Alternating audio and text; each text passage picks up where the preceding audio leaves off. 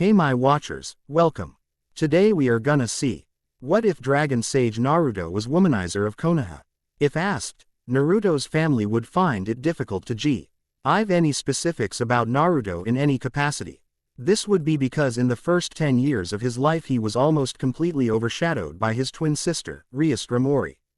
This wasn't completely without reason though, as Rias' latent power gained through her mother's side of the family. The power of destruction had shown very early in her life, and many of her family members dedicated all their free hours to helping her master it. They had spent far too much money on property reconstruction and renovation. In the present day, a 10-year-old Naruto stared at his older brother, Sears's Lucifer, in confusion. Standing at 4 feet 7, his spiky blood-red hair tilting slightly with his head while his purple eyes, reminiscent of his mother, sparkled in confusion. In his hands he held a thick book and he was in track pants and a short-sleeved shirt with a collar that had a splotch of ink on it. "What is this?" Naruto asked in confusion, his soft voice thick with confusion. In front of him stood a Vuli shuffling blonde girl around the same age as him, wearing a fairly dirty and torn kimono. Oh, did I forget to mention the fox ears and one fluffy tail she also had. I got her so that she could be your first peerage member, Sears said cheerily to try and mask his nervousness at nearly forgetting about his only brother while getting his sister an rare and hopefully powerful Nekosho for her peerage.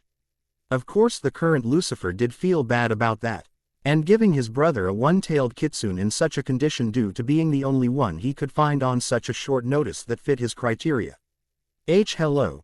Coughing lightly and trying to conceal her blush, she continued, I am Natsumi, it is nice to meet you.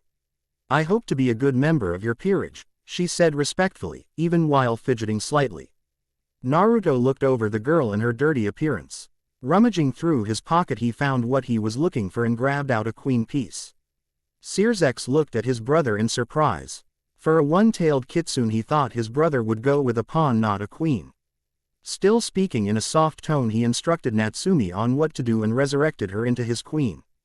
After the piece was absorbed into her body he helped her onto her feet and with a brief nod to his brother lead her to his room in a far corner of the second floor and closed the door behind them. Looking around in astonishment, Natsumi noticed the amount of space and how many books and scrolls lined the walls. On one far wall was what appeared to be a study desk with papers and random trinkets such as small stones and medallions. Moving closer to get a better look, to satisfy her curiosity, she noted how his handwriting looked both messy and organized at the same time. Staring at her quizzically, he held out a pair of safety goggles. Would you like to help? Blushing in embarrassment at her earlier reactions, she meekly nodded and grabbed the plastic glasses. How did he take your gift? She asked respectfully as he sat down. Noticing his confused expression almost instantly, she spoke up, is everything okay, Sears-sama? Why would he use a queen piece on a one-tailed kitsune? Sears mumbled to himself. Graphia froze in the middle of pouring tea for her king, and though she did quickly recover, she thanked her lucky stars that he didn't notice, and only moments after placing a cup of tea in front of him, excused herself and left the room, heading quickly, but formally and properly, to Naruto's room. Sears-sama may have stopped me from training Rias' queen piece, but nothing was said about Naruto-sama's. I will make sure she is a queen worthy of a Satan's brother, Graphia thought as she reached Naruto's room. Standing up straight, she politely knocked on her door and heard a feminine voice mutter something similar to, I'll get it, and then the door opened to show a short blonde kitsune girl who seemed intimidated by her presence. See, can I help you? She tried to ask politely, but her own shyness made it seem a bit less polite than she may have been going for. That's good, a solid base for me to work with, Graphia mumbled to herself. Greetings. I am the queen of Naruto-sama's older brother. Do you happen to know that Naruto-sama's brother is a very important figure to Devilkind? Natsumi meekly nodded, and that Naruto-sama himself is from a very influential family.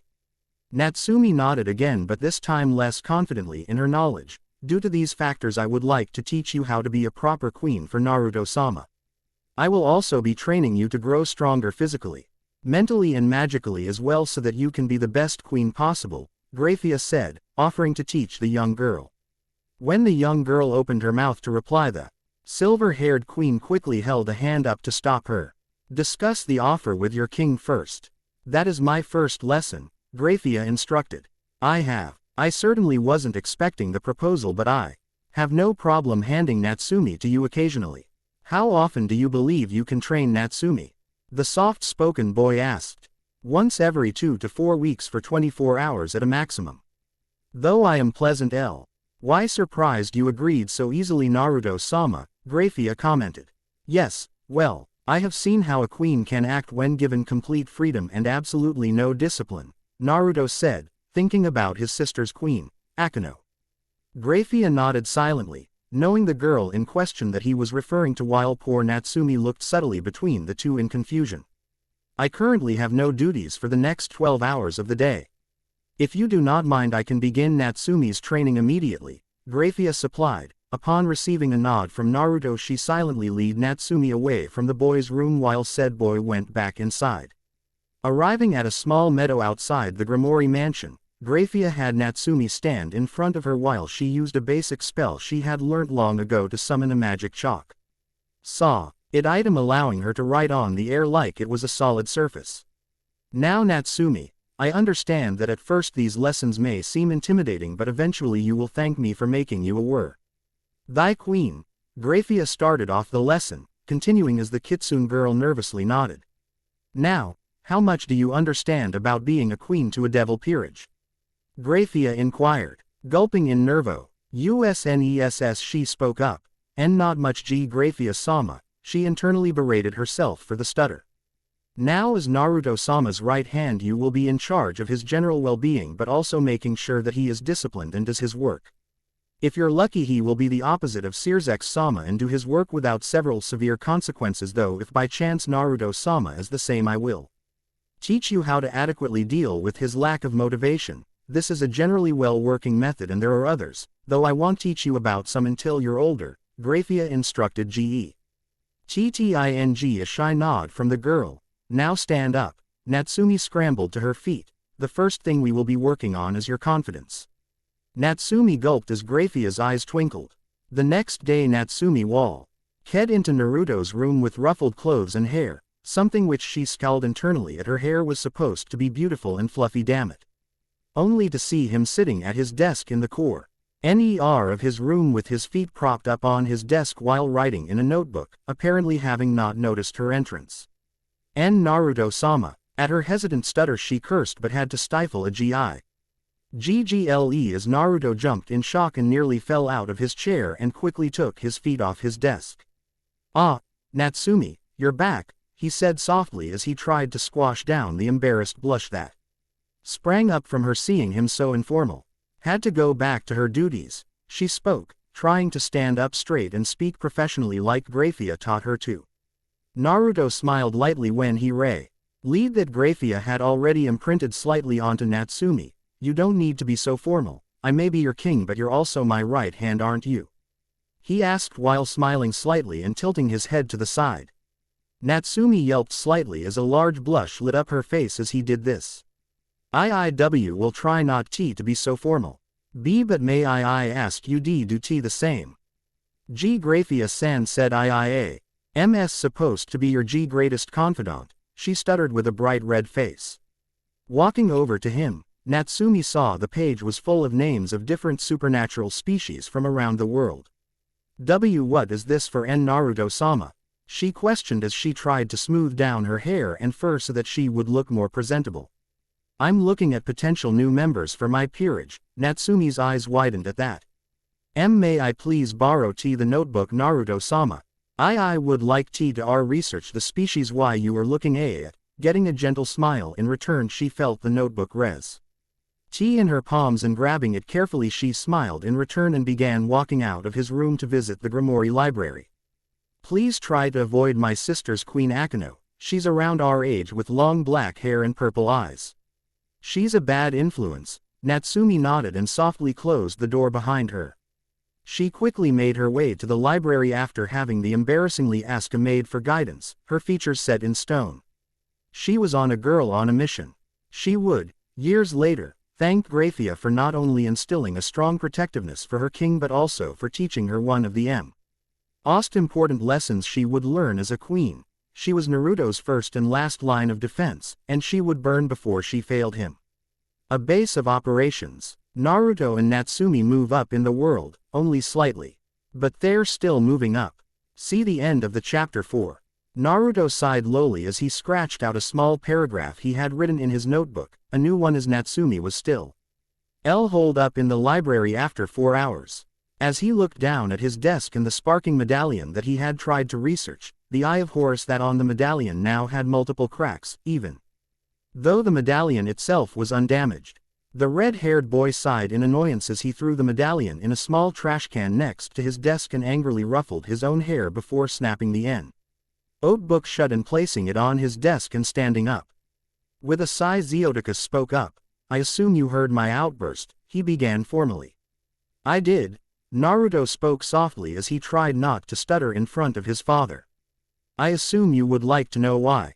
Upon receiving a nod, the older man breathed out. "I just realized that the lands we had been building warehouses on to store supplies are too close to the border of our territory for my liking, and now I have to fund building new warehouses and the moving of all the supplies closer to the capital of our territory, so to speak," he explained to his son, who took a few more moments to process what his father had been saying before trying to look at the map from his sitting position. Zeoticus couldn't help it and let a few chuckles escape. Before clicking his fingers and using a simple spell to make the map levitate besides him so that Naruto could see it. Naruto meanwhile was amazed at the ease that his father used the spell. Granted, Chi was a simple one that even he could do quickly, but his father activated it instantly.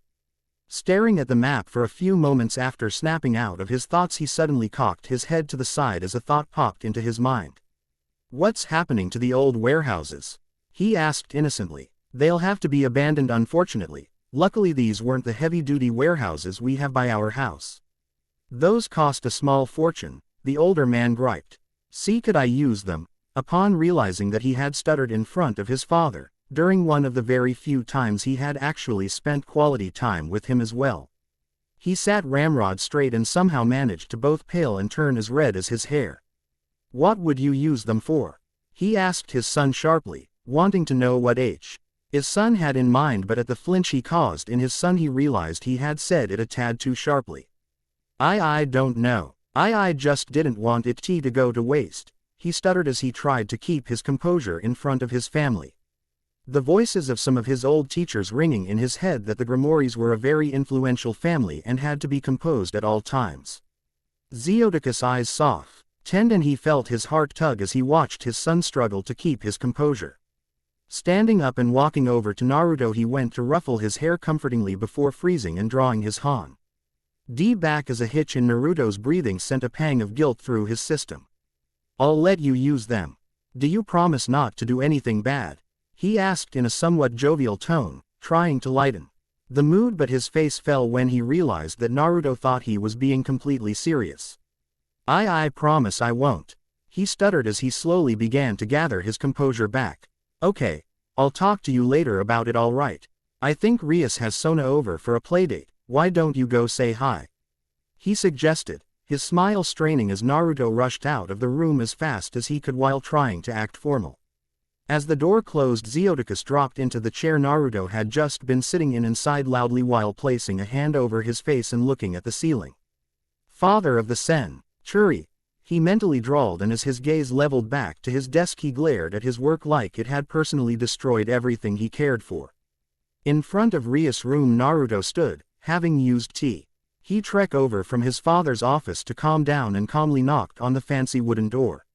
After a second Rias opened the door and upon realizing it was him standing before her, looked at him in confusion. For his credit, Naruto withstood Rias' scrutiny without any visible effect, but what got to him was the glint in Akino's eye that, even having only known her for 4 months, still sent shivers down his spine. "Naruto, what are you doing here? Aren't you usually holed up in your room?" she asked, teased, and at Naruto's grumbling an indignant glare giggled. "I stopped by to see you, father. Suggested it would be a good idea." None of the 3 girls noticed the hitch as he spoke about their father. Rias scowled and tapped her foot angrily. "Well, be careful, father has horrible judgment about what is and isn't good." Having seen the tantrum that went with this line of thought, Naruto wisely stayed silent, though unfortunately Sona didn't get the memo. Even if Razor is deplorable, it is still a very important marriage. she commented in the speed that Rias rounded on her made Akeno and Sona jump. Says you and Naruto managed to get out of yours because you beat him at a chess game. I don't have that lucky break, she yelled. Rias tried to calm down. Sona said calmly, a drop of sweat trailing down her cheek as a red aura started surrounding Rias. Calm down. I have to ride that pig, and unlike you, miss, my parents care about my feelings, mine don't. I'll be stuck in a stupid loveless marriage and lose my position as clan heir. She screamed as her aura started to slowly eat away at everything around her. The power of destruction is amazing. Look at the damage Rias-sama can already do with it, one maid commented dryly as the one next to her laughed nervously. 2D magic circles before trying to make a new one. Hissing in pain and dropping his pencil as he straightened out his palms, he heard a knock on his door. Standing up, he walked over and took great pain. To only use his fingers to open him was a beaming Natsumi. Moving to the side of the doorway and allowing her in, he closed the door behind her and sat at his desk chair. Naruto-sama, I found own species I believe would be best for certain roles. I hope you find the information useful, she said, starting out confidently before becoming more meek and bashfully handing the notebook she was holding back to him. I originally post this on ff.net. Please don't crucify me if the quality isn't the greatest. Also, here's my Discord if you want to yell at me. The breakdown. Naruto and Natsumi are joined by 2 more members for his peerage. However, the life of a devil is not endearing to everyone. See the end of the chapter 4. Natsumi's fox ear twitched as she glared lowly at the 2 peerage members that Naruto had gotten a few days ago. A female wolf spirit, who ended up becoming his knight, a year younger than her and Naruto with silver hair and fur, and a male human, who was also a knight with a sacred gear that allowed him to channel lightning through anything he touched, that had brown hair and onyx eyes. As far as sacred gears went, it was no Longinus, but it wasn't exactly weak either. Apologies Naruto-sama, the new knight spat with a hard glare as he, accidentally, spilled tea over Naruto's notebook. Naruto sighed at the barely concealed hatred that Ken had towards him. He just couldn't understand where it had come from though. He had reincarnated both him and Sayuri when they were near death due to malnutrition and injuries.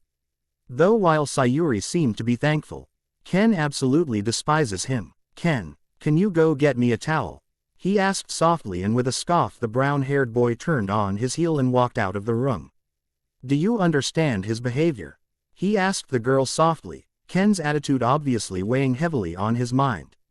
Sadly I don't, and Naruto-sama, she mumbled, staring at the door intensely even with her nervous stutter.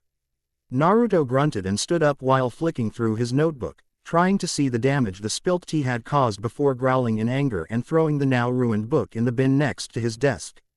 Flicking his hand after doing so to try and get some of the tea off of it. I spent weeks on that research, he mumbled dejectedly. Natsumi, upon seeing his slightly dejected expression, growled lowly in her throat before going to grab his hand. Unfortunately, before she could, a sudden bout of nervousness made her flinch back before she did so and coughed lightly to get his attention instead. I believe Venelana-sama will be calling you for dinner soon. Would you like me to go get Sayuri-san and Ken as well? She asked, and at Naruto's nod she left the room in search of the 2 knights. After asking around for some maids who had giggled mysteriously when she had said that Naruto-sama would like them to join at dinner, she eventually found Sayuri doing some training drills in a garden just outside the mansion. Sayuri-san, dinner is ready, and Naruto-sama wanted me to come tell you. Do you know the way? She asked the wolf spirit who stepped into her personal space and took a deep whiff of her. Blushing as red as her master's hair, Natsumi only managed to stutter out something unintelligible in embarrassment before Sayuri stood back to her full height and grinned roguishly with a wink. Puffing up her cheeks in embarrassment, she made her way to where she knew Ken would be from the 8 or so other times that he pulled this particular stunt. Said stunt being, that he would say that he would do something for Naruto and then completely blow off the task and go to the library. Reaching the library, she walked in without reservation and saw Ken nose deep in a book as usual. Though for some reason the amount of books surrounding devil anatomy and peerages filled her with concern. Stomping her foot to get his attention, she smiled far too innocently. Those Are some interesting books you're reading? Those topics catch your interest? She asked innocently, her typical nervous stutter seemingly obliterated as she stood alone in the library with the boy. Oh, it's the Shy Queen. Tell me, do you even remember who you were before that devil forced this personality on you? He asked nastily as he stood up, and Natsumi felt her smile strain. Of course, why? Oh, you don't. He spat angrily. Must be his devil magic, probably too strong for your pathetic mind to handle, he snarled in anger. Are you trying to say that Naruto-sama has brainwashed me for his own benefit? She asked, unknowingly beginning to release the barest amount of killing intent ki. Of course, he's a devil, he forced us to become devils as well. Are you saying you wanted that? NTED to become something hated by everything in existence. To be forced to become the personification of evil for some twisted asshole's own agendas. He yelled at the queen, whose smile dropped off of her face and left two frozen golden glaciers in place of her eyes. I'd be careful how you speak about Naruto-sama. Old devils were like that, but not him. He didn't save you for such purposes. Though, he shouldn't have saved you at all. She spoke in a frosty tone that spoke of imminent danger. Ken ignored that and grabbed a plain kitchen knife out of his pocket, a fairly weak electrical current pulsing to life around it as he glared at the Kitsune girl. Said Kitsune girl coating in her hands in a dark red flame that all Kitsune knew instinctually, Kitsune bai, and glared right back at the boy. As things were just about to come to blows, a maid stepped in before jumping in fright and yelping loudly, causing both of them to shut off their powers and turn towards the frightened maid. Natsu. Mi blushed as she realized what she had just been caught doing. LLL Lord GG Grimory S says dinner II is ready, the poor maid chattered out in fear.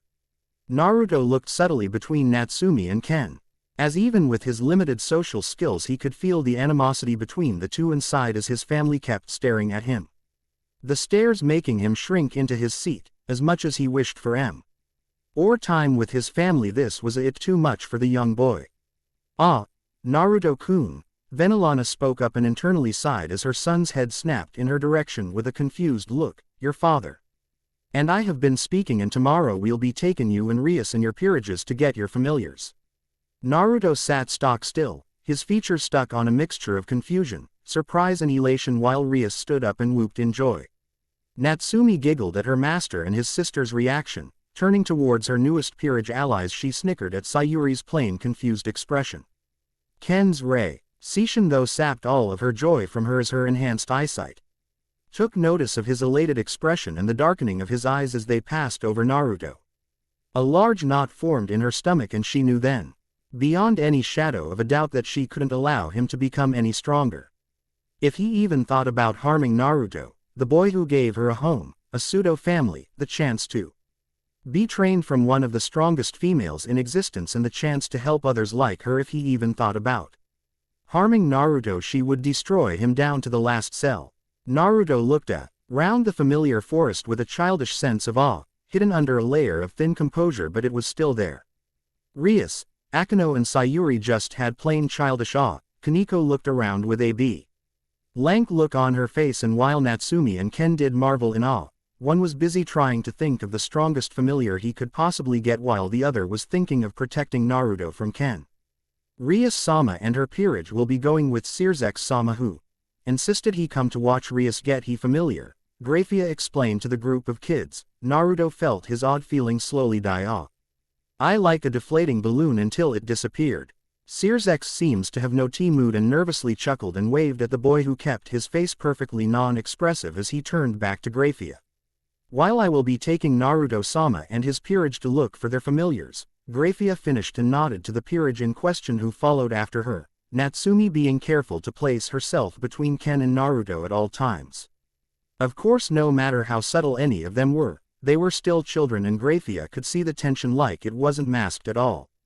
As Grafia sidled up and to Natsumi to speak to her, she froze. Boom. Ken. All right, Ken. If the Thunderbird accepts you, do you remember the chant? Grafia asked as Ken placed his hand on the blue Thunderbird's head.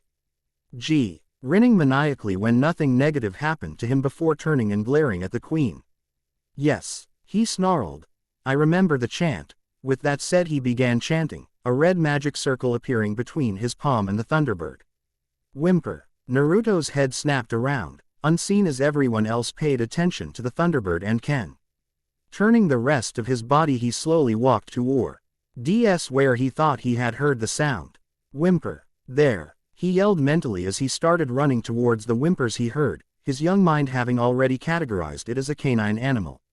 Running through the woodlands, he placed a palm on a log while hopping over it to push himself further and continued running, seeing a ledge up ahead and being too close to stop without falling. He caught Enud running and luckily only dropped a few meters. Hitting the ground in a roll, he popped back onto his feet only to see the animal which he had heard. Eyes widening in surprise, he allowed himself to catch his breath as he marveled over the sleek black fur and large claws. As he looked over the canine, he noticed why it was whimpering. A large, demonic-looking leech was attached to its side. The very thing was as large as his head. Aiming carefully, he activated a basic fireball spell. As the magic circle whirled into existence, he quickly modified it, something he had learned to do after Leslie spamming the spell and learning almost all of its intricacies. Smiling widely at performing one of his very few modified spells correctly, he looked at the Cerberus, which already looked healthier as it slowly stood up. Naruto raised his head as the Cerberus stood up and found it to be almost 3 times taller than him when standing at its full height. Tensing his body as the large creature re-lowered its 3 heads down to his level and stared at him before licking him with its oversized tongue, which made Naruto sputter as some slobber got in his mouth. Thankful, he asked softly and got another lick in return. Would you like to become my familiar? He asked the 3-headed creature, who seemed to think about it for a moment before nodding. Little did he know that by doing this, his future just got a whole lot more interesting.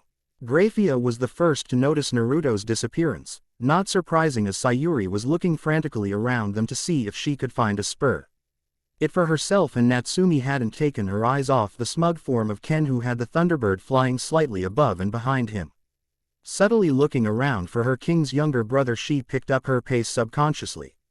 Extending her senses, she sighed in relief as she felt the customary spike in magic that occurred when a devil made a familiar pact. Though she was slightly surprised by the size of the magic spike, wondering what creature he made a pact with that made the pact give off such a large spike. All 3 heads snapped towards her. Sayuri in intrigue and confusion, Ken in confusion and anger, and Natsumi in confusion followed by horror as she realized that she had been so focused on Ken getting a familiar that she had completely lost track of her king. Following after Graphia, they all saw some trees toppling ahead of them. Whatever it was moving towards them as well, and considering this as the direction Naruto was in, it is a safe assumption to guess that it was Naruto's familiar which was causing the damage. What familiar did you get, Naruto-sama? Natsumi asked herself in awe as saw the fairly large trees fall over like they weren't hundreds of years old. Ken gritted his teeth in anger. Of course the devil would get something capable of that much destruction. Just like those monsters who destroyed the orphanage, he thought. Unbidden, images of the orphanage mother's skin melting off flashed through his mind. As Naruto and his Cerberus came into view, even Graphia stared in shock at the small, though tall for his age, boy sitting on the middle head of the large canine. Looking down, the boy smiled slightly and patted the head he was sitting on. "Meet try," he said in a soft voice full of pride and happiness. Natsumi squealed so loud, in excitement, happiness for her king, that everyone had to cover their ears. It had been a few days since they had visited the familiar forest, and everyone other than Natsumi had gained a familiar. Iuri also had far too much fun making the young queen blush in embarrassment by constantly bringing up the tri-squeal. Now, in front of Natsumi stood Naruto, and in front of him stood the 3 massive warehouses that had a combined area of 46,500 square meters, roughly 500,000 square feet for you imperial users. Sayuri whistled in appreciation at the 3 massive buildings which completely dwarfed the 4 children. "How many stories is that?" Sayuri asked Naruto in surprise as she craned her head up. "It has to be at least 3 inches, she commented resolutely. 4, actually," Naruto muttered as he walked forward and opened the door to the middle one and walked through. As the 4-person peerage walked into the warehouse, 3 of them marveled at how it somehow seemed larger from the inside. Then from the outside, while the fourth just grinned evilly while keeping his eyes locked on the back of Naruto's head. Pulling out his notebook, Naruto began scribbling into it, causing Natsumi to walk up next to him to see what he was doing. What are why you writing, Naruto-sama? She asked curiously. What are you looking at Naru? Before she could finish, she was cut off as the sound of lightning filled the air and caused both her and Naruto to turn around. Naruto had only just felt the pulse of magic before he heard the lightning, and as he turned around he saw a lightning-covered cleaver flying towards his head and only just managed to move his head back enough to not take a lethal injury. Instead, the cleaver left a deep cut along his cheek, not deep enough to leave a scar though. Screaming in pain as the overcharged lightning that coated the cleaver entered his body when it sliced him, he felt his right leg and left arm go numb and crumpled to the ground as his muscles tensed painfully. Why did you harm Naruto-sama? She roared as she increased the output of her flames, which caused him to do the same with his lightning. He's a devil. If it wasn't for him and his kind, there would be no sin. No death. He growled right back, the image of the orphanage mother burning to death flashing through his mind. And I know I'm not strong enough to take out the mouse, but even killing one devil is enough. I'll be able to free you and that wolf from his influence. From the sidelines, poor, conflicted and confused Sayuri flinched. Even killing one devil is enough for her to forgive me from the afterlife. He yelled, confusing the fox girl enough that he could momentarily overpower her and manage to zap her in her side, which was unprotected by her fire.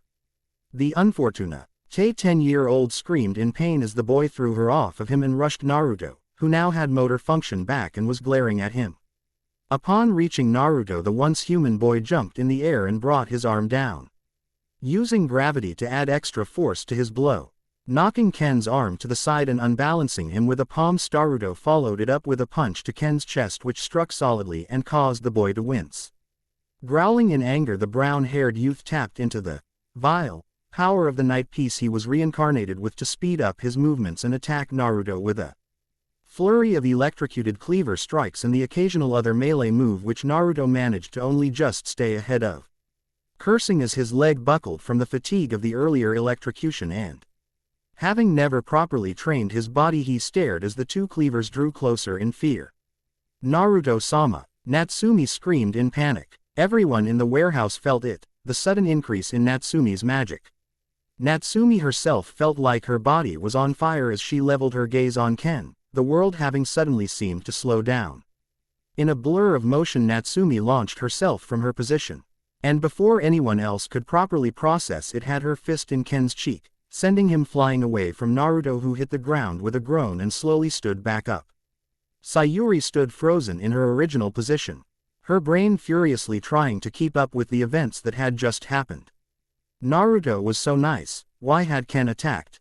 Naruto was influencing them. No, that's Ken's delusions. Why are they attacking each other? She thought mutely as she watched the events unfold, her brain not allowing her body to act as she stared helplessly. She turned to her head towards Natsumi when she felt the increase in magical pressure and was so surprised when she blurred forward and nailed Ken hard enough to knock him away that only one thought was able to process through her brain. Two tails. Hearing a growl of anger, they turned towards Ken to see a dark aura surrounding him, his muscles bulging and convulsing as lightning crackled around his form. His skin started to darken and he screamed in pain as one large wing made of bone sprouted out of his back in a shower of blood and muscle, which made all three still sane kids want to vomit. He's becoming a stray, Naruto muttered as he stood next to his queen as they both faced down the growing monstrosity in front of them. Ugly one as well, she spat angrily as her, unknown to her, two tails waved frantically behind her in anger. Falling onto all fours, Ken panted raggedly and grinned insanely at the two, his blood still leaking off his bone wing and out of the hole it made in his back. You didn't have to stand with him. But because you did, I get to kill you as well. He screamed maniacally, his voice flickering between his regular voice and a deeper, more demonic voice. Raising his left arm in the air and creating a dark purple magic circle, he slammed it down onto the concrete, cracking it with the sheer force. Out of the magic circle came the Thunderbird that Ken had made a contract with but days earlier. Kill them! He screamed, and with a loud cry the Thunderbird flapped its wings and sent a bolt of lightning towards the pair. Keep him and his familiar off me for a moment, Naruto ordered his Queen W. Ho nodded and shot forward while coating her hands in fire. Groaning in anger, Naruto slammed both of his palms onto the cement, and from his palms a massive magic circle spun into existence. Stopping just in front of Ken, Natsumi sent out a twin flamethrower of fire from her palms, which Ken blocked with his bone wing before unfolding it quickly to try and hit her with it. Bending backwards, HTLY, the Kitsune girl dodged the wing and took a step forward and swung her foot at his temple, lighting it on fire halfway through her motion. Ducking down, the demonic-looking boy dodged the blow. ND spinning on one palm attempted to sweep her legs with his.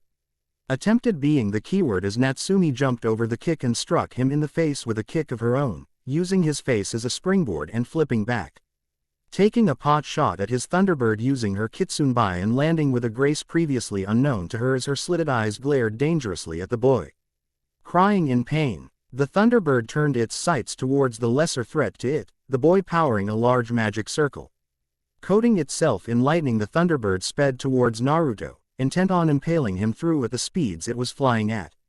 A few meters away from the magic circle, the familiar squawked in surprise as a giant paw came out of the magic circle like it was a portal, said paw pulling the top half of Try through the circle, who upon seeing the Thunderbird snapped at it with all three of its heads. The Thunderbird cried out in pain as the Cerberus successfully tore its wing off in unbalance.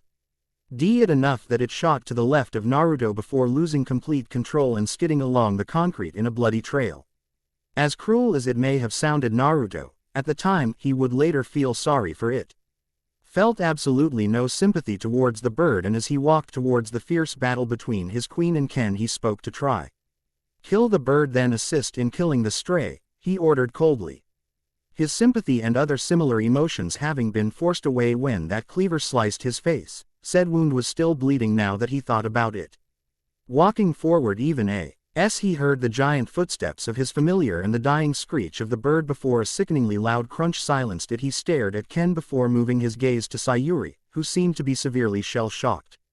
Naruto allowed himself to feel for a brief few moments and smiled comfortingly at the girl before squashing those emotions down again and stalking towards the half-stray. Picking up his speed until he was running, Naruto quickly bent down and grabbed the first thrown cleaver while still running towards Ken and Natsumi. Ken growled as this pest somehow managed to keep up with as he had long since dropped his cleavers in anger and now just coated his bone wing and elongated nails in lightning as he flipped and slashed at her like a whirlwind of death. Though the Kitsune had learnt from her first injury and hadn't let herself be touched by anything covered in lightning, unfortunately this meant that she didn't have enough time to counterattack. Slamming his foot into the floor and causing a tiny crater to form under his foot, and extended his wing fully and spun in a full circle, said action making the two-tailed girl jump back to avoid injury. As he was about to TTACK again, he felt something pulse through him and grinned ferally when he felt both his body and magic growing stronger, his elation allowing him to completely ignore another bone wing which tore off and the other half of his back and sent a second shower of blood flying, a few drops hitting Natsumi, who stared unflinchingly at him. Uh-oh, seems like someone's in trouble. He giggled maniacally as he felt his muscles grow and convulse once again, causing him to double in size and height. Flexing his fist, he shot towards Natsumi, taking extreme glee in the way that her eyes widened in shock. For feeling a gust of wind and seeing all three heads of the devil's disgusting mud inhaling the slight wisps of fire leaving the corners of their mouths was the only warning Ken got as all three heads spat a sea of fire at him. Using his newfound speed, he flapped his wings while jumping backwards, causing him to backflip as he moved back. You don't have the guts. You'll fail and I'll kill you and avenge Mother Rose for the sin and deaths you devils caused. He screamed angrily while still trying to free his wing from the wall it had fused to. Staring at Ken blankly as his spell powered up. With the last dregs of his magic energy, Naruto spoke up. I gave you so much and you did this. Attacked my peerage, my family. There is nothing that can be done for you. Enjoy death, he said monotonously as the spell activated. Naruto managed to get all of 9 steps at a running pace before he fell to his hands and knees and vomited onto the ground, and as much as Natsumi wanted to go over and see For him her body had the good time to introduce her to the effects of gaining another tail, and her entire body crumpled from under her. As the fox girl hit the cement with the grace of a puppet with its strings cut. Try slowly and carefully walked over and began sniffing and eating the chopped off and destroyed remains of Ken, much to the girl's disgust. Having finally emptied his entire stomach and only just stopped dry heaving. The poor male Grimoire turned his head to the side slowly while panting to see a shaking and crying Sayuri standing next to him. Dry heaving once more, he turned back. To her to see her fall to her knees besides him, not seeming to care about the vomit next to her as tears streamed down her face. I'm sorry. If I had helped. I could have SS stopped him but I was SSS so surprised. And, before the train wreck of a girl could say anything more, Naruto turned to her and wrapped her in a hug. Crying even louder, the wolf spirit hugged him back. And cried into his blood-soaked shirt as Naruto hiccuped before beginning to sob as well. The emotional weight of what had just happened finally settling in as Tri gently brought Natsumi over to the two crying children. The fox girl beginning to break down in tears herself. And while they would have to tell someone about what happened eventually, they would leave out this part of the story was just for them. Discipline and medics. The peerage grows larger. See the end of the chapter 4. With Naruto he leant back, trying to regulate his breathing as Sayuri and him hit their 20th minute of non-stop hand-to-hand combat. Something he had been working on almost every day since the incident. Seeing the blur of Sayuri's fist miss his head, he leant forward again and tried to knee her in the stomach as her body twisted with her punch. Gasping in pain, both kids hit the floor and shakily stood to their feet. Both of them being covered in sweat and bruises that they had inflicted on each other. You need to get a rook, Sayuri mumbled shakily as she stood to her feet, her hip popping as she stood at her full height. Didn't you and Natsumi take it upon yourselves to find peerage members? Naruto asked as he cocked his head. Yes, but you could help, she replied as she slipped into a loose fighting stance, grinning as he did the same. Natsumi still doesn't know that you know what she's doing as well. I trust her, was all he said in reply, and you know why I don't help. The last one I chose to reincarnate nearly killed Natsumi and he said in anger, which she knew he was directing at himself. Grabbing her ankle, he pulled back as her foot swung down and, using the opportunity created by unbalancing her, let go of her ankle and struck his palm into her chest, causing her to cough as she hit the ground. And before he could revel in being able to hit his quick as lightning knight, he felt a weightless feeling as she swept his legs out from under him and gasped breathlessly as he hit the ground once more and got winded. I think that's enough for now, he said breathlessly as he tried to catch his breath while lying on the ground. Allowing her body to relax, she stood up and took a deep breath and nodded down at him before looking at him worriedly as she held a hand out. I didn't hurt ya too badly, did I, Sataiko? Captain Commander, she asked in concern. Grabbing her hand while shaking his head, he sighed and nursed his chest as she helped pull him to his feet. I'm fine.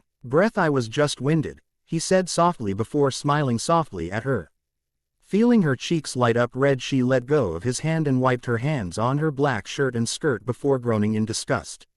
We both need a shower, she said, voicing her opinion as her enhanced nose caught their scents. I suppose we do, he said before sniffing himself experimentally and recoiling in disgust. At least I definitely do, he said resolutely. Reaching the top of the stairs, he walked into his room, his gaze running across the few pieces of furniture and personal items he had. Some of which included things like a Norse rune of Thor and a large scroll with a painting depicting the Shinto gods Amaterasu, Susanoo and Tsukuyomi that he had hung up on his wall. Walking over to the bathroom installed in the corner of his room, he sighed and rolled his shoulders painfully while locking the door to the bathroom behind him. There, on the floor, sat the faintly glowing night piece which had once been Ken's. Bending down slowly and cautiously, almost as if Aid Ken would jump out of the piece and kill him, he bent down to grab it. Freezing with his hand above it as he noticed how his hand was shaking, and now that he had noticed it, his whole body was shaking in fact. Grabbing his wrist with his other hand, he tried to take some deep breaths. Once he felt like he had regained control, he quickly grabbed the night piece and frowned as he looked at it.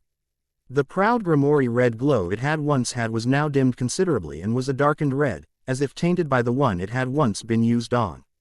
Ajuka Beelzebub himself had looked at the piece and saw it that while it would still work as intended, it was currently weakened, and basically was the inverse of a mutation piece. Meaning that if a regular knight piece could easily reincarnate someone, same person using his knight on the same person would struggle if not fail to reincarnate them. The creator of the evil pieces system had told him that all of his scans had said that with time the piece would regain its former power, but that could potentially take years. Scowling in anger, Naruto placed the piece on the bench before fully getting undressed and going for his shower. Why you couldn't have done anything a little less harmful? She asked, still annoyed at coming home to see this. Of course she was also internally squealing at seeing Naruto with wet hair, but she would go to the grave with that secret. Then we wouldn't improve, Naruto said ineffectually, in a soft tone. Taking a calming breath, the Kitsune girl tried to think about how Graphia would handle this situation.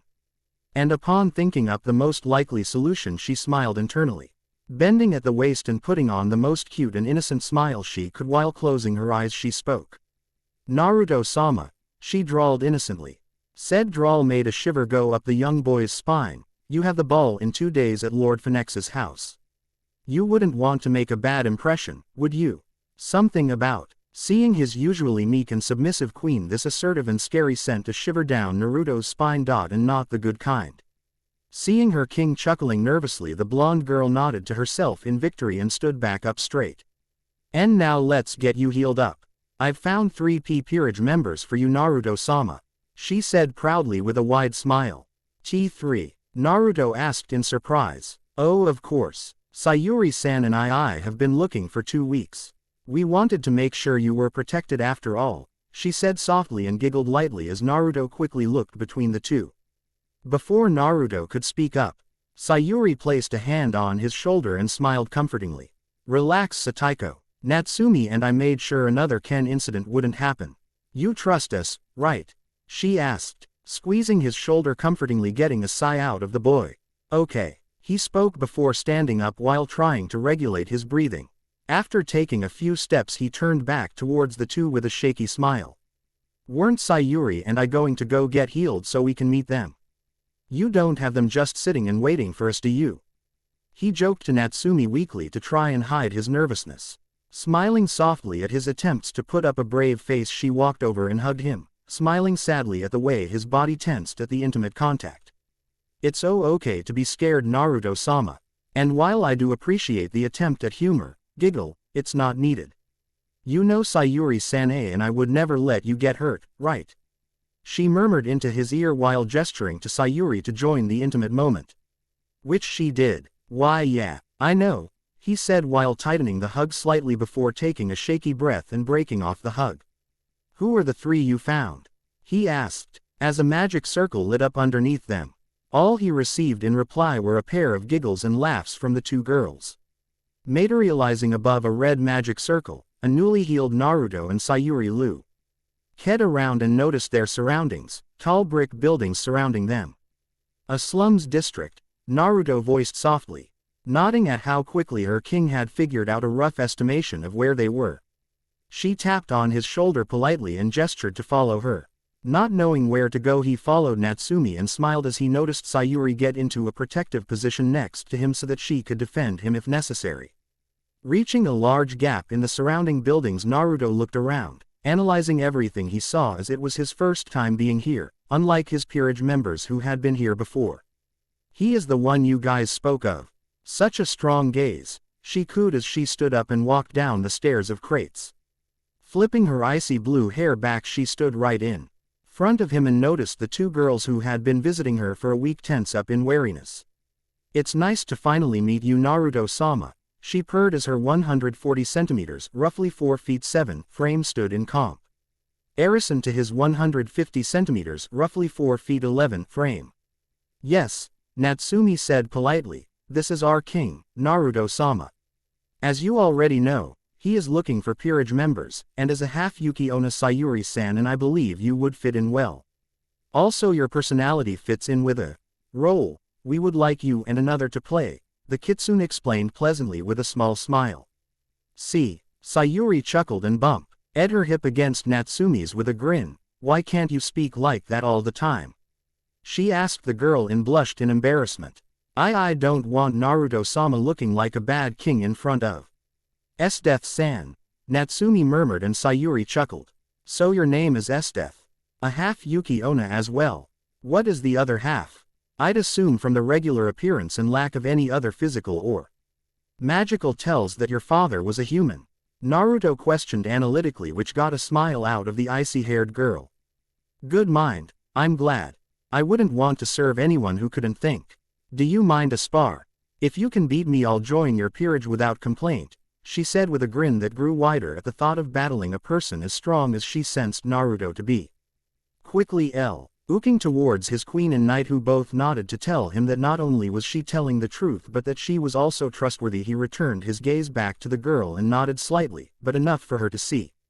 Seeing the nod, the girl jumped back and smiled widely as the air around her began to chill and become visible.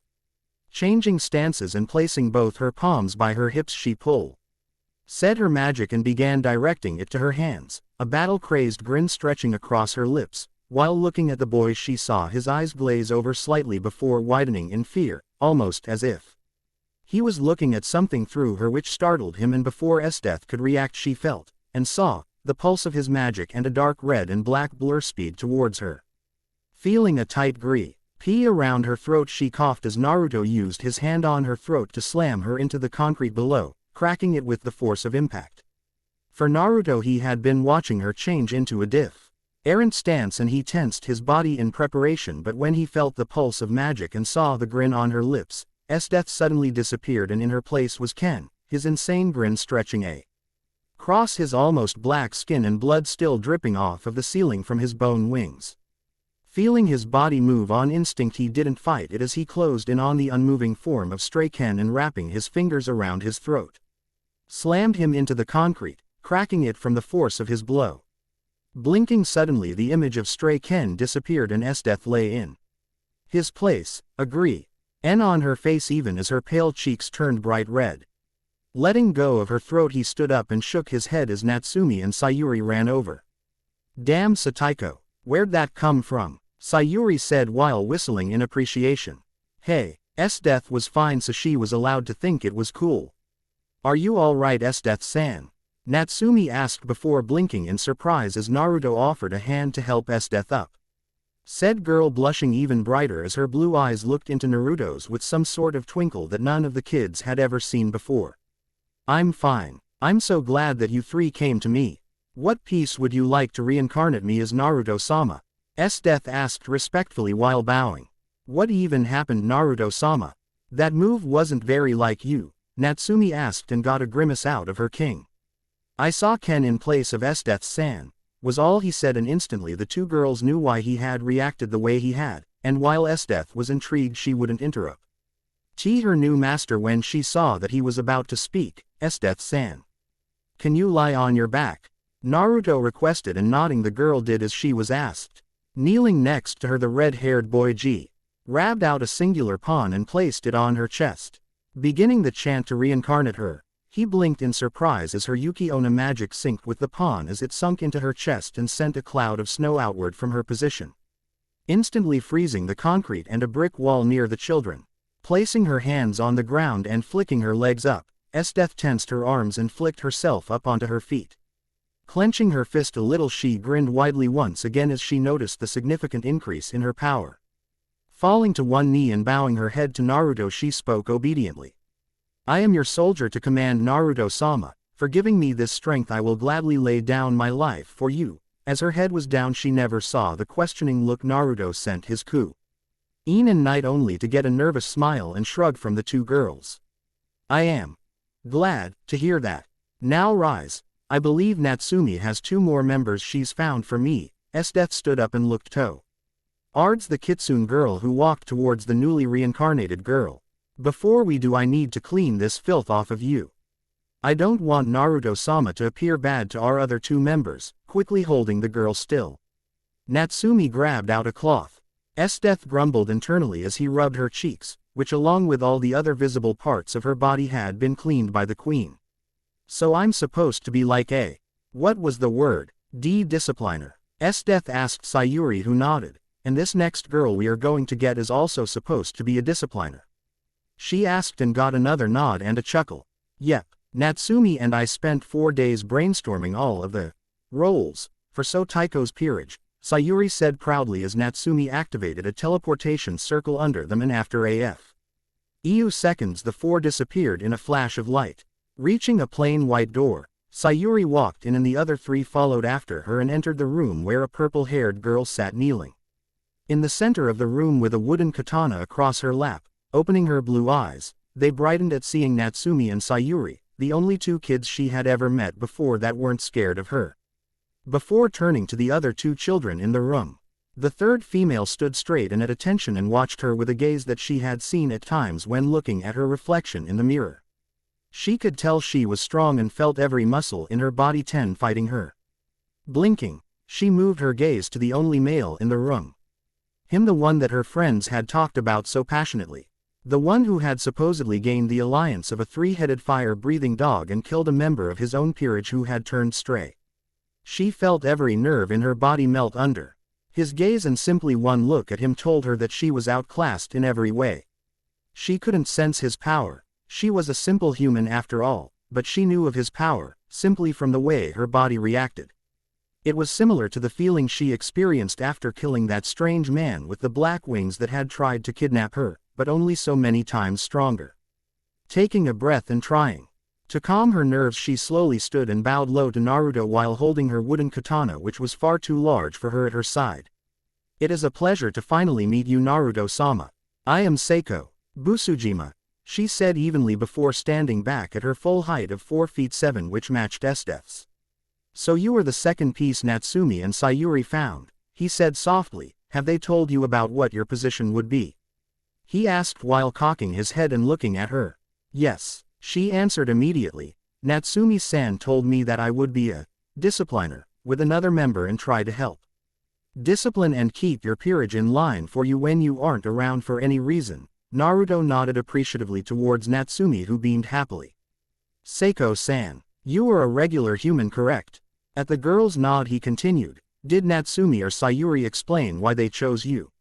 Yes, Sayuri-san explained that even though I was a human with no special abilities, I managed to kill a fallen angel. Naruto looked at her in surprise before nodding happily. Seiko felt her body heat up as a small but happy smile lit up her face. Thinking for a moment, he realized what the best piece would be, given the wooden katana with her, and flinched before taking a calming breath and taking out the faded night piece, tensing as the image of Ken attacking him flitted across his mind before disappearing again. From the sidelines, Esdeath did the same and looked at the other two girls. Sayuri chuckled nervously and Natsumi rocked on her feet and looked away. Seiko is a bit like you in terms of personality. It's why you're both discipliners. Though since she is a full-blooded human, Taiko couldn't gain her allegiance safely, so Natsumi spent a bit of time with her in our third pick. Convincing them, shall we say, to be loyal to Taiko, Sayuri said with another nervous chuckle. Esdeath meanwhile blinked and leant a bit to the side to get a better view of Natsumi, suddenly seeing a much less innocent and far more sinister side to the sweet kitsune girl. Shivering, and not in the good way, the Yuki Onna quickly straightened up and turned back to Naruto and Seiko, the ritual nearly complete. Feeling a hand on her shoulder, she turned to Sayuri, who grinned at her. Don't worry, it took me a good 5 to 7 days to find out about Taiko's dark side. So you're actually much quicker on the uptake than I am, Sayuri said with a grin that didn't help Esdeath feel any better. As the night piece sunk into her chest, she felt a slight burning sensation before feeling a burst of power, and suddenly she could feel the magic of those around her. As she was standing up, her mind finally registered the power she felt from Naruto, and while fairly weak in the supernatural world, it felt like world-ending power to Seiko, who promptly lost all of her strength in her legs and fell back onto the ground. Seeing a hand in front of her face, she looked up to see that it was Naruto, who as offering it, and upon grabbing his hand and being pulled to her feet, nearly fell back down again as she felt the muscles in his hand alone. You do not mind leaving the orphanage? he asked softly, only to get a shake of her head in return. I have only been here for a year and a half and the other kids are afraid of me. I will follow you wherever you wish to go, Naruto-sama, Seiko said in a reverent tone. Nodding slowly as he didn't know how to react, he turned to Natsumi, who nodded and, spreading her arms out to her sides, created a magic circle under their feet and teleported them. Blink. As the light from the teleportation disappeared, Naruto stared at the building in front of them dryly. Another orphanage? He asked Natsumi dryly. You certainly know what you're going for, he muttered.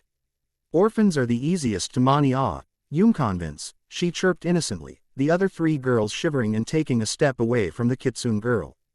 Gesturing for Sayuri or Natsumi to lead the way, Sayuri once again bounded forward and, opening the door, lead the way for the group of 10 to 11-year-old children.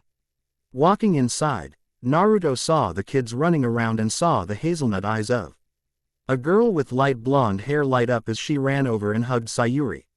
Hearing Natsumi cough next to him, the girl's eyes lit up again before following the motion Natsumi made to him, and upon seeing him, confusion seemed to fill her eyes for a few moments. After those few moments, he saw the metaphorical lightbulb go off in her head as recognition flashed through her eyes and she walked forward confidently. Standing at 143 centimeters, roughly 4 feet 8, she stood before Naruto and grinned. Nice to meet you. I'm Tsunade Senju, she greeted herself confidently. Offering a handshake, her smile grew wider as, when she squeezed down with her higher than normal strength, he matched her easily. Pretty strong. Just like Natsumi said, Tsunade praised before looking him, Death and Seiko up and down appraising. Gly, you all look pretty strong actually. So, I'm happy to join you. What piece am I going to be? She asked curiously, almost laughing as Naruto looked at her in confusion and wariness. Just like that, he asked suspiciously. I'm glad to hear that. Do you have any abilities or significant attributes? He asked, and Tsunade puffed her chest up in pride. I have one of those sacred thingies. Sacred gears, Natsumi spoke up. That Natsumi was talking about. I'm going to be your medic, she said with a proud smile while ignoring Natsumi. You seem happy to be a medic, Naruto pointed out, trying to get a better feeling of her personality. Of course, my grandfather and grandmother were both doctors and my mother was a nurse, she said, obviously proud of her family. Naruto smiled softly at Tsunade.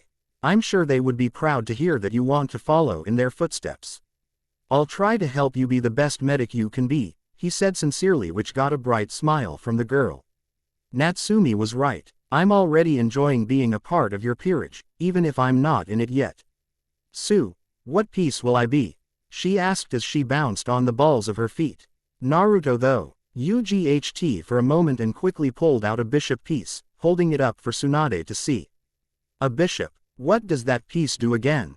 She asked in confusion. Increased magical potential but lowered physical abilities, Naruto answered succinctly. Tsunade clicked her tongue in annoyance while looking at the piece. Will I still be able to fight?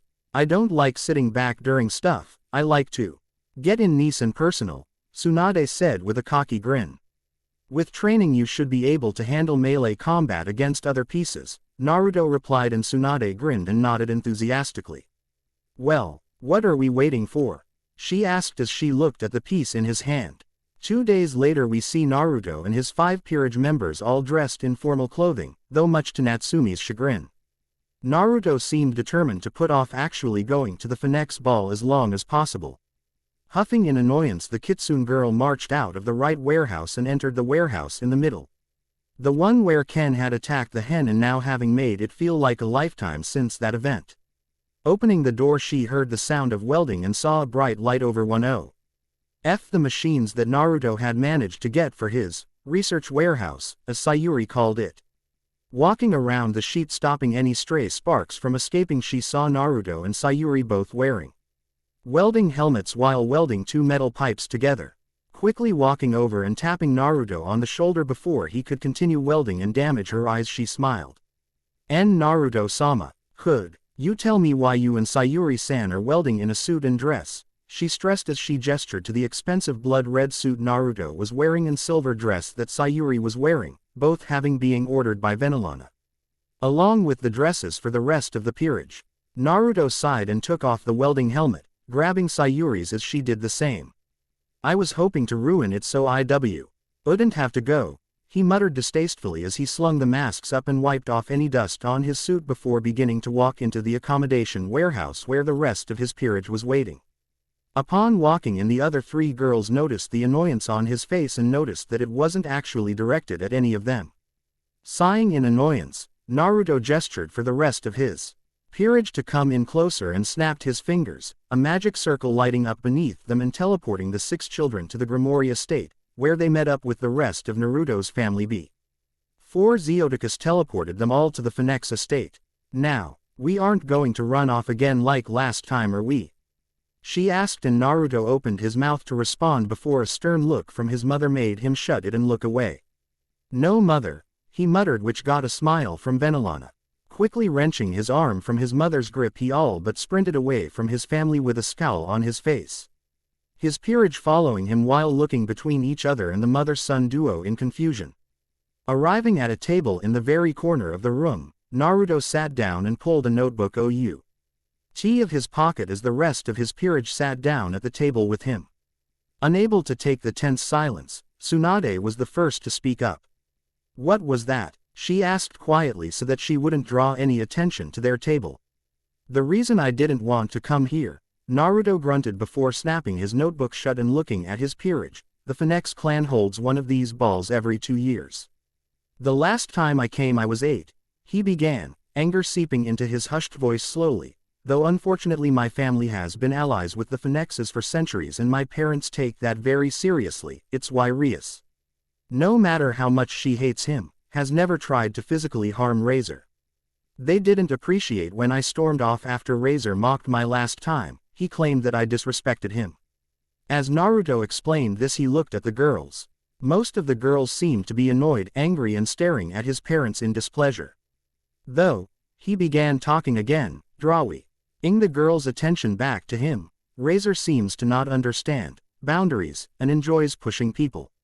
And considering it pretty much public knowledge that one of my knights turned stray and tried to kill me, he trailed off as he sighed. It had been 3 hours into the ball and things had been going good so far. Naruto and his peerage had stuck in the corner table that they had claimed theirs and had talked about everything from personal hobbies to possible additions to the recreation floor of their HQ. Well, if it isn't Naruto, he jeered with a nasty grin, the king who was so pathetic he couldn't even stop his own knight from turning stray, he said in mock sadness while shrugging and shaking his head. Greetings, Razor. What brings you to our humble table? Naruto asked dryly. Tsunade snorted at Naruto's dry snark before leveling her gaze at the cocky boy. Razor blinked as he was hit by killing intent coming from the 5 girls, and he chuckled.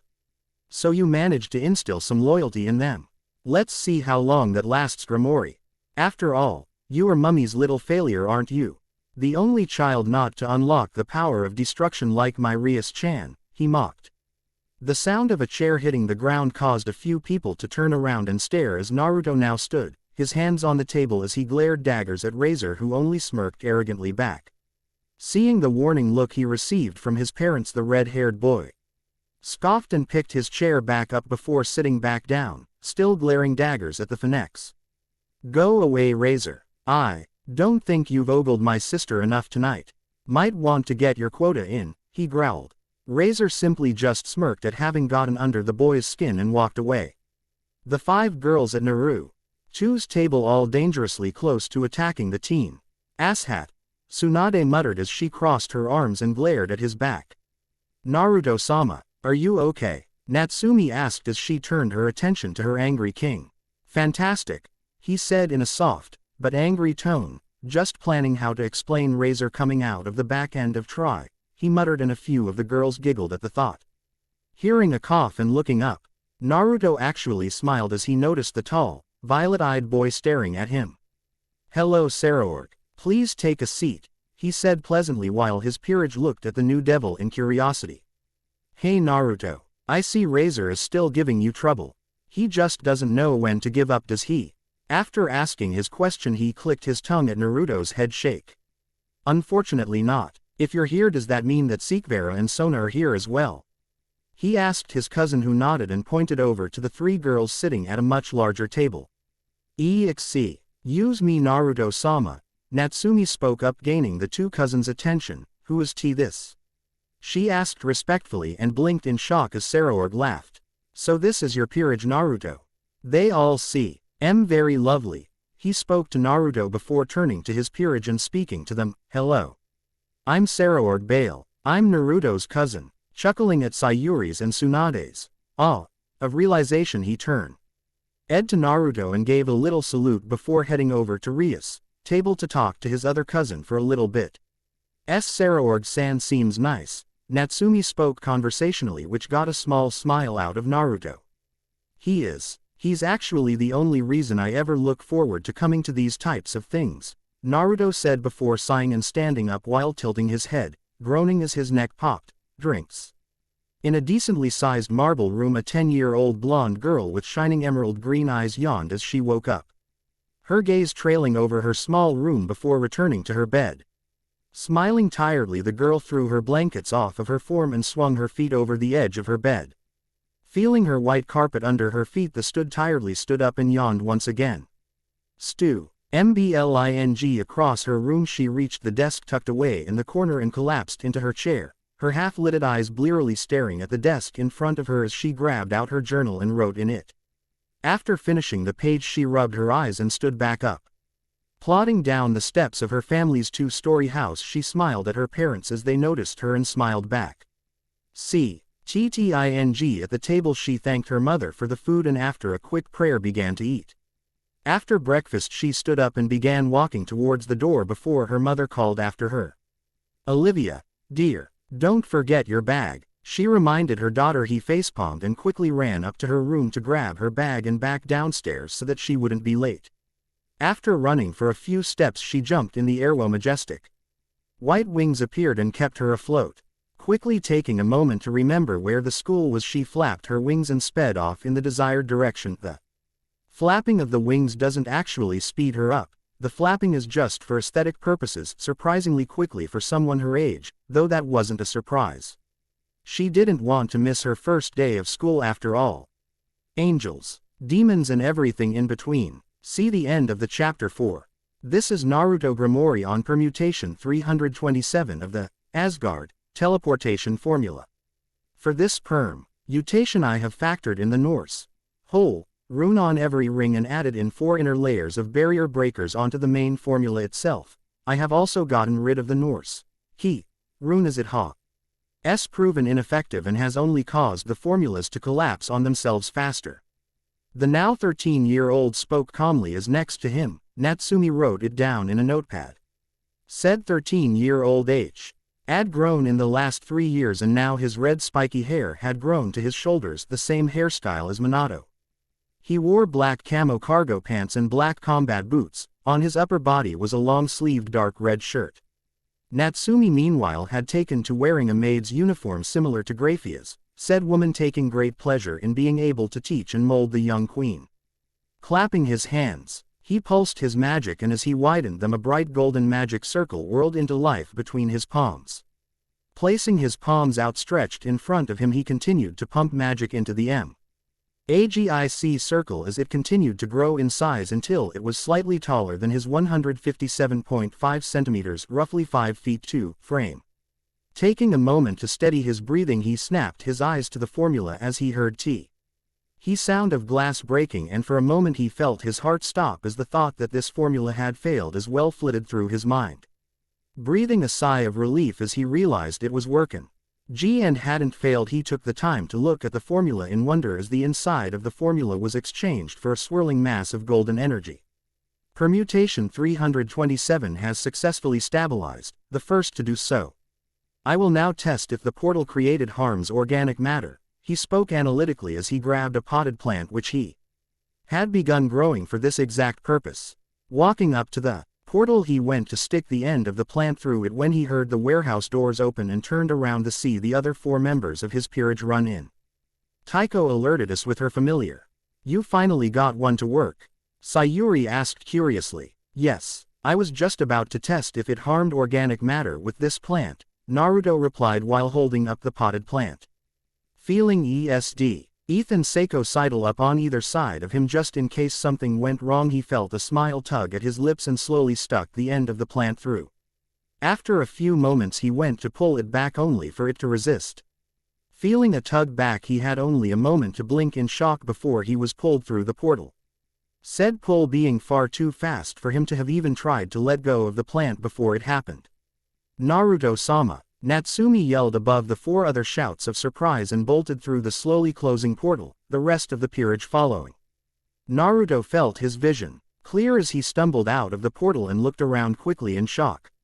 Seeing roughly 10 armored women with weapons pointed at him, though it could have been more, motion blur and adrenaline mixed together made analysis of situations a bitch. He jumped back and created magic circles above each of his hands and pointed them in the general directions of what he imagined to be Valkyrie's embers beginning to float off said magic circles as they powered up. Cursing internally as his peerage burst through the portal, which then destabilized and collapsed behind him, he glared at the armored women as they poised themselves to attack while his peerage got between him and the women protectively. Looking old man with one eye who walked into the clearing, Naruto felt himself grow angrier as he walked right up to him and his peerage. Looking down at the girls who were looking at him in a mixture of fear and anger and the single male who was glaring at him, the old man spoke. 6 children managed to open a portal into Asgard. That is impressive. He complimented them before clicking his tongue. Looking at the red-haired male, he felt a spark of familiarity. He internally smirked. Well, unfortunately, no matter how skilled you 6 are, for slipping through the barrier into our dimension, I'll have to kill you. Such a shame. You girls would have been such lookers in the future, he said, with a perverted giggle before looking up as he felt a swirling mass of magic.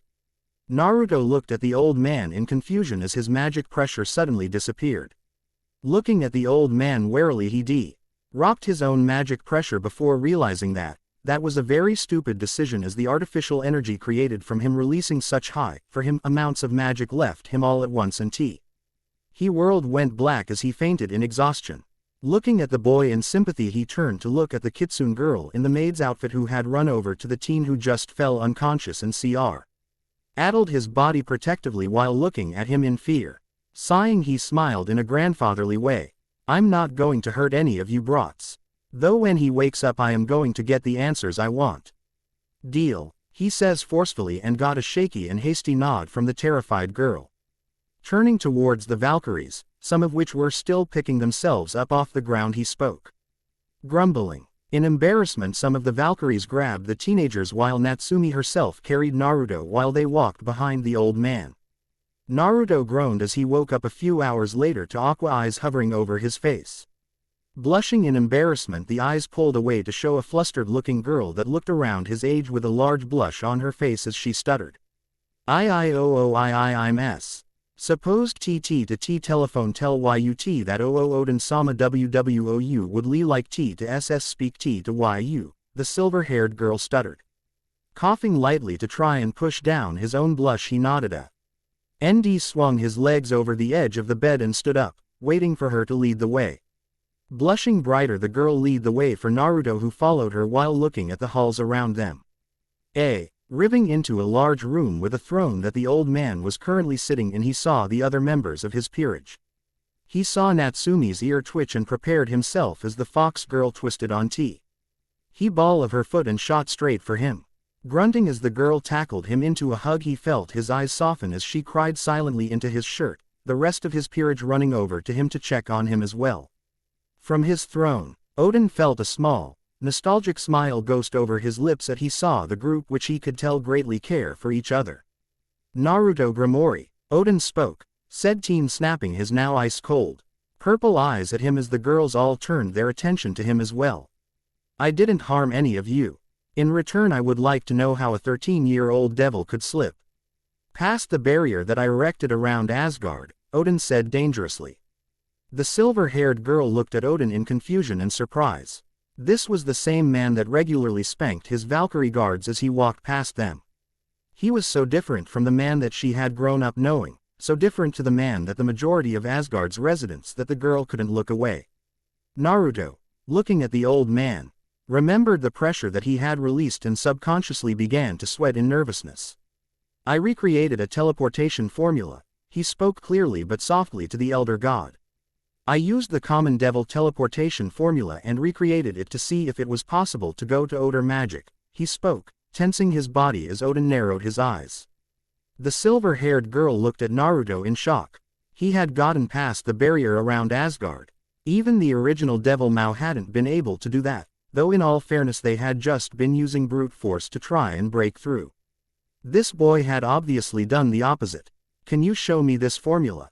Odin asked. Nodding, Naruto got his peerage to move back a bit as he clapped his hands together and pulsed his magic. The process of creating the portal being much easier now that he had already done it once, and that he knew it worked. I see, he muttered as the glass over his missing eye glowed ominously. This is quite advanced. Especially for someone of your age. Do you realize why this works? Odin asked the teenage boy. As far as I can tell, it creates a door in the barrier around Asgard, he muttered, and OYED that in one look the god had managed to figure out more about his own formula than he did, and he made the bloody thing. You aren't wrong, the old man conceded before continuing. The use of the door rune is one of the main factors that this formula even has a chance of working, but you see the 4 barrier breaker layers you have. Odin said, gesturing to the 4 circles attached to the EDG. E of the golden formula. These 4 layers in tandem with the door rune allow this formula to find the weakest point of the barrier and slip through, so to say, he explained. The silver-haired girl looked at the boy in awe. He was 2 years younger than her and yet he had managed to create such a sophisticated spell. Naruto grumbled quietly as he let the formula fizzle away and turned to Odin as he groaned and bent back, cracking his spine with a satisfied grunt. Well, seeing as I promised not to hurt any of you, and I would hate to kill such potential beauties, Odin said with a smirk. Why? The 5 girls in Naruto's peerage and the silver-haired girl glared. I will let you go. But considering that you now have a way to break into Asgard, something that could potentially be very dang ruse if you gave it to other people, I will have to assign a watcher to you, Odin said conversationally as he playfully looked around before settling his eyes on the silver-haired girl behind Naruto's peerage. Me Odin-sama? The girl asked in surprise. Of course Rosweiss dear, you've already completed all your formal Valkyrie training at the academy. And hopefully you can find a boyfriend, Odin suggested with a grin while looking pointedly at Naruto, who even while trying to stay calm and collected felt a blush creep up onto his face. Though it was nothing compared to Rosweiss. After all, you're 15. And still haven't even tried to find a boyfriend. I think that is absolutely dreadful, Odin said jovially while chuckling at the blushing duo and the 5 glaring girls. Allowing himself a few moments to enjoy the easygoing atmosphere he had created, it continued talking. Until I say otherwise, Rosweiss is to be your assistant. Whether that be maid work or bodyguard work, I don't mind, but if I find out you've been abusing her, I will unleash the Valkyries on you, understand? He warned the red-headed boy, who nodded silently with a gulp. Also, she is to stay a full-blooded Valkyrie unless I say otherwise. Understand, he said a bit more forcefully, which got a much more hasty nod. And one final thing. If you tell, show or teach anyone about that formula, I will bring down the full might of Asgard upon you. Do I make myself clear?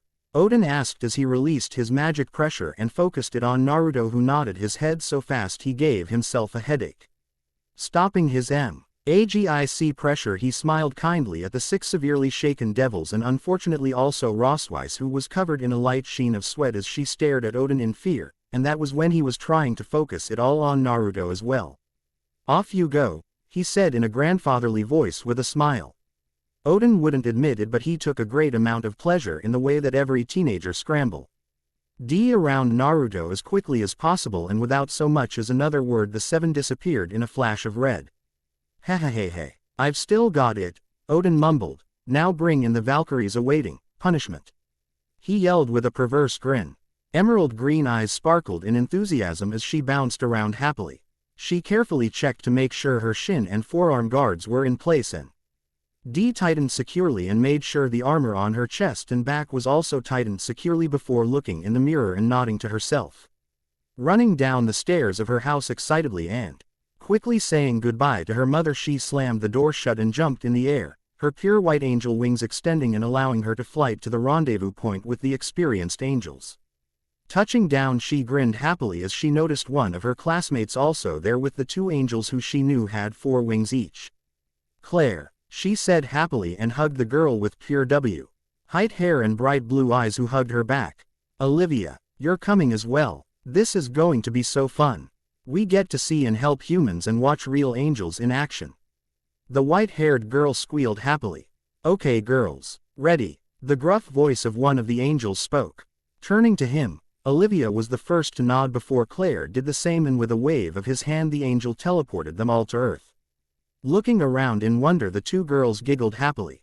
"I realize that this is your first time in the human world, but please try to stay focused," the other angel spoke, his slicked back blue hair giving him a very unique look. Chuckling nervously, Olivia attempted to stay focused as they walked through the streets of the European city. Walking through the winding street, the two 13-year-old girls took the sights in before Olivia noticed a homeless beggar on the sidewalk who patted his dog sadly as the mass of people walked past uncaringly. Feeling her heart reach out to the man, she walked over, managing to reach him before the angel with the slicked back hair noticed she had gone missing and looking around, quickly located her before walking over. "Olivia, what are you doing?" he asked admonishingly. "You shouldn't have disappeared without any warning." "What are you doing?" he hissed again. "Our coins are solid gold. You can't expose us like that. We could get in serious trouble," he said cautiously. Olivia looked at the older angel and felt some of her joy about this trip die as a small smolder of anger lit inside her. "He's a human. We're angels. We're supposed to help humans. All humans," she rationalized and wrenched her hand free before turning to the homeless man, and before the blue-haired angel could stop her, dropped the barrier around her. The homeless man and his dog looked at the girl in surprise, having been the only ones to notice her sudden appearance due to her kneeling down and how everyone didn't want to look at him in his pitiful state. He saw the young girl smile brightly and drop a gold coin into his hat. Looking at the coin, his eyes widened in surprise as he grabbed it out and looked at the girl. "There you go, sir." "Shush," he said in a melodious voice. "I couldn't stand to see you or your beautiful dog in such pain," she said and patted the dog carefully. "That coin is worth quite a lot. It is solid gold, so you should be able to restart your life with it." The bearded man felt himself begin to cry as he clutched the valuable coin in his hand, and he hugged the girl tightly as he cried onto her white dress. Olivia felt her lips twist into a large smile as she hugged the man back before pulling back, the elderly man hugging his dog as he continued to cry in happiness. "I'm sorry, I have to leave now," she said regretfully. Olivia smiled back at him and stood up. "My name is Olivia," she said. Next to her put the barrier back up. To the man looking like she had simply disappeared. Now walking away from the homeless man, the blue-haired angel seethed at Olivia. "How could you do that? Humans aren't meant to know angels exist.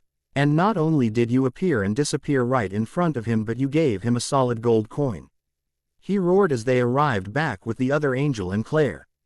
"I was helping him," Olivia shot back. "You weren't supposed to help him," the gruff-speaking angel said plainly. You were supposed to watch us do our mission. You may have just gotten us in serious trouble, Olivia," he said before the four started walking again. By the time they reached the rusted and weathered house the devil was said to have been using as a home, Olivia had felt that small smolder spark into a small flame and flicker dauntingly at her inside her head. "Stray devil Starrick," the blue-haired angel yelled. Knowing he had the devil's attention when the shadow figure's head snapped in their direction, for crimes against the church and humanity, Olivia scowled further. "We have been ordered to execute you. May the Lord have mercy on your soul," he finished with a small prayer which his partner copied before they both blasted forward. Jumping above the charging angels, Starrick flipped into enough light that the two teenage girls could see him, and both felt like throwing up. Over half of his face and on random parts of his body was brown fur which was covered in blood as the two girls watched more fur force its way through his skin, causing blood to leak out of his skin. Olivia's attention was quickly drawn to the glowing gemstone he held in his left hand, the claws and fur he had grown, making it surprisingly difficult to see it without knowing where to look. "Angels," he spat in annoyance before grinning wildly. "You're too late," he yelled as he held out the gemstone for all to see. Olivia blinked in confusion at the strange symbol which looked like nothing she had ever seen before, but she didn't have much time to contemplate it as the symbol disappeared from her eye. Starrick dodged and weaved for his life to avoid the two spears of the partners who worked very well in tandem. Hissing in pain as he felt two simultaneous cuts from the light spears appear on his arm and hip, he began to chant. "Watch out!" Olivia shouted in concern. Even if she was angry at them, they were still her kin. Being distracted by her yell, the two angels faltered, and with surprise. Inaccuracy, the stray devil stabbed his hand through the chest of the gruff-speaking angel, who stared at Starrick in shock as he coughed up a globule of blood onto the stray's shoulder. "Demons of Cocytus!" he screamed as the magic coming from the gemstone pulsed in reply. Starrick's eyes widened in shock as the blue-haired angel's light spear opened up a hole in his abdomen, almost completely destroying it. Falling to his knees, the stray devil cracked a deranged grin as the spear disappeared, causing large amounts of his blood to rush out of his body. Before any of them could stop it, it created a teleportation formula and teleported the gemstone away. "The demons, the W will rise, again," he said with his last breath before the blue-haired angel sank to his knees beside his friend and stared at him blankly. Not even reacting when Claire nervously walked up to him. "Yes, sir," she asked, only to get no reply. Frowning, she shook his shoulder. Once again no reply. Turning to Olivia, she spoke. I think he's in shock," she stuttered nervously. Walking over, her movements very uncoordinated and janky as her brain struggled to keep up with any topics after the death of the angel and Starrick. Standing next to Claire and the two older angels, she felt tears begin to slip down her eyes, and knowing that the blue-haired angel wouldn't be able to, in his current state, teleported the four of them back to heaven. A few minutes earlier, the peerage of Naruto himself and Rossweiss were all sitting on couches and chairs as they watched a movie, All of the Girls' City. In close to Naruto to try and draw some sort of confidence from the boy after the terrifying experience with the elderly god. To a lesser extent, Rossweiss was trying to do the same, but she still sat a respectable distance away due to a mixture of trying to stay professional and her own nervousness. Naruto chuckled a bit as the man in the movie looked into the mirror to realize that his head had been set on fire. They're watching Home Alone 2, when he stiffened as he felt a pulse of dark magic from nearby. Evidently his peerage and Rossweiss had felt it as well as he felt and saw them all NSE and look in the direction of the dark feeling magic. Waiting for a moment, he felt a second pulse, and with a resigned sigh he stood up and turned to Rossweiss. "I can't stop these five from owing if I tried," he said, gesturing to his peerage who now stood battle ready. "But if you don't want to, you can stay here," he said softly. Rossweiss deliberated for a moment and shyly shook her head. Naruto nodded and ran over to the steps, his peerage following after him. "This is the top layer of the underworld. Absolutely pathetic. Wouldn't you agree, Soryu?" the giant ice golem asked he figure who just pulled himself out of the portal. The new figure smirked arrogantly as he surveyed the forest around him. He also had demonic red eyes and was made of ice, though he was much smaller than his supposed brother. He stood at a mere 3 meters, roughly 10 feet, tall, though the very ground he stepped on froze over. He had blades coming out of his wrists which reached his elbows, and 2 large spikes came out of his knees, reaching mid-thigh. "Of course I agree, Koryu. Though we have 6 signatures incoming," he responded cockily. Floating down to the ground rather quickly was Naruto and his peerage. Touching down on the ground, the red-haired devil frowned as he felt the unknown figure's energy.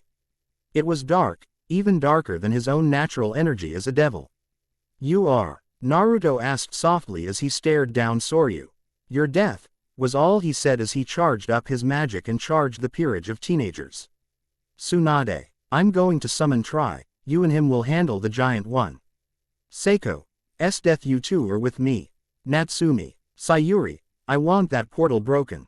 More could come through and I don't want that," Naruto ordered in a whisper which they all heard, and the 5 females shot off to do their jobs. Slamming his hands on the ground, he grinned in satisfaction as the magic circle lit up on the ground, much larger than it had been 3 years ago. The boy's dense magic allowing the spell to quickly pulse in completion, and without a second thought he blasted forward even as a single paw ripped out of the formula and slammed into the ground hard enough to make it shake. Using the Surprise of his familiar pulling itself out of the summoning circle and instantly biting down on Koryu's arms and neck, he pulled 3 purple Senbon out of his pants and throwing them at Soryu. Said D. Emin only just managed to dodge 2 of the Senbon as the ground shook from the impact of Koryu and try hitting the ground. Hissing in pain, he pulled the 3rd Senbon out of his arm, wondering how the Vil boy had managed to get regular needles to pierce his ultra-dense ice body as he crushed said needle in his hand.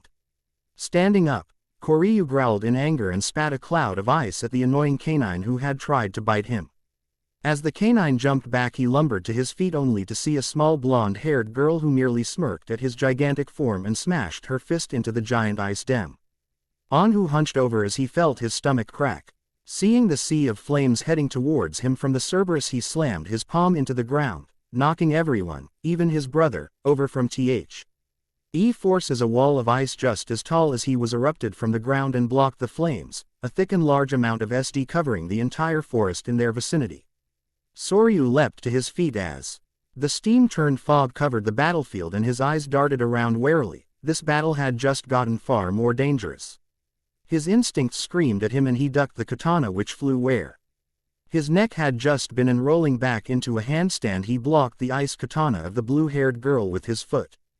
Digging his clawed fingers into the ground, he used it as leverage to pull back with his foot, Death's blade coming with him as the blade had gotten stuck in his foot. Soryu smirked as the blade of the purple-haired girl easily smashed the ice one and used the broken remains to heal his foot by absorbing the frozen shards. Death and Seiko both had the same grin on their faces as the battle began to heat up, both jumping back as their king rushed forward and quickly engaged the smaller ice demon in hand-to-hand combat. Running towards the demon, the red-haired devil quickly struck out 3 times with his lightning-covered fists, cutting through and melting large chunks of his abdomen before jumping back as the pain from the technique became too much for him and he was forced to shut it down. Taking a moment to shake his hands as they tingled, he smiled subtly. As Natsumi and Sayuri finally managed to break the portal, Sayuri groaned as they finally broke the portal, the gemstone keeping it together crumbling into sand as they did so. Turning to her 3T-ailed friend, she gestured towards the large ice demon who had gotten back up and was battling Tri and Tsunade again. The Kitsune girl looked between the 2 battles. Seeing that the 2 battle-crazed girls were keeping Naruto safe, she nodded back to Sayuri and they both rushed towards Koryu. Soryu growled in anger and breathed a blast of ice towards the 3 he was battling, growling as they OIDED the blast of frozen spikes, and as he went to engage them in close combat he turned to his left arm to see that it had turned a dark purple that was slowly creeping up to his shoulder. "You pwa, one me," he hissed as he tore his arm off brutally and smiled savagely at the devils. "Too bad that isn't enough to take me down. Brat," he hissed again. "Maybe this will be," a smooth voice called out, as a wave of what looked like black and red-tinted flames swallowed the ice demon whole, destroying him instantly. Turning to their right, the king, knight and pawn saw Sirzex smiling at them before feeling the air shake as Koryu screamed in pain.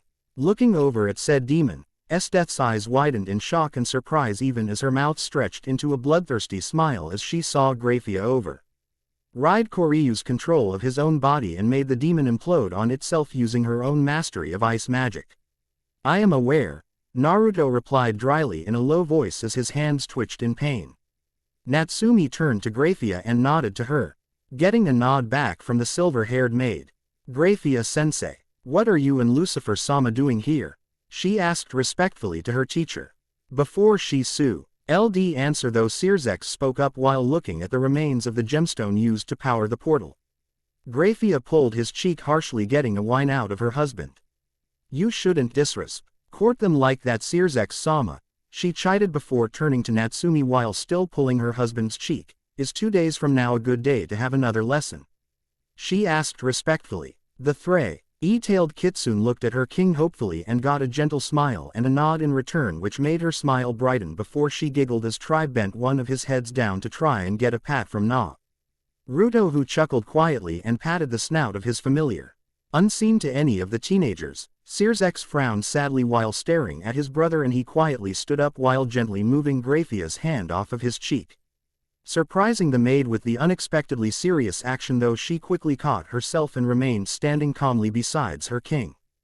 "Be careful now, we have to go. Bye Naruto-tan," Sears yelled childishly while waving, noticing Naruto's frown and slight glare at the name and actions of the older devil. "Thank you for the assistance Lucifer-sama," Naruto said fully, which got a loud laugh out of Sears as a teleportation matrix lit up under him and Graphia. Once the light disappeared to show Sears' office in Lilith, the capital city of the underworld. He stopped laughing and the large smile quickly dropped off his face as his body slumped. Shuffling over to his desk, he quietly sat down and began doing paperwork with a blank look, his mind replaying his only brother's reaction to him over and over again, and every time he saw it he hated it more and more. "Sears-sama, are you okay?" Graphia asked in concern. "What went wrong Graphia-chan?" Sears asked while looking up at his wife with a sad expression. "When Naruto was younger things used to be so much better. We weren't inseparable but we at least felt like brothers," he sighed as a depressing aura cloaked his form. Graphia frowned as she noticed the aura he seemed to be exuding. It was one she knew well from during the Civil War and afterwards when Sears would get flashbacks. She smiled fondly and walked over to her husband and sat on his leg before hugging him gently. "Naruto-sama is a very independent person. In 2 days, when I go to train Natsumi-san, why don't you spend time with Naruto? You always do so with Ria-sama," she murmured into his ear and smiled when he nodded slowly while in her embrace. The red-haired mouth thought about his brother sadly, even as he realized that Graphia knew more about and was closer to his brother than him. "Graphia-chan, what do you know about Naruto?" he asked as he tightened his arms around her. With a delightful smile the maid began speaking. Naruto couldn't move. No matter how hard he tried he wouldn't move from his spot. Looking down at his wrists and ankles he found them shackled to the ground by thick chains. Hearing the zap of lightning his head snapped head up only to see a fully stray Ken standing in front of his immobile peerage with 2 cleavers covered in crackling lightning. Naruto's eyes widened. Chains sprouted out of the ground and forced all of his peerage onto their knees while tying them up at Ken's mercy. "Naruto-sama, please help," Natsumi cried as tears leaked down her cheeks. The devil boy's eyes widened and he struggled against the chains, trying to use his magic to break out only for nothing to respond to his call. Sinking to his knees with tears in his eyes he watched. Helpless as a cleaver went straight down through the girl's head and got stuck in her spine at chest level, blood and muscle flying out of her body as she toppled over, dead. Naruto felt all of sound in the world disappear into silence as he watched the unmoving body of Natsumi. The world shattered like a glass window. Naruto screamed. With a startled scream Naruto sat up and looked around his room with wide, fearful eyes. Looking around, his eyes settled on his clock as his heart rate slowed in his chest, even if it still felt like it was trying to break through his ribs and escape. 3:34 a.m. Naruto groaned and placed a palm over his face, feeling the tears running down his face he quickly wiped them away and scowled. "I thought I'd gotten over this," he grumbled angrily as he hung his feet over the edge of his bed and stood up, knowing he wasn't going to get any more sleep. Turning on a light he deftly bobbed and weaved between the large amount of technology, machines and projects before arriving at a large workbench and grabbing a custom set of black goggles from a nearby shelf he sat down with a yawn and began working on a new machine. Sears looked at the 3 large warehouses idly as Graphia walked into the left one, and as they walked up to the 3rd floor the Mao admitted that he was impressed with how homely they made the massive warehouse feel, Evanwealth of the Grimoire clan. Sears snickered as he noticed the childlike sign on the door of Naruto's Knight's door, Sayuri if he remembered correctly. Looking back at the door he smiled widely as Natsumi walked out. Looking like a mini Graphia if she was a blonde kitsune. Natsumi smiled as he heard the telltale knock of her teacher. 3 short taps on the door, and walking up to the door she opened. Before blinking in shock as she saw Sears standing beside her teacher. "Lucifer-sama," she greeted in confusion with a small bow only to get a laugh out of the man. "Graphia-chan has taught you well. I'm just here because I wanted to spend some time with Naruto." "Is he the one I can sense in the middle warehouse?" he asked in a calm manner, surprising the girl who had only heard stories of his eccentricities. Though that last part made her frown. Yes, that be Naruto-sama, she answered respectfully, missing the eyebrow he raised at her frown. Thank you Natsumi-chan. Enjoy your training with Graphia-chan, he said with a large grin before walking back down the stairs as the two girls teleported away. Looking around as he stepped inside the warehouse, he couldn't help but whistle in appreciation at all of the machines and projects his little brother had been working on and using. Taking a moment to wander before he approached his brother, he saw the large amount of jars and broken machinery lying on a bench. Though they hadn't been touched in a while if the dust was anything to go by. He continued to look at the surprisingly high-tech machines, some of which he could tell were from the human world. Finally, having decided he put it off for long enough, he grinned and hopped over to Naruto, yelping in surprise as he turned a corner and a bright light burned his retinas. Naruto-tan, that hurt, he whined childishly, said reaction getting a roll of Naruto's eyes though it was only internally. Can I help you Lucifer-sama? He asked dryly, the name getting the Kai-L-dish energy to drain from his older brother.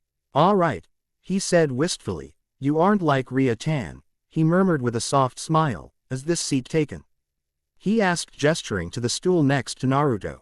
Naruto stared at his brother in shock and surprise and slowly shook his head as he gestured to the seat himself, the sudden change in his brother's attitude surprising him. This is pretty impressive. The Mao praised his brother in a soft voice as he looked at the sound-emitting disc Naruto had been using yesterday. I'm friends with Ajuka Beelzebub and yet I can't even tell what this can do. He continued as he tried to keep to a lower energy level than usual. It emits high-frequency sound waves, Naruto said automatically before turning his head to look at it. I have to make two new ones. Because you destroyed my other two yesterday, he accused, which got a nervous chuckle out of his brother. No reason Lucifer-sama, he said stiffly, I just couldn't sleep, he half-lied, which got a frown out of his brother. Nightmares huh, he commented somberly, ignoring his brother's surprised look. I know that look, he explained before continuing, I've seen myself with that look so often as sad. What was yours about? He asked. Naruto felt himself tense up and furiously blinked away the tears even as he paled at the memories of the nightmare. The stray, Searsex said as he remembered arriving in this very warehouse and seeing the damage and gore caused in the battle, not surprising. Though it never really goes away, not forever, he said before smiling gently at his brother as he leaned forward and rested his elbows on his knees. Did you know I still have nightmares about my first kill? He asked his brother, who blinked in surprise and shook his head. It happened nearly 200 years ago, for a while I was plagued by nightmares, but eventually they lessened until they stopped completely. Then they came back 6 years later. Then 14 years later. The last time I had a nightmare about hat kill was 5 months ago, he admitted to his brother, who sat wide-eyed even as he continued his story. I was inconsolable. I sat in bed for 5 hours straight as Graphia comforted me. Why are you telling me this? Naruto asked in confusion. I don't want you to think that having those nightmares makes you weak, they show that you are a good person. I was also hoping we could bond a little, sir. Zex admitted sheepishly as he bowed his head ever so slightly and averted his gaze. After the incident a few days ago, I realized that I had hardly spent any time with my brother. I was hoping that maybe, just maybe, I could fix that. He asked hopefully in a soft voice, showing his brother a vulnerable side of him that not even Rias had seen. The goggles are over the Reserzex, he said, not ite comfortable with even saying his brother's name, let alone calling him Ni-san or Oni-san. Clouds on the horizon. The birth of the greatest mercenaries in all the land. See the end of the chapter 4. Rossweiss yawned as she walked down the halls of the 3rd level of the warehouse to the stairs and walked down to the 1st level to their kitchen that she had been shown a few days ago. Blinking the sleep out of her eyes, she slowly seemed to gain energy as she hummed a soft tune while making some coffee. First making her own, 2 shots of coffee, some milk and 1 sugar, before pausing and looking back and forth between the cupboard that held the cups and the coffee she had made. Sensing Naruto inside the warehouse next door, she nodded to herself. After making up her mind, she walked over and grabbed a second cup out.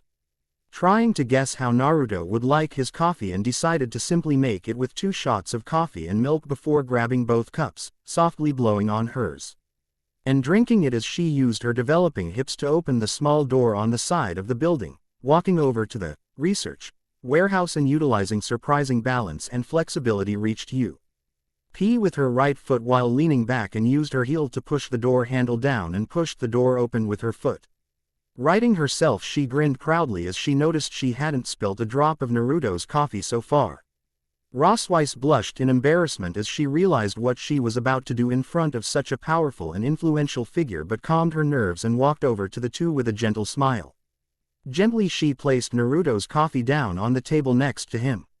Rossweiss smiled kindly at the somewhat startled boy and was surprised at the kind smile she got in return, both of them missing the somewhat jealous look Sirzex sent them. "Thank you, Rossweiss," he murmured as he lifted his goggles onto his forehead, his violet orbs staring into her blue-green eyes. Blushing in embarrassment, she quickly took a step back and straightened up with a small cough, oblivious to the slowly growing smirk on his older brother's face. I didn't know how you took your coffee, so I guessed. I hope it's not too bad," she tried to say professionally, nervousness easily detected in her tone. Taking a sip of the coffee, his face scrunched up a bit and he opened and closed his mouth a few times while rubbing his tongue on his teeth and placing the cup on the bench.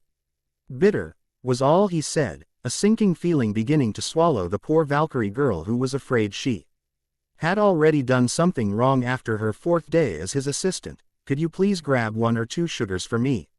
he asked kindly while looking up at her. "I find regular coffee a bit too bitter without some sugar," he explained. Rossweiss brightened up immediately and nodded as she practically skipped out of the warehouse through the door she came in, obviously happy that she would be able to do her job properly. "A Valkyrie. Oh ho ho ho ho, how did you manage to find one, and why haven't you added her to your peerage yet?" Sirzex asked curiously with a teasing grin. The young devil FRG back to the power Odin had showed him and the threat's warnings, his body freezing as he broke out into a nervous sweat and quickly flicked his goggles down and continued welding, being careful that no sparks fell in the coffee. The Mao frowned at the reaction of his brother. Having seen similar reactions before, he knew that nothing short of physical torture would get his brother to open up. While he did feel bad that his brother didn't trust him enough to tell him, he also knew that whatever caused Naruto to keep silent had terrified him and thus had likely made him paranoid that no matter what happened or how he said it, he would be found out. The older devil just hoped that this hadn't reset the progress that he had been trying to make. Laughing at his brother's reaction, he spoke up once more. "Don't tell me you haven't thought about it. I saw that gaze as she walked out," he teased again, being careful not to go too far so he didn't scare the boy away. "What gaze?" he asked, trying to act innocent while forcibly suppressing his blush and turning back to his work. "Oh, were you not looking at the stain on her pants?" the current Lucifer asked innocently as he internally grinned. "Come on Naruto, take the bait," he thought. "What stain?" Naruto asked in confusion before his brain could catch up and stop him. "There wasn't a," he trailed off as he realized what his brother had done. The young boy unfortunately couldn't contain his blush and turned as red as his hair in embarrassment and shook his head as he tried to get the image out of his head and focus on his work. That stupid smirk Sirzex was wearing wasn't helping either. "Thank you, Rossweiss," he murmured as he sipped the coffee, grinning at the taste and taking a larger sip of his coffee. "Could Rossweiss make me a coffee as well?" Sirzex asked his brother, who out of both embarrassment and nervousness from having Sirzex ask such a question to him, a boy who wasn't used to attention from his family, just didn't speak as he continued his work. Seeing Rossweiss's worried look between him and his younger brother, the mouse smiled calmingly at her and waved his hand lazily as if telling her, "It's fine," and he did mean it. Just because he was acting calm and happy with his brother, he had no intention of attempting to ruin his progress in any way and trying to order his own assistant, one who wasn't even a devil, to do anything. Even something as mundane as making a coffee would lead to dire consequences. Looking down at what his brother was making, he was reminded of the parallels between his best friend and his brother. Both left him in the dust in anything even remotely science-related. He just couldn't hope to keep up. "Naruto-sama, you didn't place the wire correctly. The black wire goes in T. He 8th socket, not the 6th. Rossweiss calmly said from over the boy's shoulder, seemingly just as interested in the machine as her master. The red-haired Mao looked between the two with a shocked gaze. This girl actually knew how this thing was being put together.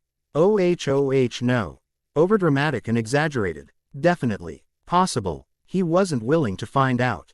So what's this machine supposed to do? Sierzek asked with a large grin.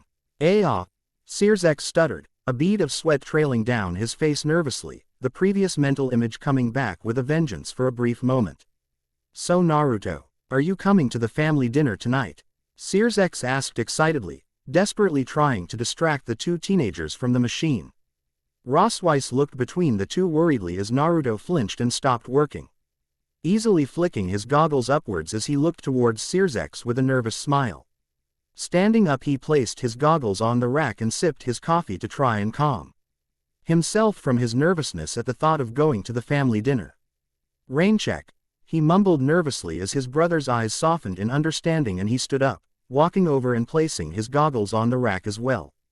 Without thinking, Sierzek gently hugged his brother only to frown and then gasp as his brother tensed in his arms before quickly and unnecessarily harshly shoving his brother away, his eyes wide in alarm and surprise. The elder devil smiled sadly as his brother finally realized what he did and smiled nervously once more. He didn't feel angry at Naruto though, he knew how distant everyone, especially his family, had been physically and emotionally. The younger boy's reaction did not surprise him in the slightest, though it did make him feel sad. It's fine, I just hope that one day you'll feel comfortable, Sierzek said. Unfortunately I have to go, this was fun. Hopefully we can do this again soon. The older brother suggested hopefully. Closing his eyes momentarily he opened them again and let a small, barely noticeable smile spread over his face and nodded. With a large smile, a magic circle lit up underneath Sierzek and began to swallow his body up. Though before it got to his head he spoke with a mischievous glint in his eyes. Remember to be a good girl for your master, he said to Rossweiss before he completely disappeared. Both teens now stood blushing crimson, steam pouring out of Rossweiss's ears as thoughts of Sierzek's implied meaning circulated throughout their minds. Naruto simply sighed and finished his coffee. His brother, while nice, was a complete, teasing asshole. If this is what Rias constantly had to go through, then he gladly would stay out of the limelight and let her have all of those comments. I'm going for a walk. Do you mind staying back and training with the other girls? He asked his assistant, politely. Said girl only nodded with a brilliant smile, not only eager to see what her allies had in terms of combat skill but also that she would be able to do something she found fun. Olivia frowned as she stood before what was basically a panel of elder angels, all of them ranging from 6 to 10 wings. Though if the offense was large enough, a seraph may show up every now and again. Despite knowing that her offense wasn't enough to warrant a visit from any of the seraphs, she still felt unnerved at the stares of the 12 angels above her, all sitting on polished wooden chairs that looked fit for a king, though it had nothing on the thrones of the seraphs, let alone those of the 4 seraphim. Oh, Livia Gardvile the a 10-winged angel spoke, getting a nervous squeak from the girl. On the practice mission you and another young angel girl went on. Claire Absol, you not only showed yourself to a human in broad daylight, gave him one of our coins and disappeared right in front of him, you also, admittedly indirectly, caused the death of one of your guides. What do you have to say in your defense? The angel asked neutrally, careful not to fall to any of the 7 sins. He was homeless. His life was in shambles and him and his dog were going to die soon if nothing happened. I couldn't stand back and do nothing. Olivia replied heatedly. Humans do not need us meddling in their lives, a kind Samaritan would have helped them. Faith is needed in these sorts of things, Olivia. A beautiful woman said from besides the man, her 10 wings stretched out dramatically. Olivia looked flabbergasted at the woman, for the first time in her life doubting the kindness and benevolence of her own race. Faith. I have faith, but no one was helping him. I only gave him a single coin so that he could survive with his dog. Is that so bad? She asked, confused and desperate for anyone to agree with her. Olivia looked between the 12 angels, seeing them all in agreement with each other. She felt her anger growing, her wings darkening a single shade for only the briefest moment, not even becoming a light gray. It was so insignificant, but the 12 caught it easily, the single moment being easily enough time to watch the minute change in color. What was that? The woman from before asked. HST their kindness and were now hardened into stone. Olivia, having not realized what happened, felt her anger dissipate as she looked between the 12 angels in confusion. You don't even know what just happened, another woman claimed in surprise, her 6 wings curling inward slightly. Olivia felt her body freeze in fear as the old angel leveled his gaze on her, her entire body feeling like She was just dunked in sub-zero ice as she paled. Olivia Gardviled, are you aware that just for a moment your wings darkened? He asked seriously. A minute shake of the girl's head was his reply. I really say the Academy has yet to go over this in detail, but due to the potential threat of you turning into a fallen, he paused as he took a breath, God has decreed that you wear this as a warning to those around you of the danger you pose, he said holding up a white collar. The 13-year-old girl felt her world shatter around her. A fallen collar. No, that was practically worse than actually being a fallen. Even without having gone over it in explicit detail in class, every angel was taught the significance of someone wearing a fallen collar. It was a warning to angels around them. The darker the lower of the color turned, the closer to becoming a fallen they were. Wearing one meant that practically everyone distanced themselves from you. It was torture to even be threatened to wear one. Olivia knew that if she didn't wear it her punishment would be far worse. With a choked sob she nodded her head and the collar was placed around her neck, the leather-like material turning from pure white to a slightly darker shade, similar to a shade of cream. Some of the elder angels felt bad for the now sobbing girl who sank to the ground, though even the ones that felt sorry for her believed that she deserved this. It was God's will. Not only for her actions on the mission today but also for even considering falling. Blank green eyes stared despondently at the polished door of her house as she lazily pushed it open. Walking inside she quietly closed the door behind her. She looked up just in time to see the happy expressions of her parents at seeing her, morph into expressions of shock and fear at seeing the collar. She saw her father tense and her mother reflexively take a step back in fear. A pang of betrayal flashed through her as her blank, almost uncaring green eyes bored into those of her parents. They were supposed to love her unconditionally, right? Isn't that a parent's job? That even if their child was to become a criminal of the highest caliber they would still love them. Looking at her parents now, she didn't see her 2 loving parents, she saw 2 scared angels and she almost snorted in humor, to think that a simple collar was enough to make even the strongest Angel fearful was strangely amusing to the broken girl. Idly, a thought made itself known in her head. She actually did snort in amusement when her mother gasped in horror and his father took in a quick breath. Her collar must have darkened slightly. I'm home, she said blankly as she turned away from them and began walking up the stairs of her house to her room, her feet barely leaving the ground due to her current lack of energy. Reaching her room she lazily pushed her door open and closed it with her foot as she walked into her safe haven, even if she hadn't realized it yet, and collapsed on her bed. Tears welling up in her eyes once again as she cried into a pillow. Olivia woke blearily to the sound of something tapping on glass. Looking around she saw a hand tapping on her window and Dee lazily swung herself out of bed and walked around the construct to her window. Hi Olivia, the girl greeted politely with a small curtsy of her white skirt. How do you know my name? Olivia asked warily, her recent collaring having robbed her of some, definitely not all, but some of her naivety. Who hasn't by now? She asked rhetorically in return. I'm a part of a group of angels similar to you and I came to bring you to a meeting we're having. Would you like to come?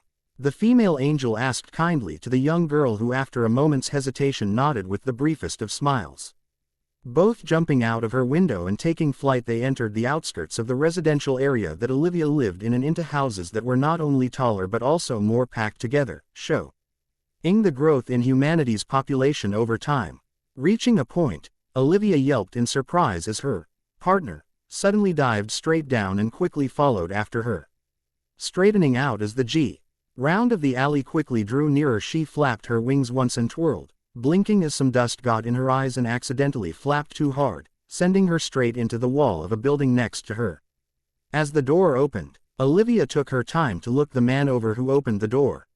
He had brown hair and brown eyes, fairly average looking and probably wouldn't even be noticed by the vast majority of angels if it weren't for the nearly pitch black collar around his neck. Walking inside, Olivia was reminded of her own home. The sense of style in the furniture and aesthetics were PERV similar but not quite the same, and it had the same homey feeling as her house on any day other than today. Walking through the corridor, she blinked in shock at the 20 or so angels that were already there talking amicably amongst themselves.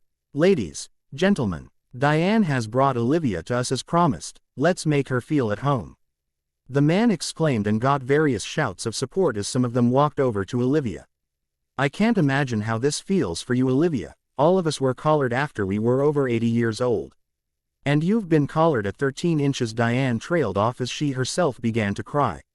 Olivia couldn't handle it anymore, and turning in the woman's arms, wrapped her own around her and began to cry loudly. Everyone looked on in sympathy at the two girls, but more specifically Olivia. After a few moments, the man who owned the house stepped forward and put a comforting hand on Olivia's shoulder. "I understand that this must be tough on you. I couldn't imagine it being easy in any stretch of the imagination. But know that you have us, and likely most other collared angels, to look to for comfort. We will always welcome you with open arms. Sadly, you are one of us now," he said, and got a teary-eyed nod and sincere, but tiny, smile in return as the two girls separated. Are you guys some sort of secret organization?" she asked innocently, only to get a small round of chuckles. "No," the man said while laughing. "Nothing so insidious or secret. We are merely a group of collared angels who meet together every 2 or so weeks. My name is Peter, by the way." Chair introduced himself with a large smile. Olivia, seeing his smile, couldn't help but smile herself, and seeing this, Peter ruffled her hair, getting a childish pout from the girl. "It's good to see that even after all this you still have that innocent childlike side of you. I was worried it might have been destroyed or buried too far down," he said while breathing out a sigh of relief. "Speaking of children, you have school tomorrow, don't you?" Diane asked, poor Olivia freezing in fear. "Gee, they wouldn't act any different, would they?" she asked hopefully. I mean my collar can still be considered bright white," she said, pointing at her own collar, which by almost any standard was still a very bright white. "I'm sorry, Olivia," Peter apologized with a grim look, "but they have all been taught just like you have. The only difference is that you actually have a collar. They will avoid you like a disease. I'm sorry that such a young girl has to go through this," he said regretfully, looking up at her as her hand rested on his shoulder. "Maybe there might be 1 or 2 that will be nice," she said hopefully, even through the sad smile on her face. "And it's not your fault, Peter." She tried no to cry once again, and Peter merely smiled in return and stood up, grabbing her hand and beginning to lead her around to all of the other angels. "Let's introduce you to our little group, shall we?" he said with a cheeky grin which managed to successfully get a giggle out of the girl. Naruto walked calmly through the forest surrounding his warehouses as he let his mind whirl in thought about his family and his peerage. Idly he chucked a pebble up and down in his palm while walking. Just as he was about to head back, though, he felt a pulse of familiar dark magic, and with a start he flew towards it. "A devil, huh? You're the species that took over for us. Pathetic," the demon spat. Shooting forward, the teenage devil threw the pebble in his hand to distract the demon, thick, red energy coating the pebble, allowing it to actually be a threat. Of course his aim was far from perfect, but even then, if the demon didn't move, it would still hit his shoulder and likely do a large amount of damage.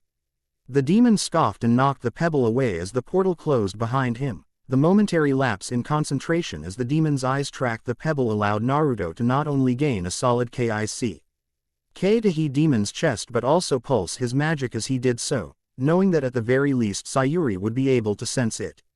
Said magic pulse came in a bastardized version of Tsunade's own technique that she hadn't even mastered yet. So even if it wasn't even a 1/4 of her strength, it was still enough to send the demon sprawling like a ragdoll before he caught himself and landing with a solid thunk as his feet hit a thick tree. Keeping his purple eyes trained on the demon, he was ready when the blue-skinned male kicked off the tree and was quickly in his face and managed to catch his strike by the wrist, the dangerously sharp icicle fingers being uncomfortably close to his face. "Why are you here?" Naruto questioned as he caught the demon's other hand mid-strike and the two entered a POR struggle. I thought you needed those runic gemstones to leave wherever you come from, he questioned as he struggled against the demon's superior physical prowess. Oh dear little devil, we only need the gemstone coated in angel's blood because it broke the barrier between our section of Cocytus and the dimension it was in, the demon revealed arrogantly, his lips twisting into a deranged smile. The small spark of fear he saw in the teenager's face. It's not the overworld like we expected, but I'm sure the generals would love to take back our rightful home from you fakers, the demon hissed. Naruto glared in anger and feeling a fast approaching blip on his senses, he rolled backwards, pulling the demon with him and kicked him in the stomach using Tsunade's technique again, hissing in pain. As he mistimed the output of power and injured his leg, blood beginning to slowly stain his pants as the demon flew in the air. Just as the demon was about to taunt his opponent, his senses screamed. But in the air he could do nothing and had to watch as a vicious clawed strike knocked him out of the air and into the ground in a large explosion of dust. Stay away, he thought angrily as he twisted his body to begin his attack. With a loud bang, the fireball struck the demon's back and forced all of his forward momentum straight down into the ground, which cracked and cratered under the assault of the technique. From my peerage, he mentally yelled as the fireball destabilized and exploding in a large column of fire. Imagine the scene in the Minato vs. Obito Toby fight where Minato uses Rasengan on Obito. Rolling very quickly along the rough ground, he groaned in pain as Sayuri caught him before he impacted a tree. Not only had the quick movements made his leg worse, but he also had second and third degree burns up his right arm. Hurts, he mumbled as Sayuri helps him stand up, his left arm wrapped around her shoulder. I'm not surprised, she chuckled, that was pretty cool though, Sataiko. Didn't know you could move that fast, she complimented him while staring at the dust cloud calculatingly. Neither did I, he chuckled weakling before wincing in pain. As the dust cloud started to wane, the rest of his peerage, minus Natsumi and Rosweiss, flew down, landing around the duo. Tsunade and Rosweiss gasping at the injuries and Seiko and Death glaring dangerously at the dust cloud. Tsunade looked at the burns and blood-soaked pant leg and a feeling of uselessness washed over her. Sure, she could fight in hand-to-hand combat pretty well, and her healing was decent. But she had focused far more on combat since she became a devil, almost completely forgetting about her medicinal practices in the euphoria of developing her super strength technique. But looking at Naruto now, she wished that she had the means to help him. Looking over his injuries, she could tell that he would be fine. To some devils, not including Phoenixes, they're cheaters, these sorts of wounds are superficial at best. Even so, she cursed her inability at being able to help relieve his pain. The peerage's eyes all snapped towards the demon as a portal whirled into life behind him, Naruto's eyes glinting as his mind raced to memorize the formula that appeared, and he slowly began to inch towards it while holding his abdomen with one arm. My superiors will know of this. What is your name? The demon asked, the pain causing his speech to come out stuttered. And that of your group? He added in. Naruto.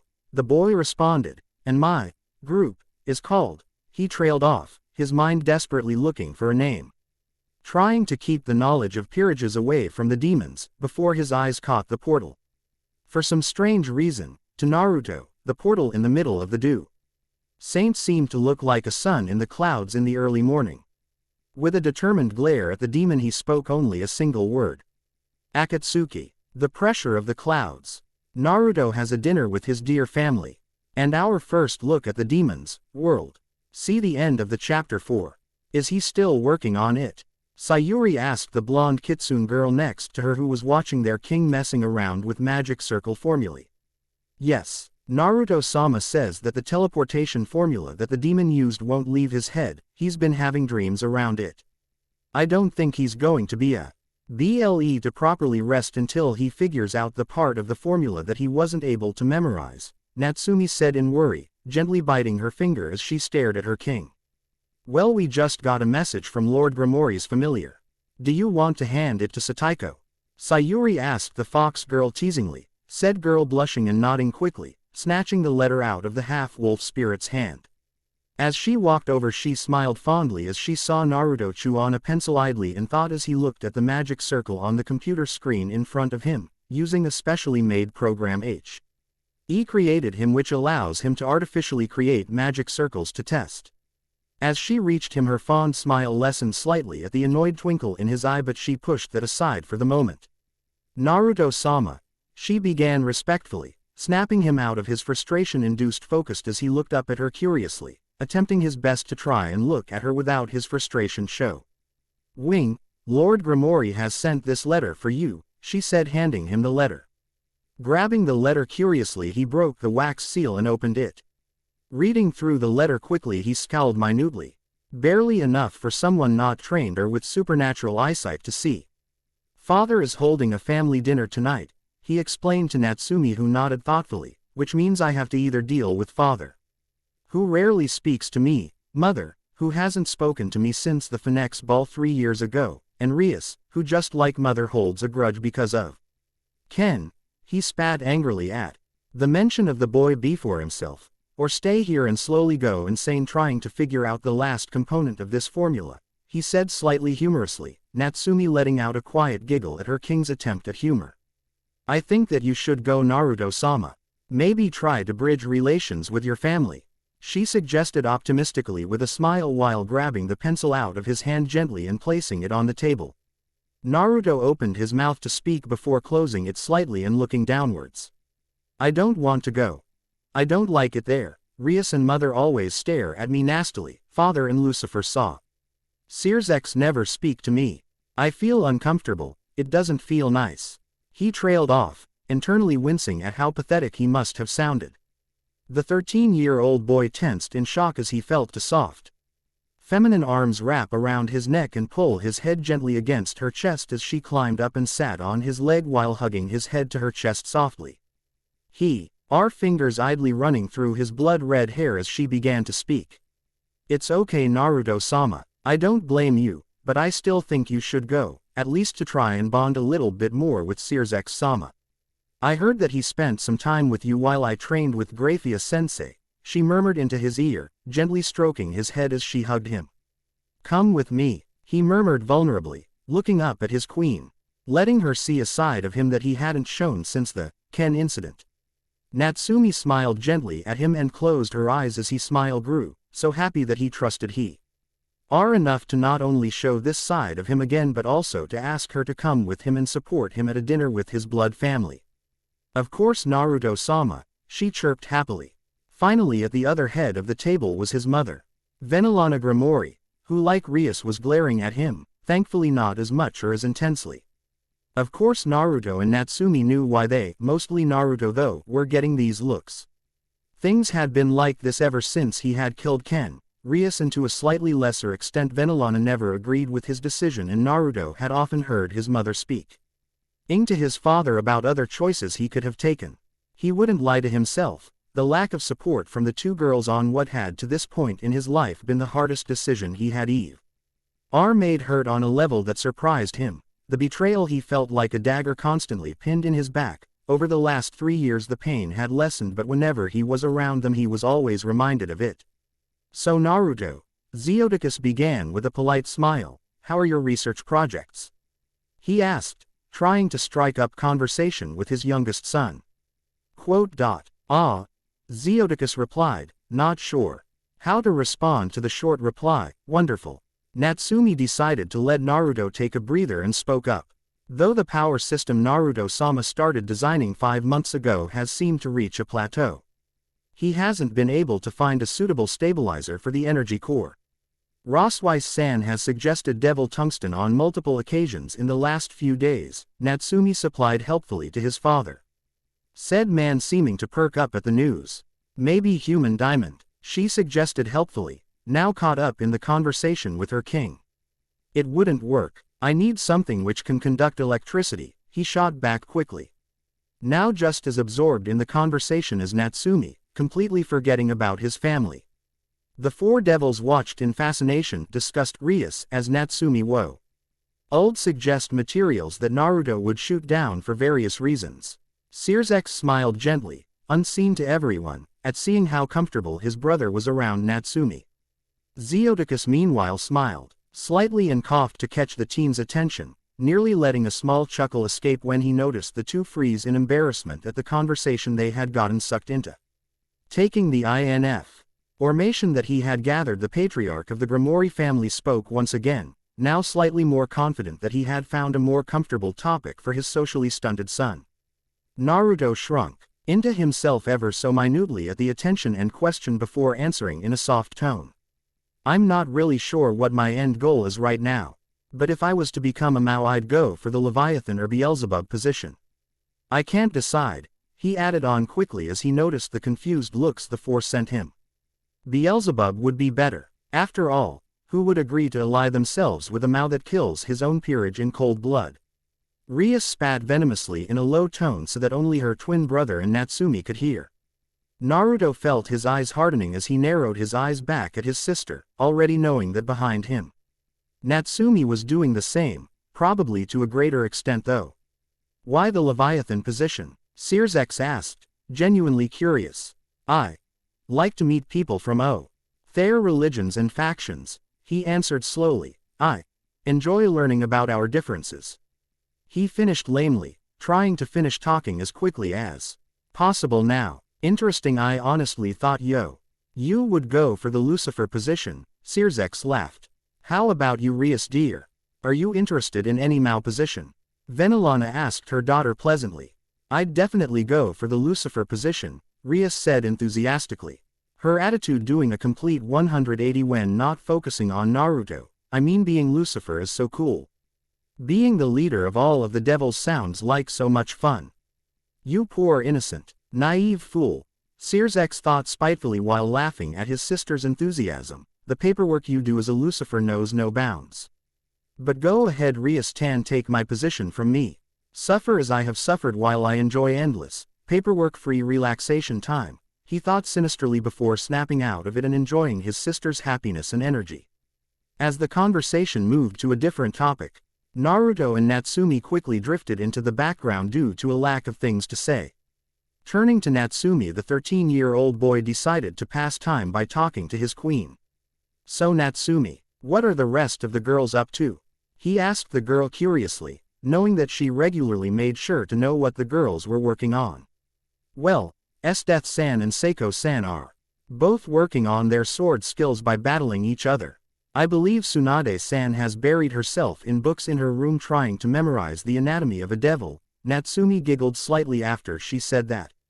Having seen the girl earlier that day sitting in the middle of her room surrounded by piles of medical books, Sayuri-chan is working on her hand-to-hand skills with Roswise-san as well, the Kitsune girl answered. Naruto nodded and leant back into his chair as he thought for a moment before tilting his head to look at Natsumi. I think that right now they aren't much of a problem, but there could be much stronger ones. Naruto-sama, can I ask you a question? She mumbled, getting a raised eyebrow from him as he hesitantly nodded, quickly making sure that none of his family was listening in. Unfortunately not realizing that his brother was that demon last week.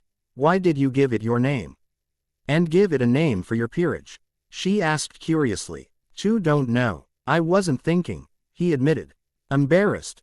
I was hurt and I wasn't thinking properly, and all I thought was that maybe if I give them a name they would focus on us instead of devils as a whole, and I didn't want them finding out about peerages, so I named us like a group. And he trailed off after his mumbled admission and looked at his queen shyly. I just wasn't thinking. He finished off lamely. Natsumi cool. Didn't help it and giggled as her king finished his explanation. It's fine, Naruto-sama. I'm just glad you aren't hurt, she said and snickered internally at the slight blush she got out of him before a mischievous soon twinkled in her eyes. So, if we are a group, do we get a uniform? She asked as Naruto slowly just placed his face in his palm while exhaling, his brother internally laughing, even while planning on doing some background checks using his own peerage on what he heard from their conversation. Atop the roof of a large tower close to the bonfire stood a humanoid figure with folded wings on his back made of pure dirt and rock. Over the mont's 1.8 meters, roughly 5 feet 11, frame rested a coat not too different from the color of the figure inside the fire. On the back a gold embroidery of General 5 could be seen. Turning his head slightly as a grotesque black creature that had 3 heads, 12 limbs and 6 wings landed behind him. Sir, The demon sent to patrol the underworld returned. He has already been executed. That is a waste of resources. That demon could have one day risen to captain level. If he was lucky he could rise to colonel. Surely you must know how I abhor such a waste. His gentle baritone voice came out calmly. Even with it holding no detectable malice whatsoever, the creature still felt as if his life hung on his next few sentences.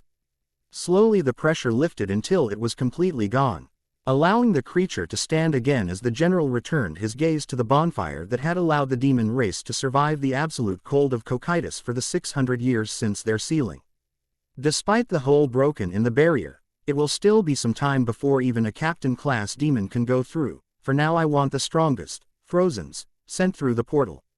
There is a possibility that sending the strongest through continually could widen the hole made in the barrier faster, he ordered, partially speaking to himself as he talked, and I want information on this Akatsuki.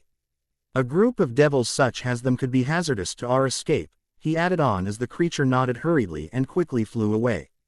The man continued to stare at the fire calmly, and let the white flames entrance him almost as they flickered back and forth in a massive roiling mess of flames. Calmly inhaling, the man disappeared, no evidence being left that he had ever been there. That night Naruto found himself calmly holding a wooden katana in his right hand, which he pointed at his two knights who did the same. "Ready, Naruto-sama?" Seiko asked respectfully as she stood in a picture-perfect kendo stance. "I hope you do well, Naruto-sama. It has been a while since you last did sword training with us," Esdeath commented with a grin at the thought of experiencing her king's power once again. Appearing on either side of him were the two girls, both showing their skill and teamwork as two horizontal strikes were aimed at him. Reaching out with his sword and leg, he ked his sword under Seiko's and flicked hers up while pushing Esdeath's down with his foot and kicking off of Esdeath's sword ever so slightly so that the two girls collided beneath him, which allowed him to flip and land on his feet. Stumbling slightly as he landed from the complex maneuver. Staring at the two girls who untangled themselves and stood up, he was very glad that they were only using blunt wooden swords, as a sharp metal one likely would have ended up with him missing a foot if he tried that move. From the sidelines, Natsumi occasionally watched with a smile while writing something down in a notebook, her three tails idly waving behind her as she wrote. Smiling as she heard quiet footsteps behind her, she turned around to see Roswise staring at her with a pleasant smile.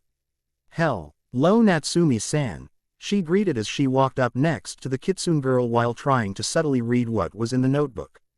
"Hello, Roswise-san. If you wanted to see what is in my notebook, you cool. D always ask," she responded with the faintest ghost of a smirk playing across her lips. Blushing in embarrassment, the Valkyrie chuckled nervously and shuffled on the spot while clasping her hands in front of her. "May I be allowed to see what's in your notebook?" she asked respectfully with a slight bow. The fox devil couldn't help it and a small giggle escaped her lips as she tried to suppress tea. He laughed her while holding the notebook out to her. "Natsumi-san," she asked politely, continuing when the girl turned her attention to the Valkyrie, "these last few pages, are they possible members for Naruto-sama's peerage?" Natsumi nodded enthusiastically as she looked at the book that Roswise was holding. "Yep, of course Naruto-sama has the last say, but I, and occasionally Sayuri-chan, try to help find potential members from all races. You never know where a diamond in the rough might appear," she said knowledgeably, something she may or may not have picked up from Graphia during their lessons. "It's very extensive. For some of them you've really done your research," she praised the girl who subtly preened under the compliments, though. "Why are all of them female?" The Valkyrie trailed off in confusion. Natsumi's preening attitude quickly vanished and her posture straightened a little. Even with the straightened posture, the Valkyrie could have sworn that the girl looked like she had a large weight on her shoulders. "When Naruto-sama, I and Sayuri-chan were all 10, there was a fourth member of our peerage. A fairly ordinary-looking boy named Ken. He had a sacred gear that allowed him to channel lightning through nearly any substance he could touch. He never agreed with Naruto-sama resurrecting him, and eventually it got to the point where he tried to kill Naruto-sama. Natsumi desperately used her lessons from Graphia to control her emotions so that she wouldn't start crying. Naruto-sama and I fought him as he turned into a stray, and Naruto-sama managed to kill him. Ever since then I've never even considered a single male peerage member. We let one into our peerage, and he tried to kill my king. I won't allow that to happen ever again, she said resolutely, a determined fire burning in her eyes which surprised the Valkyrie in its intensity. Oh, Rosweiss said simply, not having known about Ken until now, I guess I can see your point of view. She said uncertainly, I know that my point of view isn't easy to empathize with, but it hasn't led me wrong so far, Natsumi replied with a grin. Rosweiss couldn't help but giggle at the comment and continued to go back and forth between the pages of the notebook. Natsumi-san, she begun while flicking through the pages, why do you care so much for Naruto-sama? I'm just curious about where such loyalty and devotion came from, she asked before explaining her reasons for asking. Natsumi simply just smiled fondly as she tilted her head up and watched her king fight two of her sisters, the boy now covered in very small amounts of blood and bruises from the fight against the tag team. The kitsune didn't know whether to be touched or slightly disturbed at the glassy-eyed Valkyrie who looked ready to start bawling her eyes out at any moment. I'm glad you think so, Natsumi replied in a sing-song voice with a large smile. A loud explosion of dust drew their attention back to the spar and Natsumi clicked her tongue. Oh dear, it appears magic is now being used.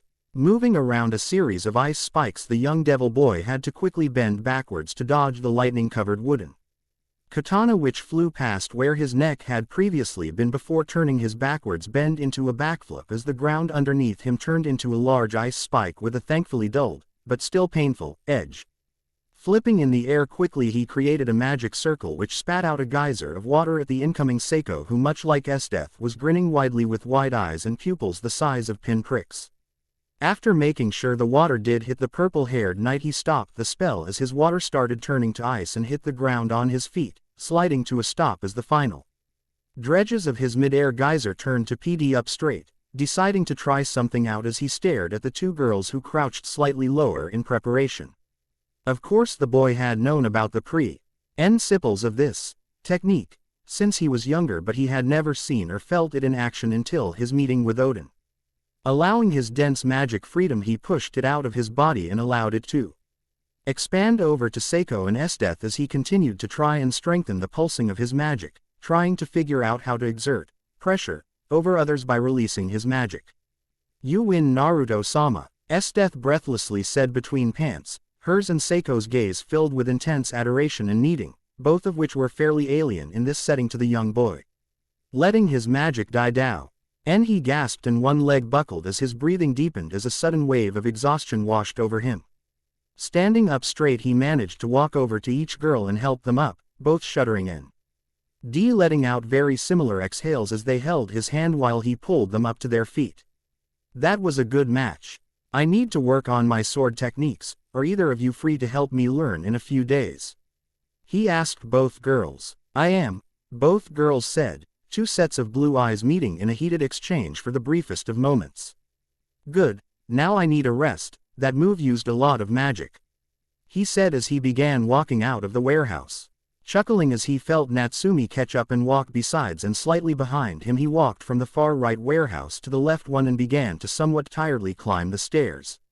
His queen dutifully following him up to the very top floor, which despite all being his room, very little was actually put to use.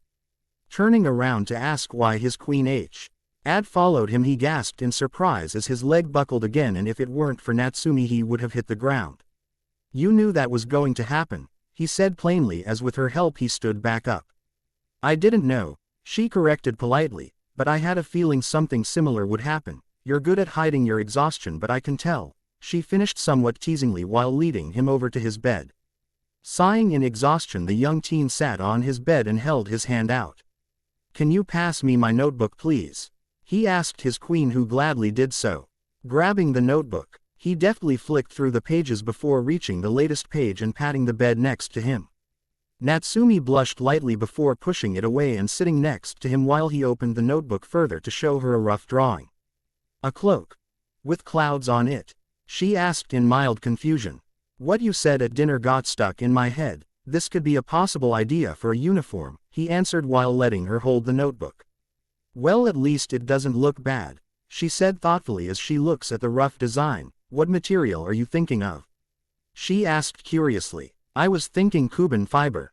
The tensile strength is good and without magic should protect against most bladed weapons easily, he said, explaining his choice while grabbing his laptop that was on his bedside table. I haven't heard of Cuban fiber before, she replied, interest in the material he had named. Fairly new actually. It's about 15 times stronger than steel, very light as well, he replied as he turned the laptop on and began typing down some things for the uniforms. That's actually really good. Do you mind if I help design and make them? She asked shyly and got a smirk in reply. Of course you can. I gave you the notebook for a reason after all, he replied, getting a large smile from the three-tailed girl who began listing off possible options for their uniforms. The clouds over Cocytus. Our tiny heroes enter the realm of their greatest enemy. See the end of the chapter 4. A loud siren blasted throughout the town outpost as civilians ran to shelters in fear. Various sized and shaped figures ran in the opposite direction, towards the fire and sound of explosions. Walking calmly towards the chaos was a single figure. Standing at about 1.7 meters, about 5 feet 7 feet. Was a brown-haired woman with ice spikes on the back of her jaw and ice needles in her hair, wearing a tight-fitted shirt that clung to her D-cup chest and tight pants which looked like it was trying to cut off the circulation in her legs. Her ice-blue eyes calmly looked ahead of her as she walked with a noticeable sway in her hips which drew the eyes of all the men around her, even while they were trying to escape the danger. On the back of her shirt it said, Captain 5 feet. Looking up as a winged serpent-like creature made of ice landed in front of her, she stopped walking and cocked her hips while placing a hand on said hip. Grinning in satisfaction as the serpent's eyes very greedily trailed over her body before quickly snapping up to her own eyes. Ma'am. Intruders. 7 of them. 1 male and 6 females. The leader seems to be the male. The serpent quickly, yet in a panic, relayed the information. They're taking out the other, Frozens, in moments, he continued. Oh, she purred as she returned her attention to the fight in the distance. A male leader you say? She began walking again, the serpent's eyes quickly gluing onto her behind as it followed after her like a love-starved puppy. Aching the battle, she saw 5 of the 6 reported females battling various, frozen, while one stuck next to the male, obviously protecting him as he worked on a glowing spell matrix underneath him. Such a cute one, he'll make a fine addition, she purred while walking forward, the serpent still following after her. Without pausing or hesitating, the girl grabbed the serpent by the neck and pulled it forward so that it perfectly covered her form from the right as multiple earth spears stabbed into it from a stray attack, killing it instantly. Dropping the body carelessly, she continued to saunter towards the leader of the group of what she now realized was teenagers. The day had started out fairly normal, with Naruto constantly going through permutations of his teleportation formula for the demon's home dimension. His entire peerage plus Rossweiss was in attendance, though of course today had to be the day that he finally got the combination correct, which had led him to a very annoying situation. If you are going to go in, then we're coming with you, Tsunade said resolutely, the rest of the girls in agreement with her statement.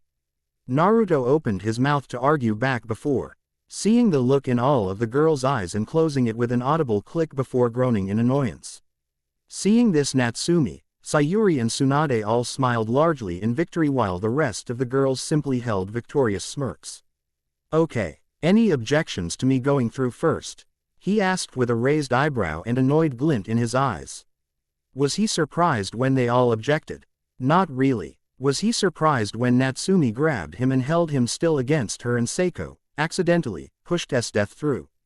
Yes, incredibly so. Unfortunately, as nice as it felt to be cuddled by N. Atsumi in this way, his mind was far more focused on something else.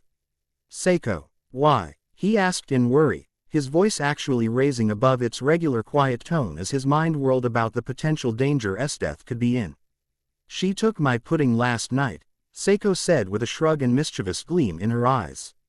You purposefully did that to get a rise from me, didn't you? He accused his purple-haired knight.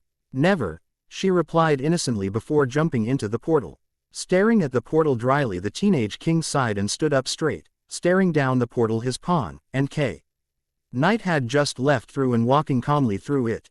Upon walking through the portal, he automatically felt something strange about the land surrounding them. It felt almost artificial. No, it Wasn't the land itself that felt anything else? Before his thoughts could delve further into that, his attention was brought to the familiar kitsune girl who stood beside him and the girls behind him as multitudes of strange ice creatures and people surrounded them, those that weren't fighting Esdeath and Seiko that was. Naruto droned out the twin pairs of maniacal laughter with practiced ease as he stared down the ice creatures.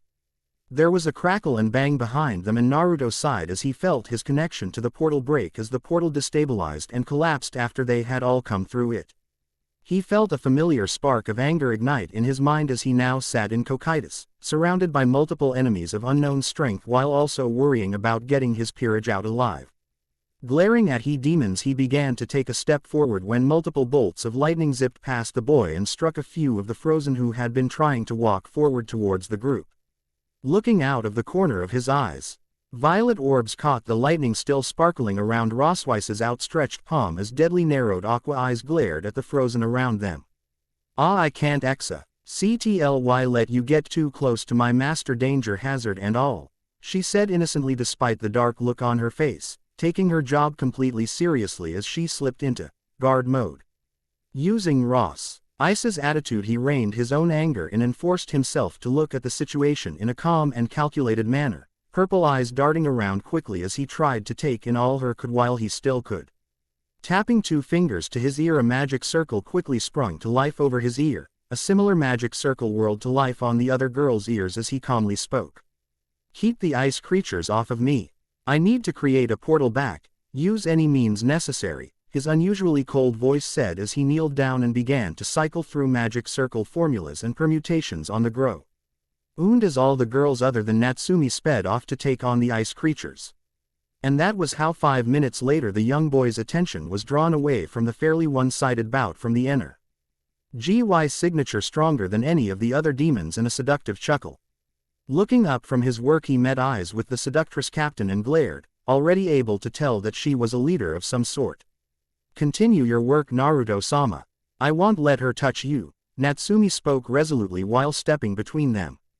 "Ah," the woman whined, the sound setting off alarms in Natsumi's head. "Calm. Eon cutie, call off your guard dogs and we can have some fun," she attempts to persuade Naruto, leaning to the side to look around Natsumi and expertly showing off her bust.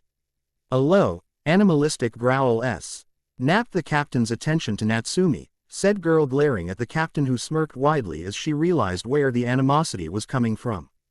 A lover, or perhaps just a crush, the captain thought with a predatory grin. "And who are you?" Naruto's voice chimed out calmly. The woman looked at him and noticed the steely gaze on his face. Seeing the gaze, she knew that a fight would break out with her in it. No matter how much she seduced him.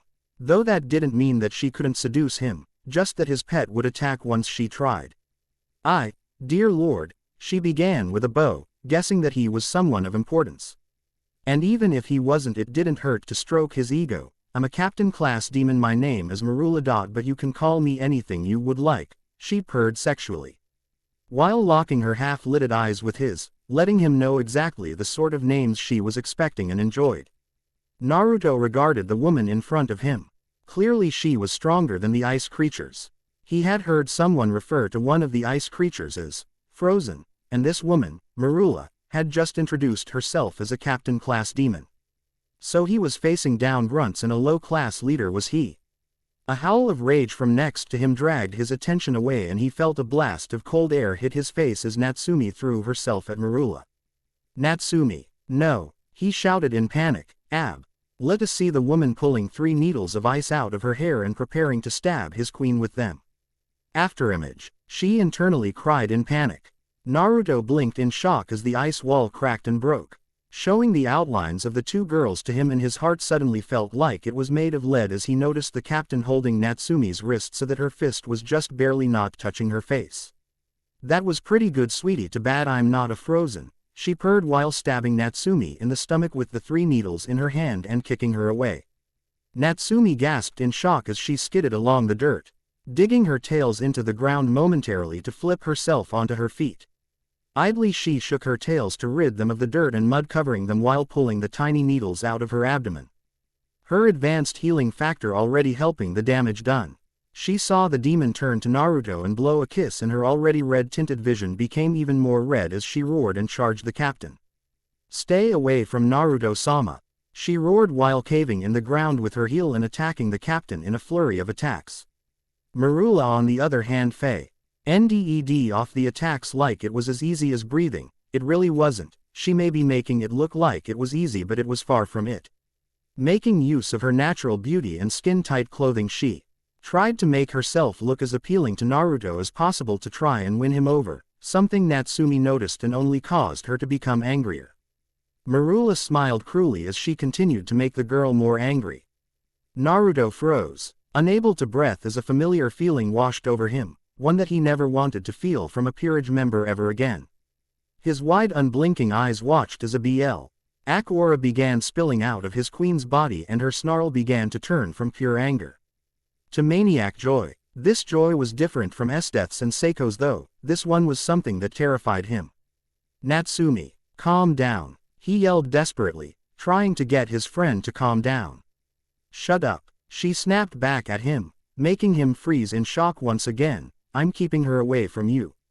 Can't you see that?" she screamed as she attacked the captain with greater speed and strength than before. I've lost Natsumi. I wasn't strong enough," he thought in despair, knowing that if he was stronger, her power wouldn't be able to overcome his magic in his evil piece, and she wouldn't be able to become a stray. "I can help you," a dark, chilling voice murmured in his ear. He tried to move his body but found it unresponsive. No moving now. That would break our connection, and neither of us wants that. Now do we?" Despite his best wishes, the boy felt himself falling into me sort of lull from the voice. "I don't ask for much, just accept my power. You can save your precious girlfriend," it jingled in his head. Being unable to move, the boy saw the now heavily muted battle between Marula and Natsumi.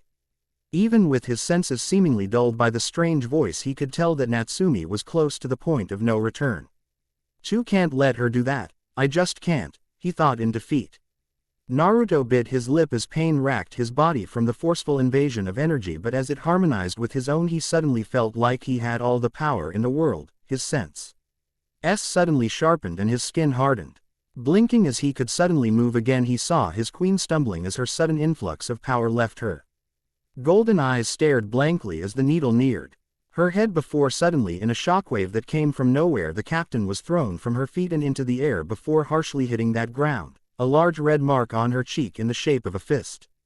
"How could you do that to me?" a soft voice said at hearing how fragile her king sounded.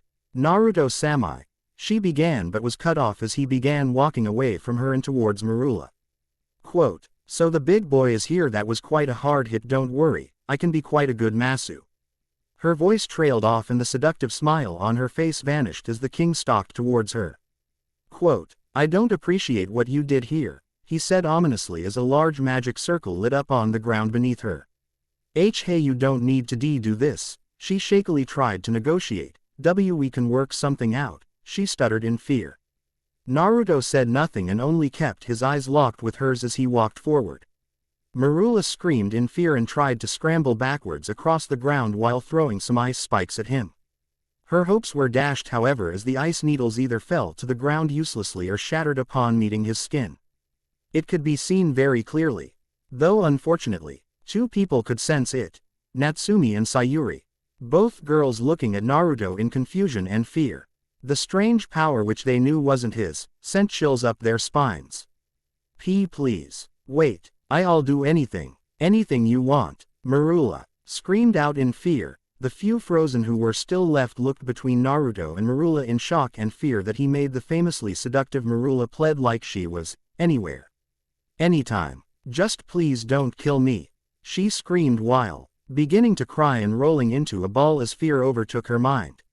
If he was in a normal state of mind, he of course wouldn't have left her alive, but he would have killed her by now so that the reputation she worked up wouldn't be ruined, a mercy if you will. Though at the current moment mercy was the furthest thing from his mind. Wish denied. He spat before the magic circle underneath her activated and lightning enveloped the woman, her screams haunting in their pain before all went quiet as the overpowered spell disintegrated her body. Looking away from the ashes of the former captain, he felt the power from the voice beginning to fade, and seeing the last of the frozen, he disappeared from everyone's sight and reappeared next to Natsumi.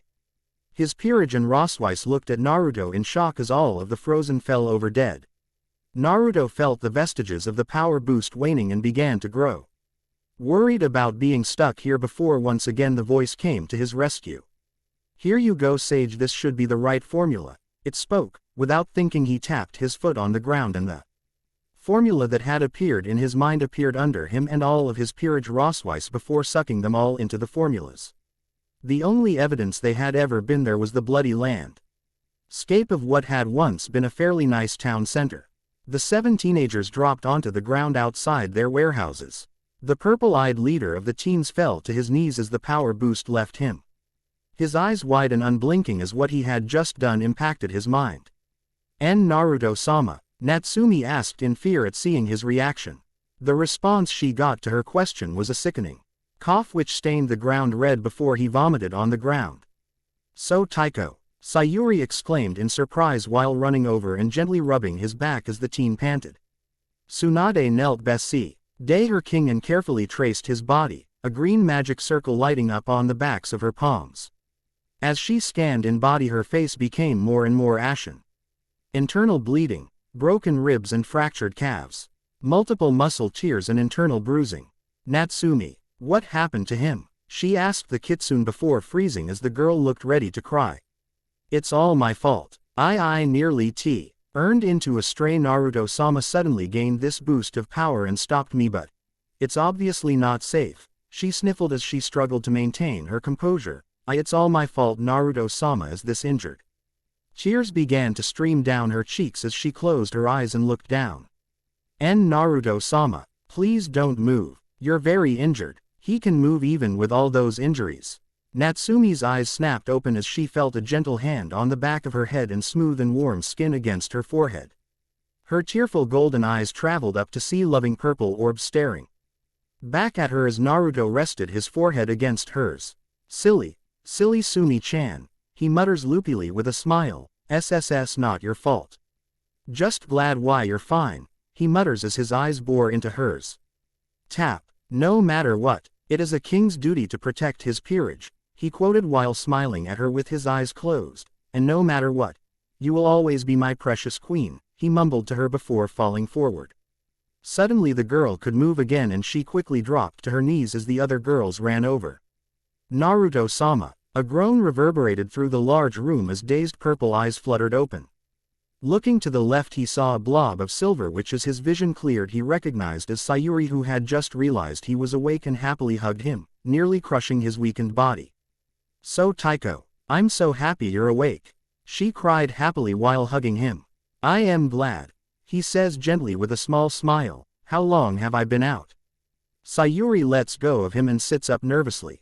"Only 3 days," she says before fidgeting. "So Taiko, what was that power you used?"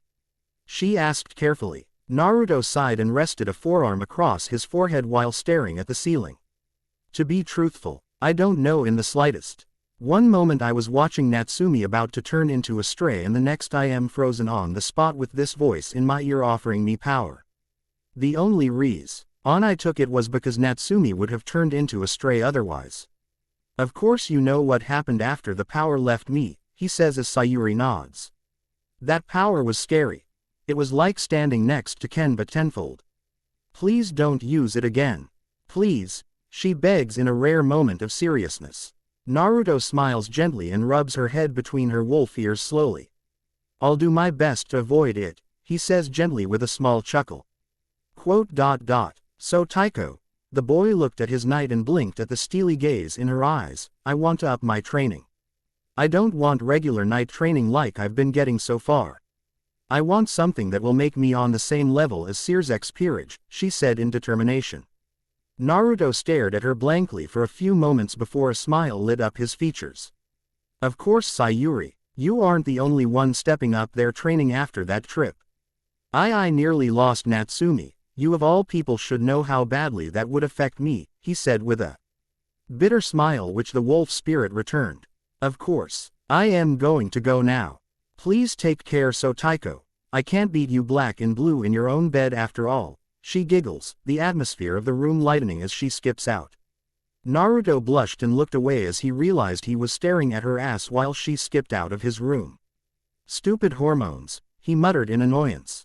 Yes, they are quite annoying, aren't they? A smooth voice said in humor next to him. Whipping his head around, his blush brightened as he saw the teasingly grinning form of Searsex.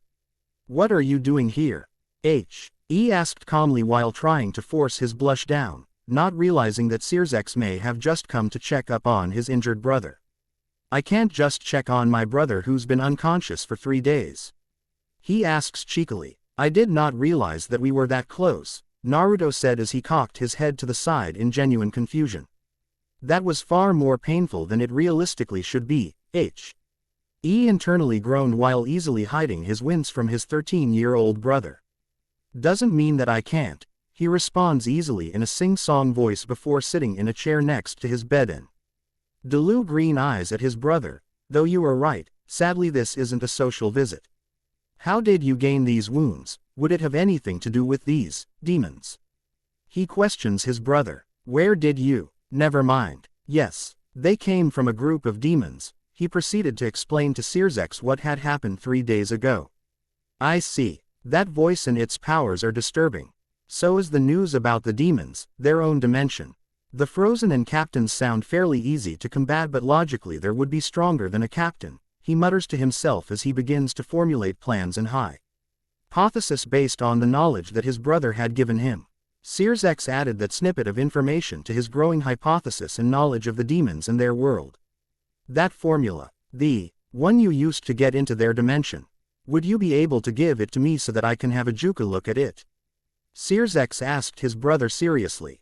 Do you have a piece of paper on you? Naruto asks politely. What was that? The elder devil asked curiously while staring at the piece of paper he had just been handed back. Something simple I figured out a while ago, Naruto responded simply. Because he didn't see it as a big deal. The teen had figured out that trick when he was 11 and had taught it to his peerage.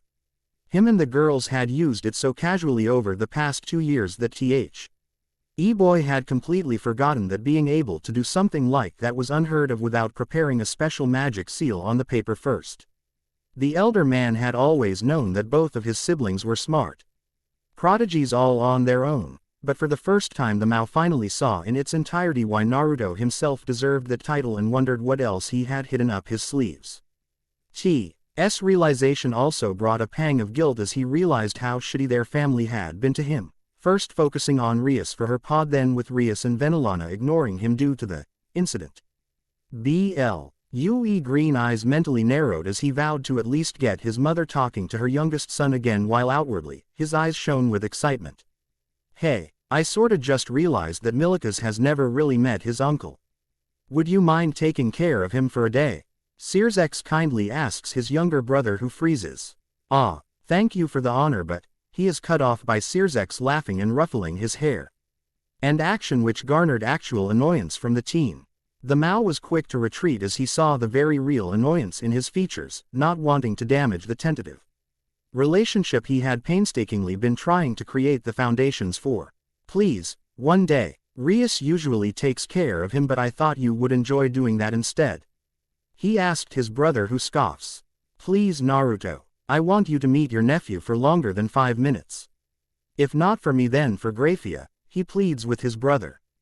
Purple eyes dances between his brother's hopeful place, eating face and the rest of his room before finally he cracked and nodded his head slowly, obviously not thrilled by the idea. Thank you. That honestly means a lot to me, Searsex says gently with a small smile. One reciprocated by Naruto. Anyway, I gotta go now, bro. See you in a few days with Milikas, Searsex says cheekily before teleporting away. Naruto sighed in relief as he rested his head against the smooth metal table in the research warehouse, currently hiding in this building to get a break from his nephew, who had obviously picked up more than a few mannerisms from his sister and brother. Training myself before Milikas-sama came here was not the smartest decision, she explains while continuing to fan herself. I don't know, but I'm glad that Sayuri-chan is taking care of him, she said. Knowing the fellow knight was a bundle of energy most days.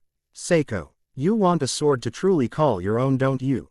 We could make one, obviously not right now, but we could begin planning it, Naruto says as he hops up to grab some paper and a pencil. Seiko felt a blush ignite across her face at not only the thought of what a weapon specifically tailored for her could do, but so due to the fact that it would be made by her and Naruto. As her master came back, she happily smiled as he sat down on the seat next to her and began to sketch out a plan for the sword. Instantly they ran into a problem though. Seiko, I know it sucks. You can laugh if you want, Naruto said dryly as Seiko looked like she was about to explode. What would I laugh at? She asks, her voice shaky from the laugh trying to escape. Don't play that game with me, my drawing. I know it is horrible, just laugh. Seiko managed to recompose herself and smiled prettily at Naruto. Protecting a man's pride, her calm facade broke for barely a second, is a woman's duty, she says with determination. Meanwhile the teen boy just stared at Seiko before holding his drawing up into her line of sight once again. Staring dryly as the girl finally lost her self-control and nearly fell off her chair laughing so hard. After a few minutes and one burning of paper later, purple eyes stared into blue which had just calmed down. I apologize for my outburst, Naruto-sama. Please forgive me. Seiko bowed and Naruto waved his hand before turning back to the desk with a new piece of paper on it. As they began to write down ideas for the sword, and each one occasionally shot one down using their own knowledge on various subjects, to the point where Naruto had roughly 15 books floating around the two for to reference while using his program on his computer to create a very basic image of how they wanted it to look. Meanwhile, Circex and Graphia could be found sitting opposite Venelana and Zeodicus in the Grimoire estate. All four calmly drinking some tea as Venelana smiled at her eldest son. It's nice to have you around again, son. The house hasn't quite been the same since you moved. Oh, oot, she said fondly while smiling at Circex, who smiled back. I'm glad to be back. Hey, Dad, did you read that report I sent you? Circex asks curiously. Both women in the room looked at the men curiously as Circex says this, neither knowing about this report. Meanwhile Zeodicus nodded his head. It is disturbing, especially about that voice and the power boost. Neither of them fill me with any particular sense of ease, he said to his son, both women still being out of the loop. Circex handed me a report last night about Naruto. He didn't get to say anything further as Venelana whirled to look at Circex. What could possibly be so important that you had to write a report that your father had to take time to read? Venelana asked accusingly and curiously. Circex was quick to round on his mother, his normally blue-green eyes blazing a dark red with small flames from his power of destruction leaking out of the far corners of his eyes. Venelana flinched back in her seat, as her eldest son glared angrily at her for, as far as she could remember anyway, the first time ever. That right there is something that needs to stop, he declares angrily. What needs to stop? Venelana asks calmly. A bead of sweat trailing down her cheek let the Mao know that she was nervous of his anger. He killed a peerage member. The lady of the Grimoire family shouted, losing her composure. That was trying to kill him. How is that any different from what you did during the Civil War? Any different from what I did during the Civil War? The red-haired Mao yelled back, his composure slipping as well. It was war. Don't give me that. That's the excuse people give to commit crimes against life and try to get away with it. War excuses nothing, Circex retorted heatedly. Venelana groans in a very unladylike fashion and glares at Circex. So, mother, how is this any different? Circex seethed. Because he's supposed to be better. Venelana to her feet and glaring at her son. The whole room looked at the normally composed woman in surprise and slight amounts of fear as she huffed angrily. You think I don't regret killing Phelan every single day? She was my best friend, but her clan, those conniving, power-hungry fools. They tricked and manipulated her into joining the old devil faction. She didn't have to die. If I had just tried harder. Venelana suddenly seemed to run out of energy as she tiredly sat back down. If I had just tried harder, I would still have one of my best friends here, alive. They say that the next generation is supposed to learn from the last. Right, yet there he is, making the same mistakes the rest of us did. He's supposed to be better than me. She mumbles brokenly. Searzek's anger dies away at seeing the form of his mother. Usually proud and confident in her looks and mind, now almost curled up into a ball as she stares sadly at the table. I was angry with him because he kept making the same mistakes but at a far younger age than I ever did. I was scared and worried, she weakly explains while curling into herself even further. You really hurt him, Mum. He doesn't really think of us as his family anymore. Did you know that? Searzek asks gently as Graphia. Venelana stiffens and slowly shakes her head. No, I didn't, she said truthfully. I don't know how long he's felt like that, but it doesn't feel nice when he has to physically force himself not to call me Lucifer-sama, Searzek mutters sardonically. Venelana shakes in her husband's embrace as tears begin to fall out of her bright purple eyes. A trait she shared with her youngest child now that she thought about it. Seeing her look up at him in such a sad and broken state, with tears streaming down her slightly puffy red eyes. The current Lucifer felt guilt and sympathy pulse through his being. Please, Searzek, please tell me what the report was about. She begs her son, before turning and looking at her husband, silently begging for the same.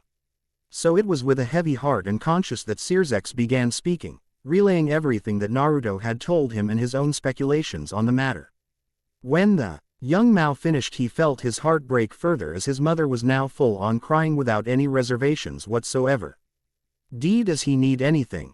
Anything at all? She asked desperately, her bright eyes glittering with tears.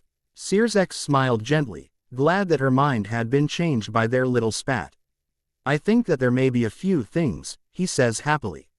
Naruto sat in the R.E. Creation warehouse as he calmly played a video game with his nephew, having been, quite literally, ditched with him on the second floor of the warehouse while the rest of the girls went off somewhere to do something. Uncle, stop cheating. Auntie never cheats. The 8-year-old boy cried as the teenager easily moved his character away from his nephews. You told me to do my best, Naruto said with a slightly teasing smile. After Milika's character died to Naruto's for the 8th time, the boy screamed in anger and threw his controller on the couch between them. Naruto calmly put down his controller while his hair shadowed his eyes and stood up. You uncle, I'm so sore, Milika's began tearfully before being cut off. I'm sorry, please let me stay here, it's really fun, Milika said hopefully. Naruto froze and nodded, his hair still shadowing his eyes. I'll get one of the girls back for you, he replied as he turned to leave the room. I wanted to spend time with you though, Milika says, his uncle freezing once again, this time in mid-step. I'm sorry. You aren't like that. I was just angry. Auntie never beats me that easily, Milika said, and suddenly Naruto understood where the anger had come from. With this understanding, his own anger died away as he turned back to Milika's and knelt down so that they were face height, showing his eyes to the boy once again and smiling sympathetically.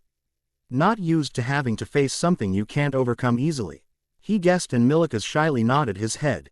I get a lot of things just by asking, I don't really have to RK for anything, he explains to his uncle who nodded.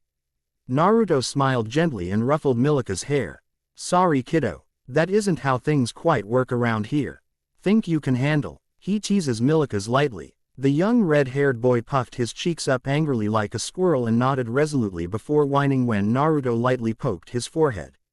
Then no whining when you die again, he says, standing back up and smiling at Milika's embarrassed whine. Hearing hurried footsteps, the two turn to the stairwell to see Sayuri running in excitedly while holding a bunch of cloth, a large smile on her face. So Taiko, she says excitedly before turning to Milika's and nodding mockingly. Pipsqueak, she ignored his squeak of outrage. New shipment of materials and goodies has arrived.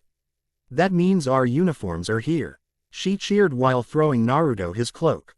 The red-haired boy easily caught it and grinned at the soft yet durable fabric. I'll check it out, but I promised Milika's a few more games. Want to watch? He asks while slinging the cloak over his shoulder.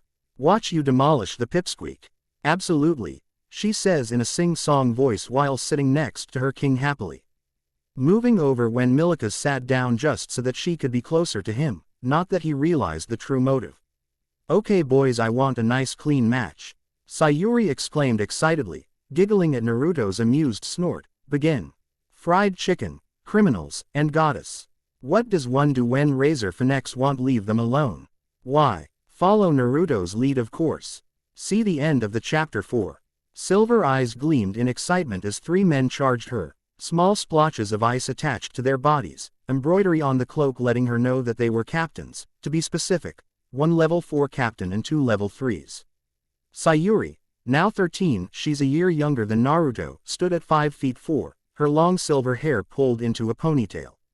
She wore open-toed sandals and tight black pants. She would have gone for a skirt, but with all the spinning and flipping she did, she wasn't going to tempt fate, and on her upper body was a loose silver kimono top. Over all of that was a black haori with red clouds on it, marking her as a member of the Akatsuki.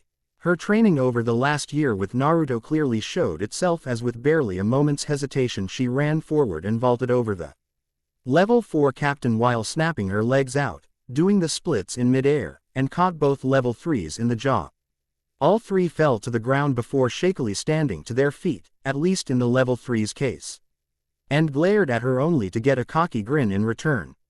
Roaring in anger, the weakest captain charged forward at top speed while the other 2 tried to capitalize on his thoughtless actions, and created ice spears to impale the wolf spirit devil hybrid. Leaning back while twisting her body, she avoided the spears with ease. Seemingly weak and dainty hands grabbed the ice spears and with a simple clenching of her fingers broke the sharp tips off. Snapping herself upright, she threw the ice shards too fast for the 2 strongest captains to avoid, and the shards impaled them, blood soaking through their shirts and coats as they tried to stay upright. Focusing her attention back on the weakest captain, she sighed at his foolishness and, focusing some magic to her naturally sharp nails, claws, slashed downward with her hand. Out of her nails came 5 sharp waves of magic which was sent hurtling at the captain. If he had been further away, or, not charging her at full speed, he likely could have dodged. Sadly, he was not that lucky, and the magic strike hit him dead on, not slicing through his entire body but getting pretty close to half of it as his steps faltered his own ed before hitting the ground and sliding to a stop in front of Sayuri. The girl pouted at the lack of challenge from the 3 captains and turned to look behind her, seeing Naruto calmly leaning against a tree while writing in his notebook. Naruto had grown in the last year, now standing at 5 feet 6 and allowing his blood-red hair to grow out slightly longer. He wore long black camo cargo pants and a black short-sleeved shirt. On his left arm was a forearm protector with multiple metal layers. Over the top of that was a black cloak with red clouds on it, a red chain linking the high collars together, Akatsuki-style Minato cloak. Or Naruto sage cloak. On his feet he also had black, steel-capped boots. His sharp purple eyes looked at the defeated captains and then to the multitudes of dead rosin that he had taken care of while she dealt with the captains, making sure that none were alive. He nodded. Probably best to leave soon anyway, Naruto spoke while snapping his notebook closed. If we stay here much longer they might be able to find us, he said, getting a nod from Sayuri. A cough caught the 2's attention, to a sight that made Sayuri pale and Naruto sigh while hanging his head. SSSSSS is shit, he drawled out. Staring at the 2 with a raised eyebrow was Graphia Lucifuge. Sadly, the both of them knew why she was here, and that they couldn't escape now that she was here. It's just a ball. I'm not even the heir of the Grimoires. Do I really need to attend? Naruto tried to reason with Graphia, Sayuri nodding like a bird on crack next to him. Saraorg Bale goes as well, Graphia retorted simply. He chooses to go, Naruto reminded her. For a moment the clearing is silent as the 2 teens stare at Graphia hopefully while she stares at them blankly, internally sighing, as she couldn't think of a proper retort to that comment. You are the son of Lady and Lord Grimoire. You must go, she said with a hint of finality in her tone. The 2 teens both sighed in annoyance, as Graphia opened up a portal to the underworld and forced them through. Natsumi swatted Naruto's hand as he continued to fidget and adjust his suit. Leave it alone, Naruto-sama. You look fine as it is, she said, a slight blush adorning her cheeks as she admitted that. It's not about looks, it's about the stupid things being uncomfortable and barely being able to move in them, Naruto said as he tried to adjust it again. Behind the 2 Sayuri sat in a silver dress scowling as Tsunade giggled from besides her and patted her shoulder. The medic wearing a forest green kimono with flowers on it. Natsumi herself wore a beautiful gold dress that went down to her calves and had a slit going up the left side up to her hip. Looking back, the 14-year-old felt his eye twitch furiously as he noticed the, admittedly beautiful, battle dresses the two were wearing. The two guards of Naruto also having their swords on full display, a prototype mainly due to her not being fully grown yet, of her sword attached to Seiko's hip. They are wearing battle dresses, he stated factually before gesturing to his own, very much not made for battle of any kind, suit. Natsumi simply smiled prettily, seemingly not caring about his comment. This simply just caused the king to sigh and snap his fingers, a large teleportation circle appearing underneath them and quickly teleporting the six devils to Hiramori Mansion to make their grand entrance, as Zeodicus called it. Purple eyes blinked lazily as blue-green eyes bored into him. Naruto dramatically yawned as Rias glared at him, something YCH had happened so often in the last 4 years that he had simply just given up caring a long time ago. Are you really glaring because we have to stand next to each other? He asked apathetically. I don't like standing next to monsters, she snapped back in reply. Naruto then realized exactly the effect that Natsumi and Sirzex had on his behavior when he had to bite back the reflexive sarcastic comment that nearly escaped. Instead he merely stayed silent as the group walked into the large ballroom of the Phoenix family, Naruto and his peerage sinking quickly into the shadows as all the attention was placed on the rest of his family members. The best part, his parents would be so busy dealing with the attention that they wouldn't be able to drag him or his peerage into it. With a SP-ed born of experience, the group of 6 made their way to their well-hidden corner table and sat down, a tradition over the last 4 years. 20 minutes later, the king and queen of the youngest Ori peerage could be found arguing with a holographic display screen of Rosweiss, who had to stay behind because she wasn't a devil, or in his peerage. Rosweiss, just because we finally got the fusion power system working, that doesn't mean that you can start plugging things into it left and right, Naruto said calmly, Natsumi nodding along. A stress test that can and likely will blow you and our warehouses into tiny smithereens. Natsumi asked with a raised eyebrow. The silver-haired Valkyrie raised her finger up before sighing and dropping it while hanging her head. Maybe just the supercomputer, she asked feebly while looking at Naruto with large, tearful eyes. The girls all sighed quietly as they watched Naruto crumble under something which they had all admittedly abused themselves, tearful puppy eyes. With a groan of annoyance he nodded his head, getting a squeal of excitement out of the silver-haired girl right before the call cut out. As Aunt Rosweiss still being a weirdo, a childish voice said from next to Natsumi. Sayuri laughed and picked up Milika's only to drop him on her lap. Of course she is, when isn't Aunt Vok being a weirdo? She joked to the now 9-year-old boy who giggled. Don't be mean, Aunt Sayuri, Milika's laughed back, the two bringing a smile onto the face of everyone at the table. Right up until a hand landed on Naruto's shoulder. Aunt Sayuri, huh? Anything I should know, buddy? Saraorg teased his best friend, who blushed crimson. No, he said resolutely but in embarrassment. Yeah, I call all of Uncle Naruto's peerage, Auntie, Milika's chimed in what was supposed to be a helpful gesture but only dug his uncle further into the pit of teasing. Your entire peerage, way to go, Saraorg teased his friend, who just whined and placed his head in his hands. You know that isn't why he calls them Auntie, he whines, getting a laugh out of his friend and nephew while the girls around him all blushed to varying degrees. About the implications of what Saraorg said, Saraorg simply just laughed while sitting at the table, his laughter joined by Milika's, and soon enough the rest of the table, even through Naruto's, was very much embarrassed. Naruto, you free anytime soon? Saraorg asked, getting a raised eyebrow from his friend. Of course. Need help with something? He asked curiously. Just wanted to spar with you, maybe get some training in. After all, I can tell that in the last 2 years you've drastically gotten stronger, Saraorg said with a challenging smirk.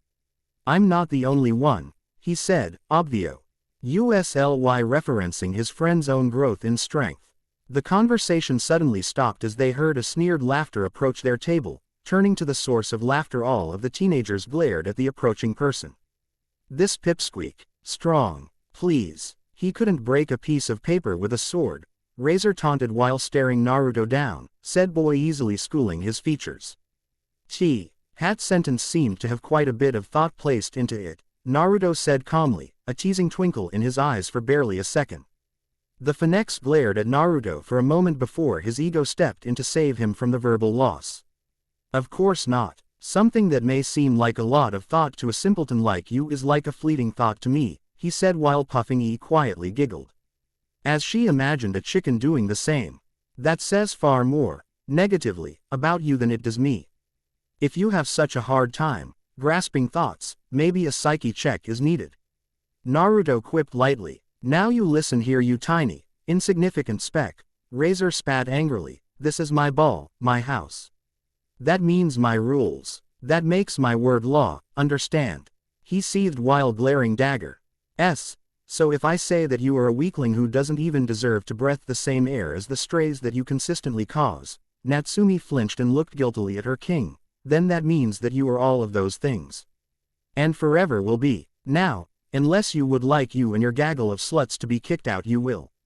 Searsex sat at a large table with Seraphal and the lords and ladies of the Grimoires. Cetres and Phoenixes. The 2-century-old devil turned to Seraphal. Sarah, during our trip to Kyoto, you don't mind if I bring Naruto to you? To learn about politics and stuff? He asked the bubbly girl. Siriches, you are a Mao.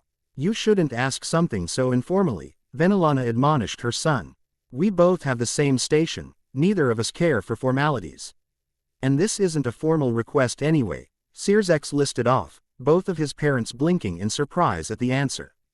Both of them used to the regular childlike, hyperactive answers he usually gave. Exactly, Seraphal chimed in happily, and sure, it's a pretty small deal anyway. Not incredibly large, Searsex smiled gratefully to his war buddy who only giggled in return. I've said this before but I'll say it again. You will truly make your husband a happy man, Searsex said dryly while Seraphal giggled. I know, anyway I want to bring him along because he's said that he wants to be the Leviathan Mao one day, Searsex said cheerfully, having forgotten that he only said he would become the Leviathan if he had to be a Mao. He wants to be Leviathan, Seraphal said excitedly. Before anything else could happen, the flailing body of Razor Phoenix flew past them, a wave of wind and broken cutlery and furniture following, causing the 8 devils to cover their eyes to avoid glass or wooden splinters as they flew past and followed the Phoenix as his body hit the thick concrete wall of the mansion and caused it to crack and crater, the damage so intense that his body actually had to take a few seconds to repair itself. What just happened? Venelana asked in confusion as everybody in the hall looked at Razor's body as he slowly raised himself to his feet. Fuck you. The USU. Ally arrogant Phoenix yelled while staring down the trench of destruction his flailing body had caused. Everybody followed his gaze and the Grimoire family, including Searsex, widened their eyes in surprise at what they saw. Stalking down the trench in the hall was Naruto Grimoire, purple. Eyes glowing from the magic running through his system as he glared daggers at Razor. Walking up to the once injured teen, the 14-year-old smirked. The elder teen growled and allowed his magic to flare out, surrounding the two in fire. Nearby objects shriveling up and burning under the surprisingly intense heat of the Phoenix. Interesting use of magic projection, allow me to show you mine. Naruto stated as his eyes pulsed in power. Stand down. With that shout the entire hall quieted. Nobody even dared speak a whisper. Standing and glaring down the two boys was Searsex Lucifer, radiating a fury which reminded everyone exactly why he was a Mao and became so feared in the Civil War. As quick as possible the two boys powered down, both staring unwaveringly at Searsex, as if the slightest blink or aversion of their gazes would wind up with them atomized. Naruto felt himself shrink under the glares of the 5 adults, and the rest of the building. The look on his parents' faces being something which he hadn't experienced in roughly a year and that brought up bad memories. I was simply King to Naruto peacefully, and Razor began before being cut off. Your arrogance astounds me. Do not think that I am unable to see through your lies. Speak the truth or else, Searsex warned the Phoenix. Fine, Razor said through clenched teeth. I was showing the little upstart who's boss. Reminding him of his place, and he snapped and got a lucky shot in, he admitted. Yes, there, he said, swallowing his pride and not trying to give his point of view, believing it to be a worthless endeavor at this point. I see, Searsx said before humming for a moment, despite the verbal actions of Razor Phoenix. You still started the conflict. Due to this, you will pay for all the damage you caused, and you are cut off from any and all monetary, personnel and material possessions belonging to Clan Grimori for a minimum of 3 years, Searsx said harshly. And just like that the weight of the world fell on the astonished teen's shoulders. His legs trembling as the realization hits about true implications of his actions bear down on him. His outburst had damaged not only the hull but also the political alliance between the Phoenixes and Grimoris, but also lowered their reputation as well. And for that he had been disowned in all but name from the Grimori clan. Make no mistake, Phoenix, Searsx said, turning his gaze on the smugly grinning boy, you will also receive a punishment. For the next 3 years you shall also be restricted from Clan Phoenix's monetary possessions. Razor now shared a look similar to Naruto's. The two boys nodded numbly, Naruto using his experiences, such as the incident, to force his shaking legs to move in what could be considered a normal walk. Soon the action became easier and easier as he began running the moment he left the ball. The world blurred around him as his eyes brimmed with tears, brown filling his vision before it turned to green as he left the mansion and entered the forest. Running as fast as possible, he eventually came to a stop and sunk to his knees by a tree. He began to cry in the emptiness of the forest, letting his emotions run wild. "Yeah kid, I know the feeling," a sympathetic voice said from a branch on the tree he was kneeling beside. Snapping his head up, his slightly blurry eyes widened at the sight of large black ears and a double-ended, black fur tail.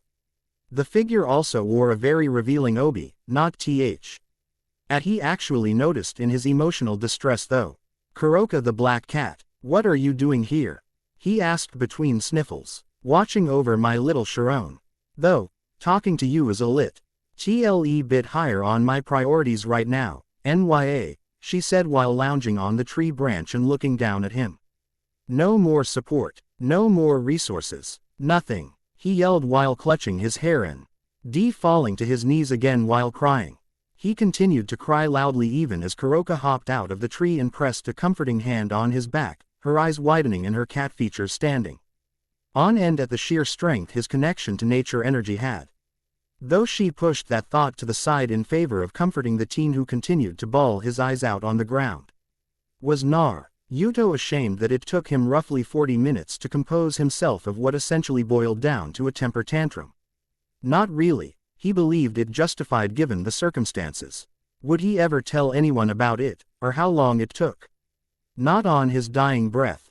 What had actually helped was sort of a makeshift therapy session between him and the black-haired criminal. For the entire 40 minutes they swapped stories, grievances and even perceived failures.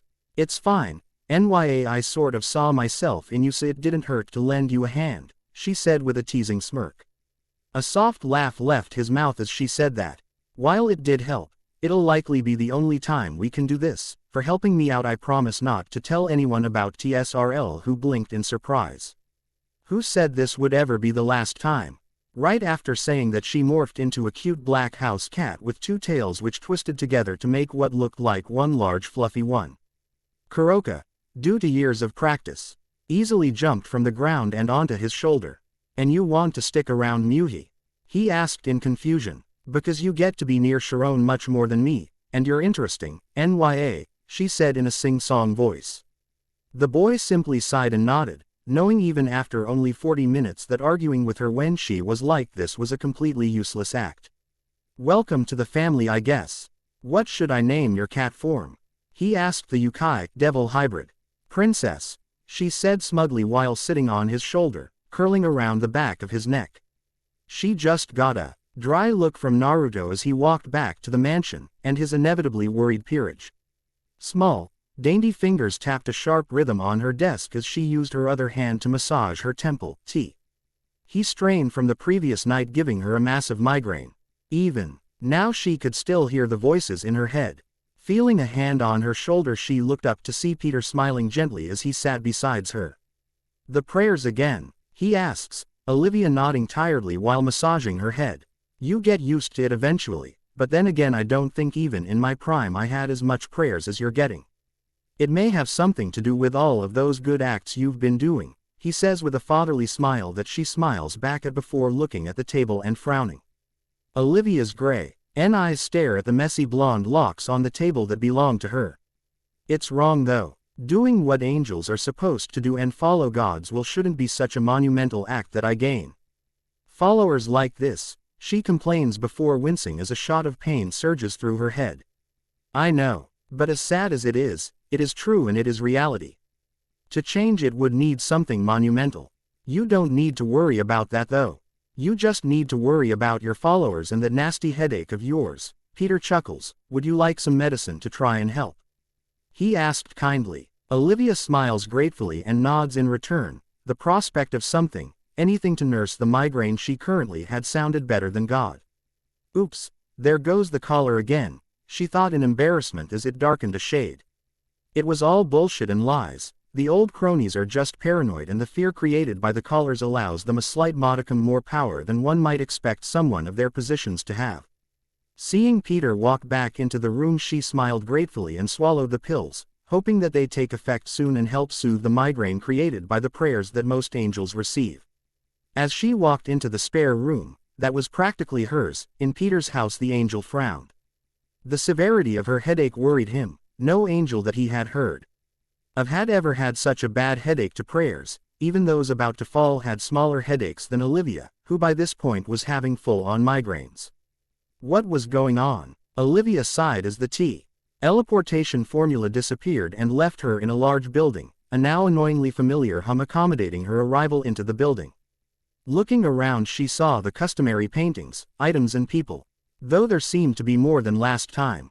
As always, she waited for the hums to end along with the peaceful piano in the background.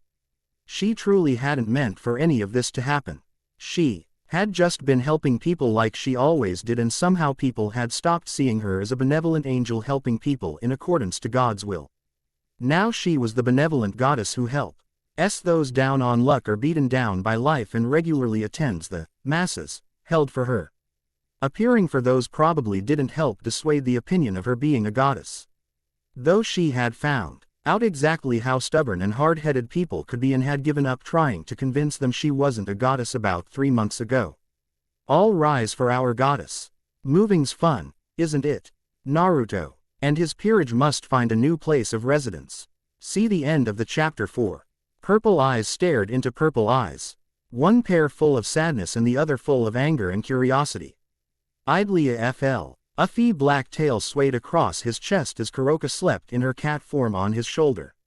Let me get this straight. You want me, the devil with basically nothing, no prestige, no money, nothing, to come on a very important diplomatic meeting with the Yukai faction? Naruto asked incredulously while staring at Seraphol. Yes, she answered lamely. And why, pray tell, would I ever agree to that? Naruto asked while glaring at her. His peerage plus Rossweiss in the background, packing up all the gear in their rooms into small pocket dimensions. Seraphol looked between Naruto, his peerage, and the hundreds of items he would be forced to leave behind when he moved out of the warehouses. A ping of sadness resonating throughout her being as she looked around her. Your Searsex. He sp. Oak about you may be wanting to be the Leviathan Mao. Of course, he muttered while slouching back and rolling his head slightly. Locking his eyes back on hers, he spoke once more. I'd like to correct that point. I made it very clear that I'm not looking to be a Mao. But if I did somehow become one, I would prefer to be the Leviathan, he said plainly. If you come along I could give you some help, she said. Catching the teen's attention. Help? How so? He asked defensively. I can give you some resources. Some money, materials, things like that, Seraphol bargained. The knowledge that she was blackmailing him only made her feel more guilty, but she consoled herself by saying it was for a good cause. The 14-year-old looked around at all the things they would have to leave behind. At the things they were allowed to bring or that they even could bring. He stamped out the guilt in his heart with ruthless neutralism though. Okay, I'll go. When and where do I meet you? He asked Il trying to keep his voice as vacant and neutral as possible. In 6 days. Meet at the Citri estate at about lunch. She chirped before teleporting away. Naruto, almost robotically, turned back to help pack all that they could physically bring with them. Seeing the research warehouse, he decided to walk inside, one last time. As he walked in, he felt a soft, tender smile tug at his lips. He walked slowly, methodically, his fingers lightly running across various machines as he took a small detour down memory lane. He remembered getting nearly every single one of these machines, using them for experiments and gadgets, using them with his peerage.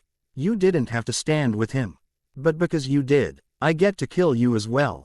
Ah, and of course, how could he ever forget his first memory in this building? One of his largest mistakes. So many different ways he could have handled that situation. If he had been smarter, stronger, kinder, he could have maybe had a stronger bond with his parents, with Rias, with Sirzex. Maybe the added stability would have kept him cool enough to not deck Razor. Maybe having a stronger bond with his parents and Sirzex could have gotten him out of this very situation. The teen forced himself out of his thoughts and quickly walked out of the warehouse. The onslaught of memories and thoughts too much for him to continue dealing with at this time. Walking out the front, he saw his peerage and Rosweiss, all idly talking. Though some of their usual cheer was gone, he cursed himself and his moment of weakness even more. Naruto-sama, Natsumi said happily, practically flinging herself at him. Said teen was surprised when he felt his queen wrap him up in a tight embrace. He felt the scent of strawberries invade his her hair. I know you blame yourself. Please don't, she whispered in his ear softly. Naruto looked at the kitsune in shock and only got a loving smile in return. How did? He asked in shock. I know you the best. I know your tells. I don't blame you. We don't blame you. I think any one of us would have done worse, she says with a light giggle before letting him go in. Walking over to the others. As Natsumi walked back, Naruto felt his heart pick up slightly. Looking at the girl, he felt his mood brighten slightly, and the weight that seemed to be resting on his shoulders lessen slightly. Walking over, he felt his mood drop slightly again, though it was still a far cry from a few minutes ago. I am going to be teleporting us somewhere far down south. From there we can try to find somewhere to build our new place, he said as a teleportation circle whirled into life underneath them. Why the south? Esdeath inquired curiously as she walked to stand beside her master. The south has the least amount of devil clans, Naruto said with a small smirk. And with that the seven were teleported away, not to see this location for quite some time. Walking over to the beginning of a massive building with multiple wings was Tsunade. Said girl was lightly chewing her bottom lip in anxiousness as she consulted the book she was holding again. Since finding this unclaimed spot, nestled between a fairly large lake and two large mountains, they had all been working around the clock to build a new home for themselves. Though, for Naruto, that phrase was quite literal. As she walked closer she see her king using levitation magic to hold a support beam in place and bolt it together. The cat he had found a few days ago wrapped firmly around his neck and sleeping as he casually used magic to build a house for them all. Where does he keep finding all these pets? First try and now this cat that doesn't care about magic. Tsunade thinks in shock. She heard a quiet yawn from the boy that brought her back to why she had come to talk to him in the first place. Naruto, can we talk? She asked while looking up at him. Despite having seen it for most of today, the girl still slig. Htly flinched at the dark and pronounced bags under his eyes. What's up? Actually, first, do you think the design for our new house is good? He asked, floating down to her and gesturing to the foundation work for the house. It's fine, she said dryly, honestly not caring about the house. Naruto, I'm worried. Have you slept at all since we've moved? She asked, very likely knowing the answer. No, but I'm fine, he said while smiling softly at her. Don't bullshit me, she growled. You need to sleep. The bags under your eyes look large enough to create a country. Naruto blinked an led back at the tone of her voice before smirking playfully. And where do you get off speaking like that? Maybe you need some tips from Natsumi. He asked playfully. I get to speak like this, Beck. I am your medic, which means that I know what is and what isn't best for you, at least on a medical level, she said angrily. Upon being called out on his fake actions and attitude, the playfulness slipped away and left a tired and much less enthusiastic Naruto. Naruto, you know that none of us blame you, right? Tsunade said, trying to keep her voice soft and understanding. The Grimoire nodded, slowly while turning to look at her from the corner of his eye. A small, sad, smile tugging at his lips. I know. Natsumi let me know. He pauses, clenching and unclenching his fist a few times, but I still blame myself. No matter what any of you say. This was all my fault. Tsunade paused for a moment, the fire of determination in her brown eyes wildfired into a blazing inferno as he grabbed his hand and pulled it, causing him to turn to her. Don't you even blame yourself for 1 second. This is not your fault. It is Razor's fault. It is Sirzek's fault. It is not your fault. Tsunade said resolutely. Great. Now if only I could feel the same way, he muttered as his free hand flexed. And that brings me back to the original topic of this conversation. You need to rest, she said with finality. I'm fine, Tsunade, he said while trying to free his hand and go back to work. Unfortunately for him, it was Tsunade that had come to get him, and not any of the other girls. He suddenly felt her grip increase and stop his hand from leaving hers completely. She started to walk back to their makeshift camp while pulling him like a deadweight. 2 small trenches being created in the ear, from his feet which slide along the ground like they weren't even putting up any resistance. The sight that greeted the girls was surprisingly comedic, with Tsunade pulling along a weakly struggling and glaring Naruto who couldn't do anything to escape her vice-like grip. Walking over to tent that was Naruto's, the smallest, by his design. The girls weren't exactly happy with that. Tsunade almost threw him onto the inflatable mattress that he had brought in place of not being able to use his actual bed. Poor Kuroka was sent flying off his neck with a loud meow. The teen groaned and tried to sit back up before a cough from his resident medic caused him to look up at her with mild annoyance. Don't even try to get back up, mister, she said while leaning over and glaring at him. And why not? He asked scientifically while sitting up anyway. If you keep trying to get up I will get the other girls, along with me, to basically straddle you until you fall asleep, she threatened with a teasing grin. The poor 14-year-old felt all of the blood in his body rise to his face as he turned tomato red. His eyes unfocusing briefly as his brain momentarily short-circuited at the mental image. Why you wouldn't, he says in nervousness, before the more logical side of his brain took over. He began to calm down and his blush dissipated as he realized how illogical and stupid it would be to have all the girls sitting on him just to make sure he fell asleep. He continued to get off the inflatable mattress. He never noticed Tsunade's grin even as she shrugged to herself and shook her head. Code workaholic, she shouted, grinning evilly at his surprised, code workah. He trails off into a shout of surprise as he is suddenly tackled back onto the mattress by Sayuri. Hiya Sataiko, she said in a sing-song voice before rolling onto his left arm. I got him to agree, after promising to give him some resources or money, Serafal huffed as she teleported into the Grimoire mansion. Being greeted by Venilana, Zeoticus and Sirzek. The same resources or money he wouldn't need if someone had taken even a second to think over something other than near-on banishment. Venilana asked while staring out of the corner of her eyes at her eldest son. Said eldest son chuckled and smiled nervously while raising his hands in the air in a surrender-like fashion. At least he agreed, he said, trying to diffuse his mother's anger at him. Venilana just huffed as Zeoticus held her hand in his own. Sirzek is right though, the fact that he even agreed means there is a chance that things can be repaired. Serafal just huffed and vaulted the couch, landing nimbly in a lying-down position while staring at Sirzek. I'd rethink your decision to send Naruto to school in the human world. I saw some of the stuff he had to leave behind, it's definitely much more advanced than I thought it would be. He's such a smarty pants. She giggled at the end thinking about the parallels between his age group and her own. Zexi, that would be the learning equivalent of placing you back in combat school, she pointed out. Sirzek raised a finger and opened his mouth to refute that point. But really couldn't find anything to argue it. Because it was truly like that. From what he had seen the few times HS Research Warehouse, it was like looking at Ajuka's room when they themselves were teenagers. I mean, It wouldn't be that bad, would it? He asked, looking around the room as he began to have doubts about having Naruto go to school in the human world. They all agreed that it wouldn't be the greatest decision, and he sighed while slumping in his chair. I can't seem to do much right when it comes to Naruto, can I? He asked. Sorry. Gotta bounce. Just remembered that I haven't spent much time with Satan. Gotta rectify that. She giggles and waves at them as they wave back. Her enthusiastic persona and actions last just long enough for her to teleport.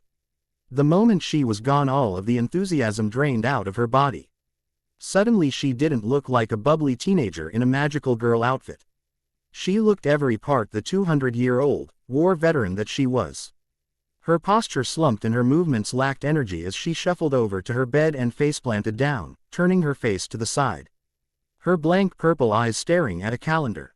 The 25th of May 2014. Huh, it's pretty close to that day, isn't it? I wonder if you ever hated that day before you died, she thought somberly. Slowly she drifted to sleep as she delved deeper and deeper into memories she usually stayed away from. The image of silver hair and red eyes being the last thing she consciously remembered. It was officially the day of the all-important meeting. Naruto stood in formal black pants with a white top and black vest over the top.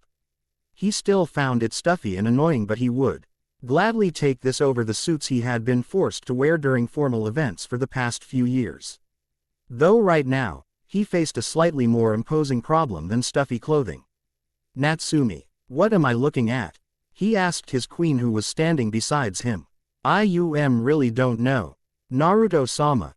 She trailed off slowly, as if trying to comprehend the situation. In front of the two was a proudly smiling Esdeath, currently pinning Seiko to the ground while sitting on top of her. The purple-haired girl trying to escape the grip of her fellow guard. So Seiko-san and I have talked it over, Naruto-sama, Esdeath grunted while Seiko tried harder to escape, and we've come to the unanimous decision that I'll be your guard for this trip. Anything that Seiko was going to say was muffled by Esdeath's hand. Okay, Naruto mumbled while waving Esdeath over in confusion. The girl happily smiled and jumped off Seiko, skipping over to him and grinning slyly at a glaring Seiko. Natsumi simply just shook her head, even while trying to suppress her own giggles at the situation. Naruto only sighed while smiling fondly and snapping his fingers. A teleportation circle lighting up underneath the three of them. Did Naruto take enjoyment out of the split second of terrified yelps that Natsumi and Esdeath let out as, instead of sliding upwards, gravity took hold and they fell through the magic circle? Yes he did. Searsex and Seraphal both stood out the front of the Cetri estate. Seraphal chatting excitedly to Searsex to try and distract him from his nervousness at seeing Naruto again.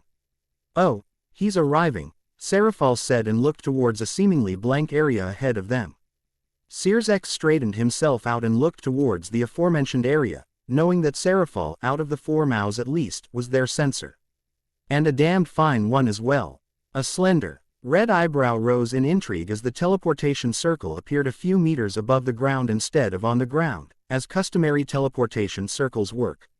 The moment he heard scared yelps, he knew that something was definitely strange about the formula. Right before Naruto, Natsumi and Esdeath fell through. The Sanbi Kitsune wobbled slightly on her landing, though that was still better than Esdeath, who only just managed to hold herself up. Naruto meanwhile spread his wings when he was mere centimeters from the ground, kicking up a small cloud of dust at his sudden stop. Folding his wings back into his back, he smirked teasingly at the two girls, purposefully trying to avoid noticing Searsex. What was that for? Natsumi asked while straightening herself out. That, my dear queen, was revenge for Code Workaholic, he said simply before turning to Seraphal. So I'm assuming you're teleporting us to Kyoto? He asked curiously. Nope, that'll be your brother, she said bubbly, only noticing her mistake when she saw the darkening of his eyes. Naruto mentally counted down from 20 to rein in his emotions as the two girls next to him looked at him in worry. Naruto looked back up calmly and nodded before stiffly walking over and standing beside Searsex, who sighed and teleported the five of them away with a sad grimace. Yusaka couldn't help Th's slight giggle that escaped her mouth at the sight of the three teens that had joined the meeting just to watch what happened during it. She could very clearly see that the two girls were very protective of the boy. The adorable Sanbi girl was nearly attached to his arm as she helped lead him along. The Yuki Onna was also showing her protectiveness, but through a slightly different method. Yusaka was certain that the girl's right hand hadn't left the grip of her katana the entire trip. The truly amusing part, at least for her, was the boy's actions. The wide smile and sparkle in his eyes as he looked around. She could almost hear the cogs in his head, churning at 1,000,000 miles per hour as he tried to analyze and memorize everything they walked past. The Sanbi's grip suddenly making much more sense as he looked ready to tear off down any path he saw. Reaching her mansion, she gave them the next part of the traditional trade routine, showing them some of the more fanciful areas of her house. Once again the teens managed to get a few tiny giggles out of her. Finally they reached her council room to begin the actual business part of this meeting. So, what do the current Leviathan and Lucifer Maos want so bad from little old me that they went through 2 months of formal and politic red tape to get a meeting? Yusaka asked, deciding to test them by leaning her elbow on the table, strategically placing her arm and body to enlarge her chest. She wasn't at all surprised when neither Mao paid it any particular notice. The best reaction she got out of them was a second of eye-to-chest contact from Serafal, who then looked down at her own chest for not even a full second and then back up to regain eye-to-eye contact. The reaction she got from the 3 teens was much more telling though.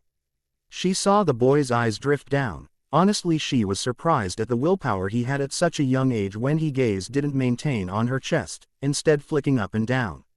Obviously trying not to stare. But considering he was entering his teenage years, it wasn't a surprise that he couldn't help but stare. The best part for the Yukai leader was when the 2 girls noticed, both glaring at her for attracting the boy's attention so easily. "We would like to take control of a city in Japan," Serafal said simply. The silence in the room was deafening. "I beg your pardon?" Yusaka asked in confusion as she stared at the 2 completely calm Mao in surprise. "Take control of a city under my protection." Naruto, Death and Natsumi all looked at the 2 Mao like they had lost their minds. "Make no mistake, our intentions are not hostile," Searsex said, used to running damage control for Serafal when she decided to get mischievous. "We would like to purchase, shall we say, the city in question." "You would like to purchase a city in Japan?" Yusaka asked in a perfect formal tone. "Purchase, trade for, things along that nature. Though if we do gain a claim to the city, I believe that at the very least, a ceasefire agreement between our species would also be preferred to add on to the transaction," Serafal said professionally, turning into the Taktat the other 3 Mao knew her to be, at times. "The ceasefire agreement is a perfectly reasonable request, I believe. Both of our factions are weakened after significant losses to both sides." Serafal ignored the chilling glare Yusaka sent towards the 2.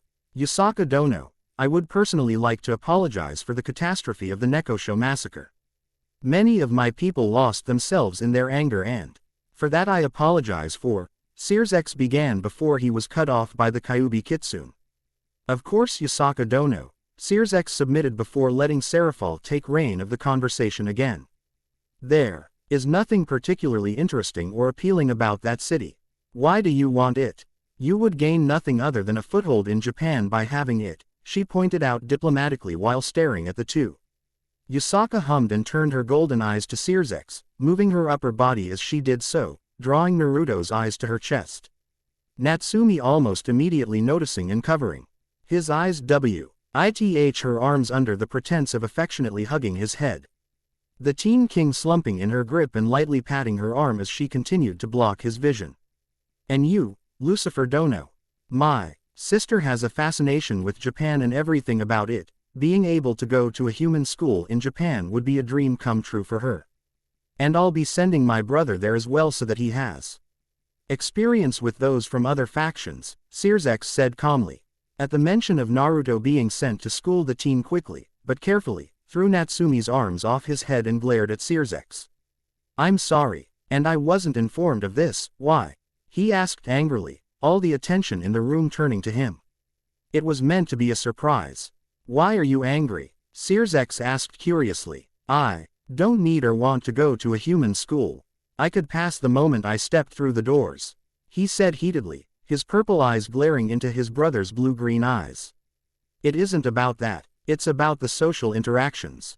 You and Rias-tan can make up, he said happily. Make up with her? I'm sorry, do you even understand that she would sooner use her precious power of destruction on me than even be friends with me? He said, his voice raising into a yell. Things aren't that bad, Searsex said, trying to calm Naruto down and defuse the situation. I'm sure if you tried, everything would work out just fine. Maybe for you. If you haven't noticed, I'm sort of the punching bag of the Grimoire family. Things don't exactly go my way, Naruto said, taking a breath to try and calm down as he felt his fingers beginning to twitch in anger.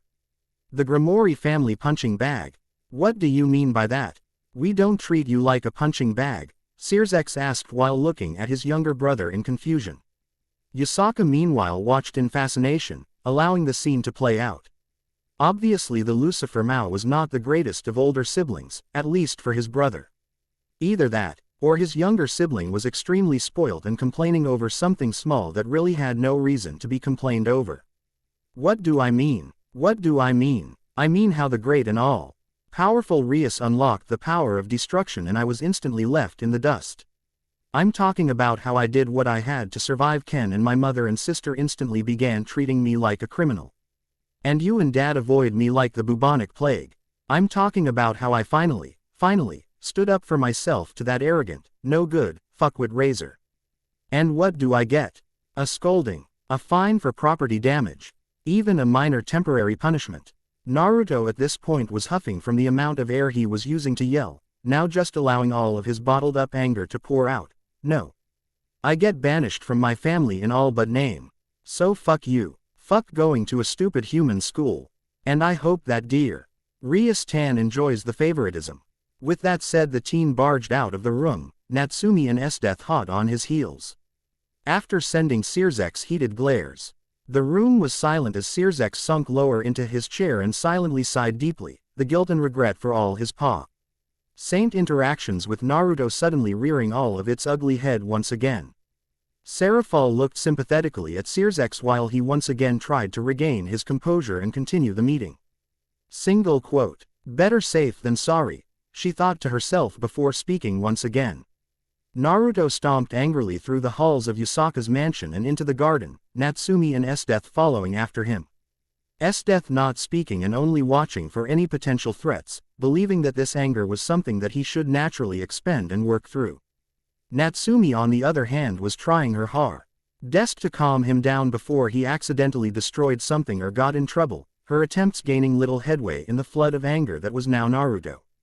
I can't believe that smug little bastard, Naruto said angrily while stomping through the garden, not having any particular destination in mind. I do hope that you aren't talking about me, a jovial, deep voice said from their left. Esdeath was instantly between the elderly male Nekomata and Naruto, her body crouched and hand tightly wrapped around the hilt of her sword. Naruto meanwhile turned to him while glaring. The man in question stood at about 5 feet 6 and had graying hair and fur. His smooth and flat hair in a ponytail. The man wore light gray samurai clothing. Woo boy, I haven't seen a devil you can stop with the combat stance. I'm not gonna hurt ya. That full of anger in decades. The man said, stopping in the middle of his exclamation to address Esdeath briefly. Esdeath slowly slid out of her combat stance as Naruto growled. And why do you care? I thought that Yukai hated us. He asked angrily. I don't particularly enjoy seeing people, especially young'uns such as yourself, that deep in anger. I know a few tricks to calm down. Want to try them? The Nekomata asked while hopping up and crossing his legs, landing on the soft grass with a sly grin. I don't have time for this, Naruto scoffed while turning around. And why not? Ya looked like ya were stomping around pretty aimlessly to me. Come on, throw this old man a bone, he asked with a wide grin. Naruto groaned and turned back around before plopping down on the grass. Natsumi and Esdeath kneeling besides him as they stared between the two curiously. You lassies are fine to join in if y'd like. Both gently shook their heads negatively. Suit yourself. Let's start with some simple meditation. Sit like I am.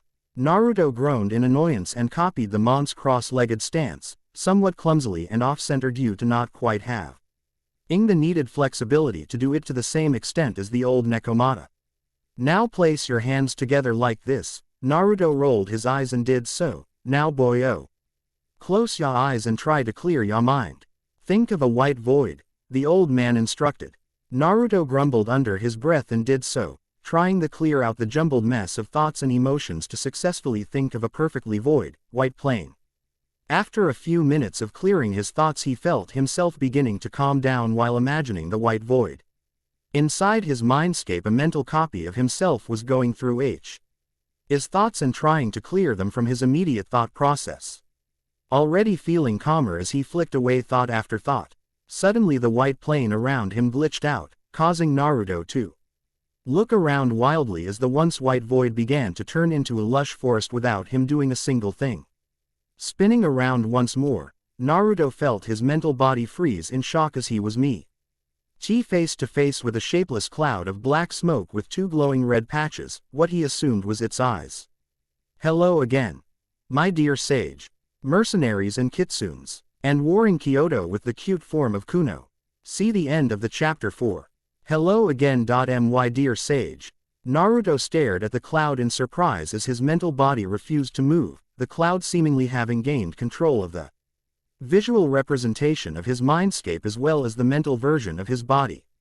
Calm down. I won't hurt you, the echoing voice murmured as the cloud slowly circled around him, leaving a slight wisp of black smoke behind it. Naruto stayed silent as his eyes tracked the black cloud which seemed to be analyzing him. Nervous? Of course, you are. I did hijack your mindscape after all, the voice deduced. Perhaps a genderless voice isn't the best idea to calm you down. It spoke, like it knew that the entire time. Is this better? It asked in a masculine voice, though knowing you this sort of voice is much more relaxing, it said. Switching to a feminine voice. Naruto hesitantly watched the cloud as it stopped circling him and stopped dead center in front of him. I was right, of course I am.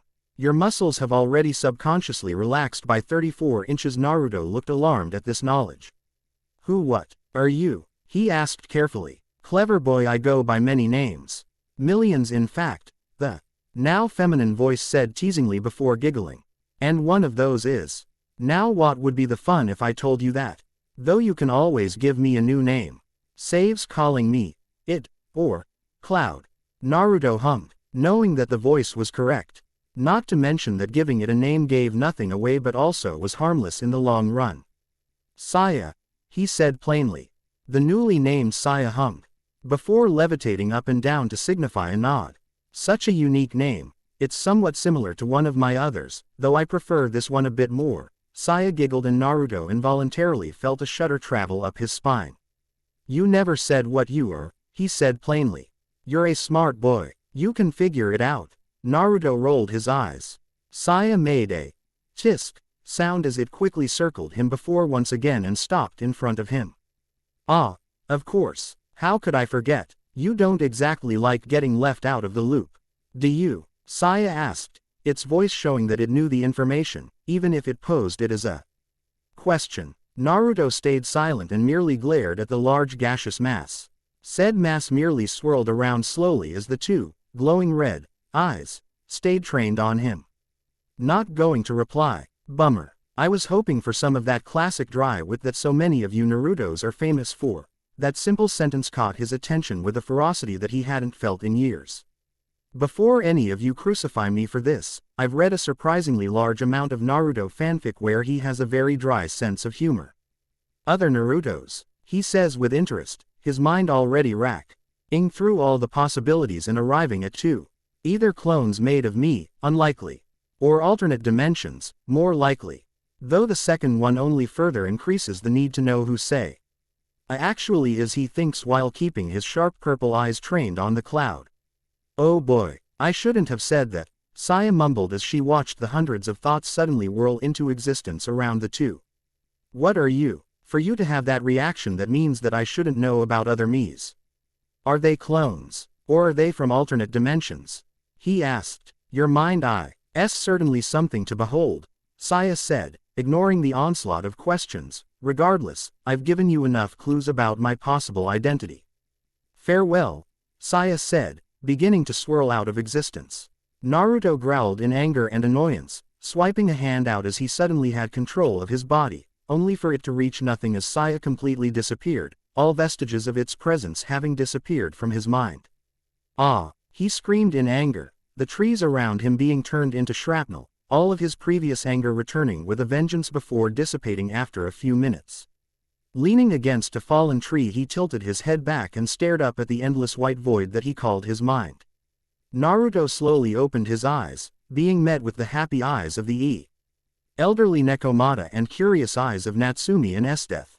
Looking around, he noticed that the sun was still up but had moved slightly. Round about, he said with a happy grin before tensing his legs and flipping out of his seated position and onto his feet. The elderly man chuckled as he looked down at the three young devils. Well now, I'll be on my way, he said jovially. The Nekomata grinned and cheekily saluted the three. As he saluted though, the sleeve of his yukata drew up, showing a strange tattoo on the underside of his wrist. It appeared to be some sort of goat-like creature with two large horns. The points of the horns pointing towards his palm. As quick as Naruto noticed the tattoo, it was hidden behind the Nekomata's sleeve again as he hopped away while laughing. Naruto-sama, are you okay? She asked, worried by his sudden zoning out. I'm fine actually, want to go back. I think I may actually be able to act calm around him. If I stay focused on Serafal-sama and Yusaka-sama, that is, he said, adding a small bit of humor into his voice at the end to reassure them. Esdeath merely nods obediently while Natsumi lightly bites her lip while slowly nodding. After saying the two girls nod, he turns on his heel and begins walking back to the conference room, the walk back through the mansion making him wonder how the girls were doing back at the construction site they called their home. Damn, where did you manage to get all this stuff? Sayuri asked in surprise as she looked at the massive amount of materials ranging from metal beams and wooden planks to some sort of weird silvery brown rocks that had been placed in a separate pile. Rossweiss meanwhile giggled nervously while scratching her cheek. Some people may have owed me a few favors in Asgard, she admitted shyly. Not having expected the favors she called in to end up with this much materials. She had given some friends in Asgard a basic list of all the items they needed to fully build the house they had all planned. What they had received was at least 2.5 times what they actually needed. Some of the Asgardians surely didn't owe her that much, did they? I wonder what this would look like if I called in every favor that I had collected. She thought idly to herself, quickly shaking her head to rid herself of that thought. Must have been some damned large favor. Tsunade said while casually holding a couple-ton metal beam over her head. Despite how unnatural her strength is, it does help speed up construction, Seiko says while carrying over some wooden planks. I'm not moving 53 Yukai out of Kuo simply so that your sister feels safe in her control of the city. Yusaka said harshly. I can pay for it all. I can even compensate them. But I don't want to have to worry about my little sister being paranoid about her control being taken from her, Sirzex argued. She is joint sharing it with Satan. Serafal piped up, only to be ignored. The Aviathan merely groaned and rolled her eyes while slumping in her chair childishly. This is why none of us invite you to things. She muttered.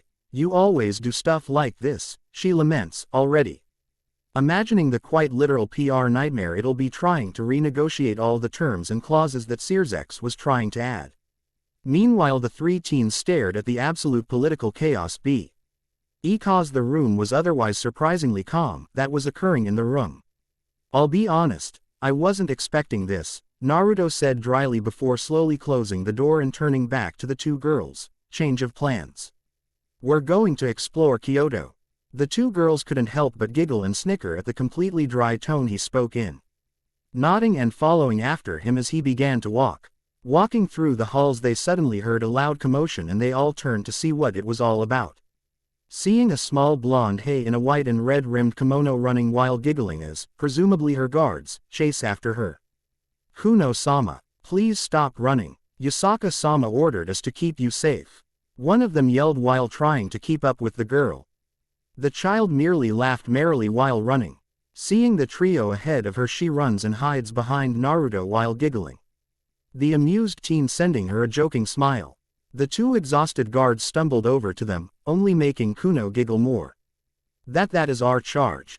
If you could kindly pass her over to us. The guard trailed off, clearly looking for a name.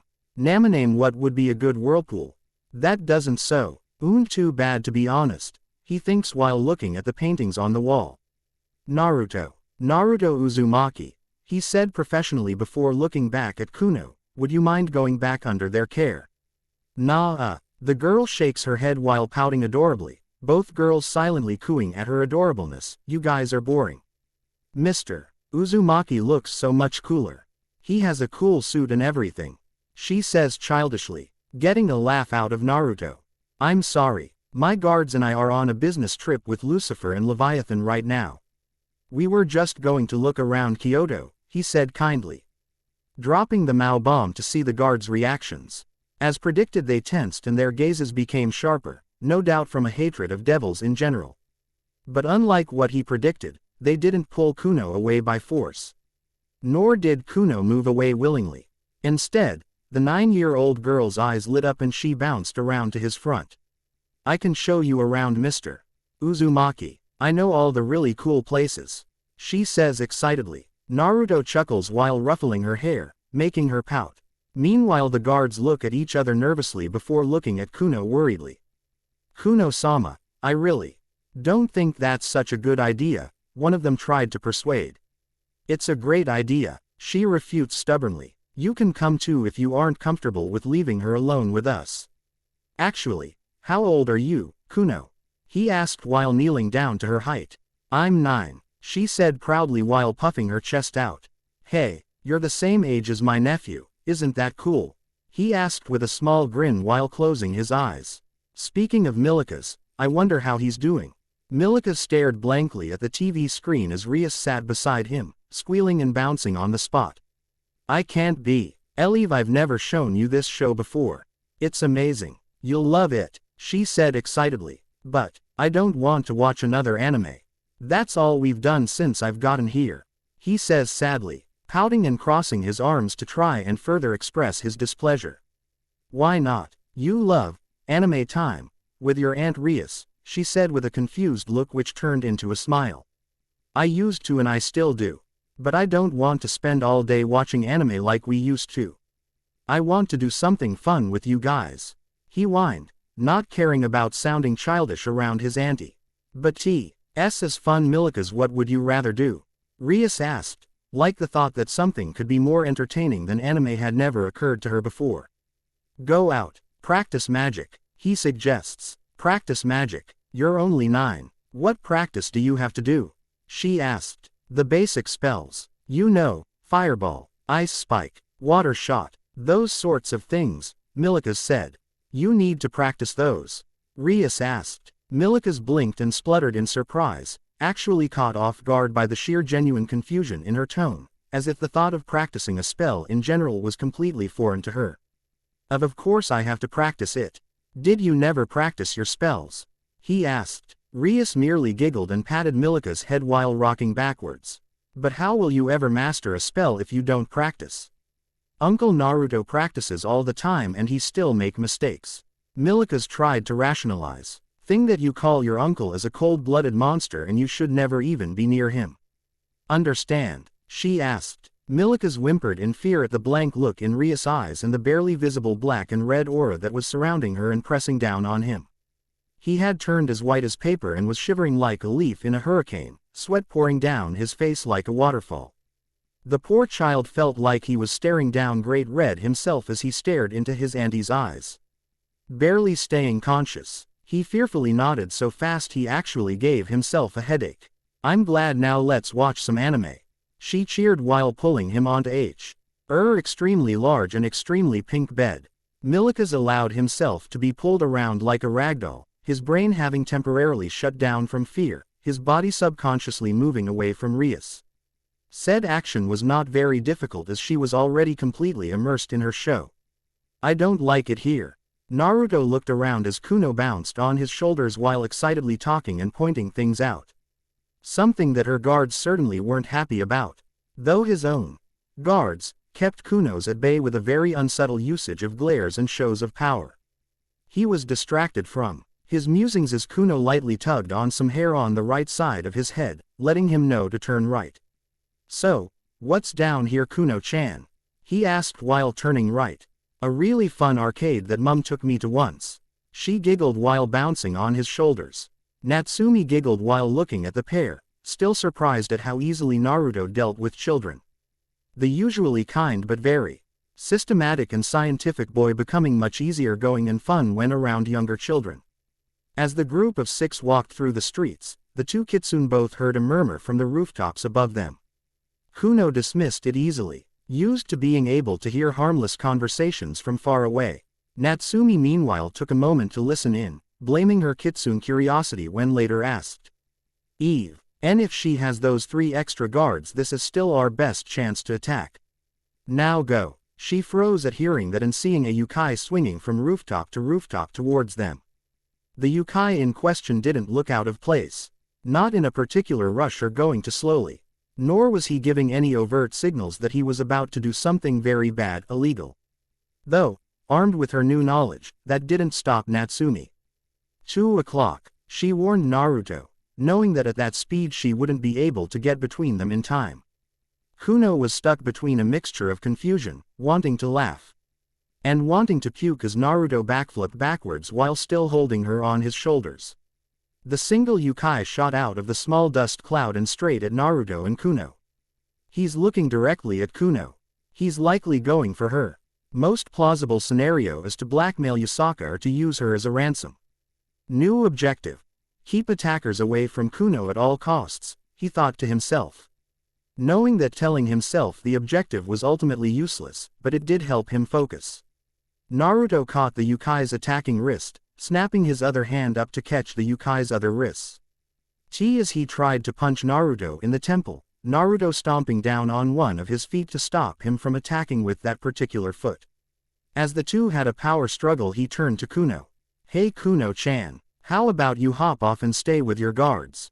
"K," he said jovially. Kuno nodded fearfully and quickly hopped off, running over to her guards who moved forward to help Naruto. "Don't. You two stay and defend Kuno. He's after her," he ordered them before kicking the yukai in the stomach. The man yelled and grunted in surprise as he was launched down the street and skidded along the ground. People running and screaming in fear as the yukai finally rolled to a stop and painfully got to his feet while glaring at the teen who glared right back.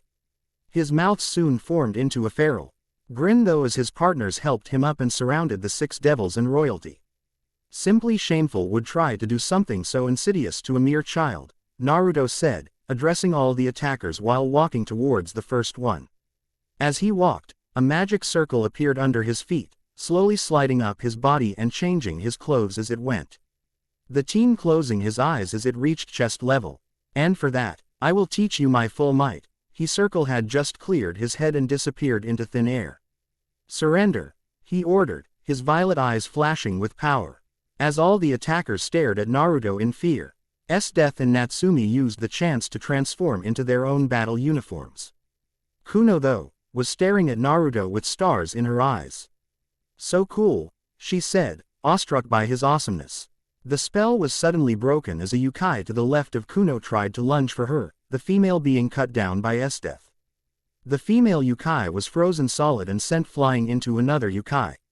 Just like that, chaos broke out in the street as the 25 or so attackers were faced with the 3 members of Akatsuki.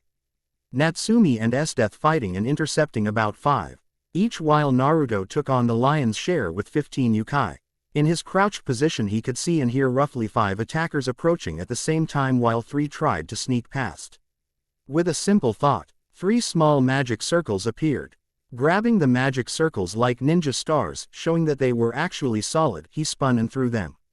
The trajectory of the formulas sent them through the 5 attackers and towards the 3 trying to sneak around to Kuno, actually missing them and landing flat on the ground in front of them. The yukai were too late to realize the trick to the magic circles though.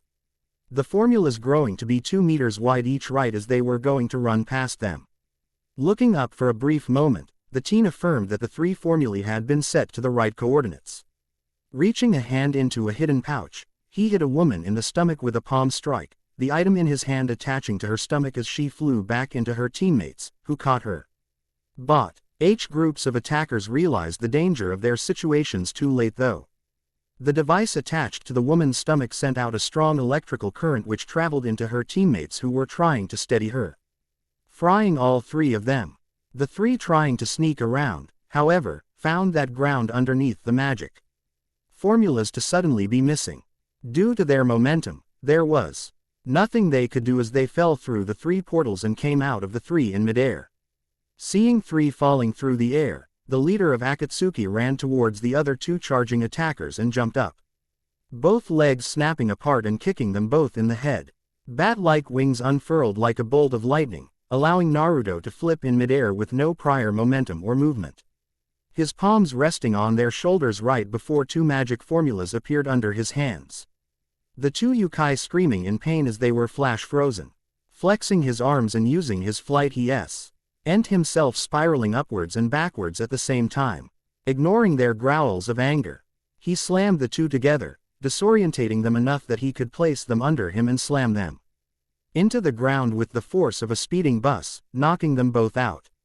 Looking back, he confirmed that all the yukais the girls had been dealing with were unconscious as well. Turning to the 7 remaining yukai, he felt no regret in the look of fear in their eyes as he stared them down. "I'm going to give you one last chance. Surrender," he growled out in warning. Was Naruto's ego affected by that battle? Of course not. Was it affected by the shouts of praise he got from Kuno as the remaining 7 surrendered? Yes, absolutely yes, though he would never admit it to anyone, ever. Back in his formal suit, vest and all, Naruto walked down the halls of Yasaka's mansion on the way to her office. He was actually called to return to the conference room by a maid, presumably since it was ending. Though his newest fan was something he was sure wasn't a part of the package. The 9-year-old Kyuubi was walking next to him while excitedly retelling his fight against the kidnappers for the 4th time since the fight ended. The fact that he even remembered the count was something that astounded even himself. And then you were all like, "Huh? Who? And you froze those guys. Then you flew up to those other guys. And it was just so cool." Kuno fangirled before squealing and giggling. The girl's excitement and enthusiasm got laughs and giggles out of the 4 guards. And a sort of, "I'm exasperated by you but still like you," smile from Naruto. Opening the door, he was met by just Yasaka, who started out smiling before the smile faded away as she realized her daughter was with him. "Kuno, sweetie, what are you doing with him?" Yasaka asked in confusion and slight wariness. "I was showing him around Kyoto. But then these mean men attacked and Naruto Ni and his friends helped me. And they had these really cool uniforms with red clouds and," Kuno said before Yasaka giggled and placed a finger on her daughter's lips. "Okay sweetie, I'll have to hear your story later." "So, Naruto, a uniform. I've never heard of a peerage with a uniform before," she said, obviously fishing for information. His mind whirled with possibilities. Answering her question would, hopefully keep her happy with the Kuo agreement, and might also gain some of her favor. Not to mention that they might also gain some publicity. "That's because my peerage has created a mercenary group, of sorts. There are certain stipulations and such. But otherwise, like any mercenary group," he said while momentarily flashing into his Akatsuki gear before changing back into his suit. Yasaka felt her eyebrow raise up in curiosity as her daughter bounced in her arms excitedly. "A mercenary group, so theoretically I could hire you to do any job," she said, getting a curious look from Naruto and his 2 peerage members. "Yes, though we do have limits and rules that we won't break about the type of missions we will take," he said professionally. "Such as," she wondered while bouncing Kuno in her arms. "We won't kill children, and any assassinations need a reasonable explanation," he clarified. Is it fine for Kuno to be here?" "Sorry," he apologized to the girl who giggled and nodded. Yasaka just put her down on a comfy chair. "Kuno has a bad habit of breaking into important meetings, so unfortunately she's used to talks like this," she said regretfully. "Those old guys just talk so loud," Kuno whined. Yasaka just sighed in exasperation and turned back to Naruto, her features taking a teasing glint as she shifted her weight to her left foot. "What is the name of your little group?" She asked jovially. Akatsuki, interesting name. Would your little group be interested in a job? She asked, taking great amusement in the girl's shocked looks and the speed at which his head snapped up to hers. Just like that? He asked in surprise. His hopes were dashed however when she began to chortle while looking at him with a teasing glint in her eyes.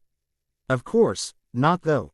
If anything does come up, that I believe you can handle, and that I trust you too, I will contact you. Do you have a way I can contact you?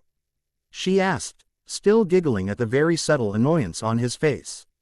She did have to give him props for managing to stay professional as he reached into his pocket and pulled out a card. She guessed that he probably always had a few on him. Handing a card, she saw that at first glance the only thing on the pitch-black card was a blood-red cloud, just like their uniform. On a closer look though, she could see and feel the sheer number of magic runes packed into the cloud symbol.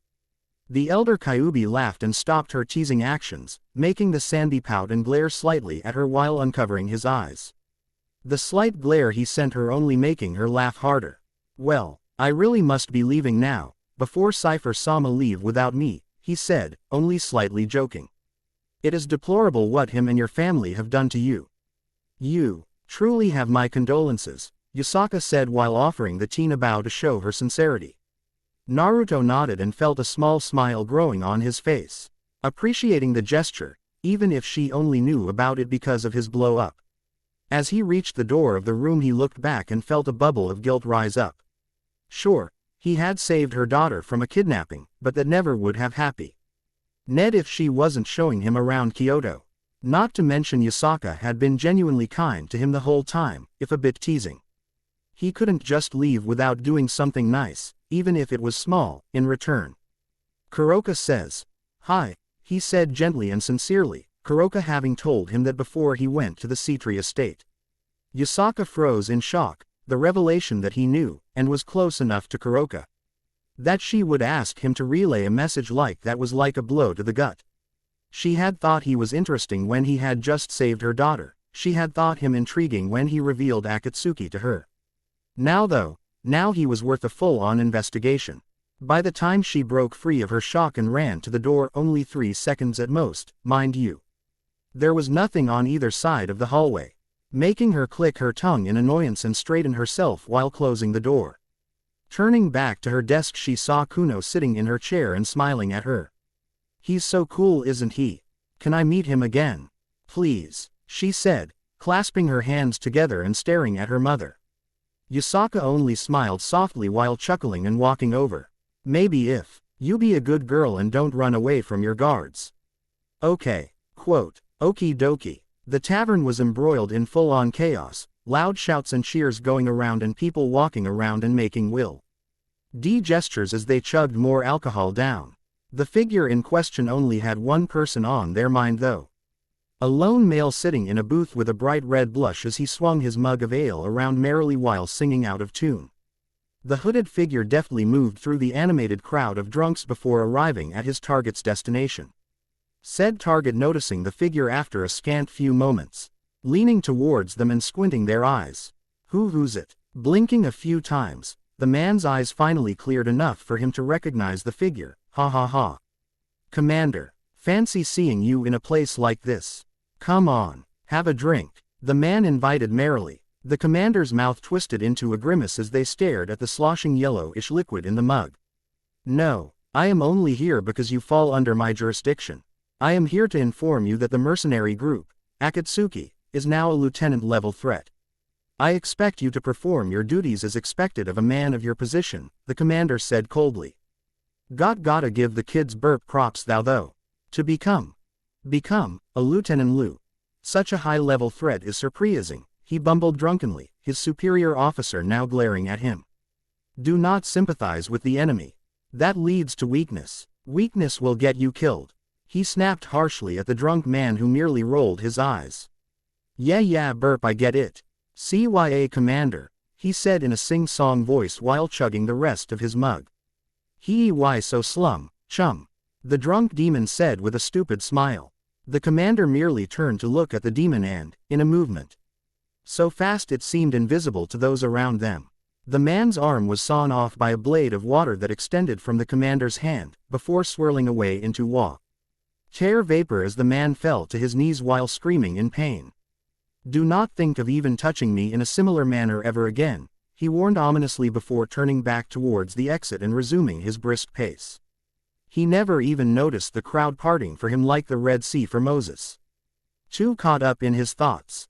A feminine arm wrapped around his shoulders and pulled his head into her chest. "I was practicing a spell," he said indignantly into her large orbs of flesh. "You've been practicing for 9 hours, little bro, time to relax," the girl said before pulling him away from the training grounds forcefully. Even though he was indignant that he was being manhandled away from his training, he couldn't help but smile as he began to run to keep up with the girl. He shook his head and knocked the door open so hard he nearly broke the hinges. He didn't care though, simply continuing to walk through the nearly empty village. "I absolutely hate when people try that action," he growled in his mind. His red eyes glowed as his anger soared once more. "Falling from grace, and missions. Poor Olivia, she doesn't deserve everything I've given her, but too bad." See the end of the chapter 4. By the time Sirzex had arrived home that night, he was fairly drained of his usual energy and enthusiasm. They had managed to get the city, but it was still listed under Yukai, Shinto claim, and anything Rias or Sona wanted to do, to a certain extent, had to be reported to Yasaka. Not to mention the regular updates they have to do on the city as well. Though they now also had to pay recompense for the Nekosho massacre. Something they had weaseled their way out of in the aftermath of it happening, and that would cost a fortune or 9. Walking into the lounge room, he was already prepared to trip over the end of the couch, faceplant into it, and fall asleep. Sadly, for him though, he was met with the sight of his wife trying to console their son. Said son was bawling his eyes out as he gripped his mother's maid uniform lightly. He slowly approached the two in confusion, flinching back as Graphia's head whipper up and glared at him with a ferocity he hadn't seen aimed at since that were first enemies back in the Civil War. "Graphia, what's happened?" he asked cautiously while approaching. "Your sister happened. I'm done ignoring the issue. She needs to drop this hatred for your brother. Look at how scared she made poor Milikas," Graphia exclaimed, allowing her emotional side out due to her son's distress. "Hey, Milikas, buddy, what happened between you and Rias Tan?" He could feel the ice-cold glare his wife sent at the nickname. I just brought up Uncle Naruto and she snapped. He bawled, only just being understood between the sobbing and his wife's clothing, muffling his voice. "You need to set her straight. Sort out this irrational anger," his wife demanded. Sirzex nodded, already trying to plan the most reasonable way to go about this. "Okay, I'll try to peacefully." "No, there is no peacefully working things out. That doesn't get through to her. You need to show her some tough love for once in her life."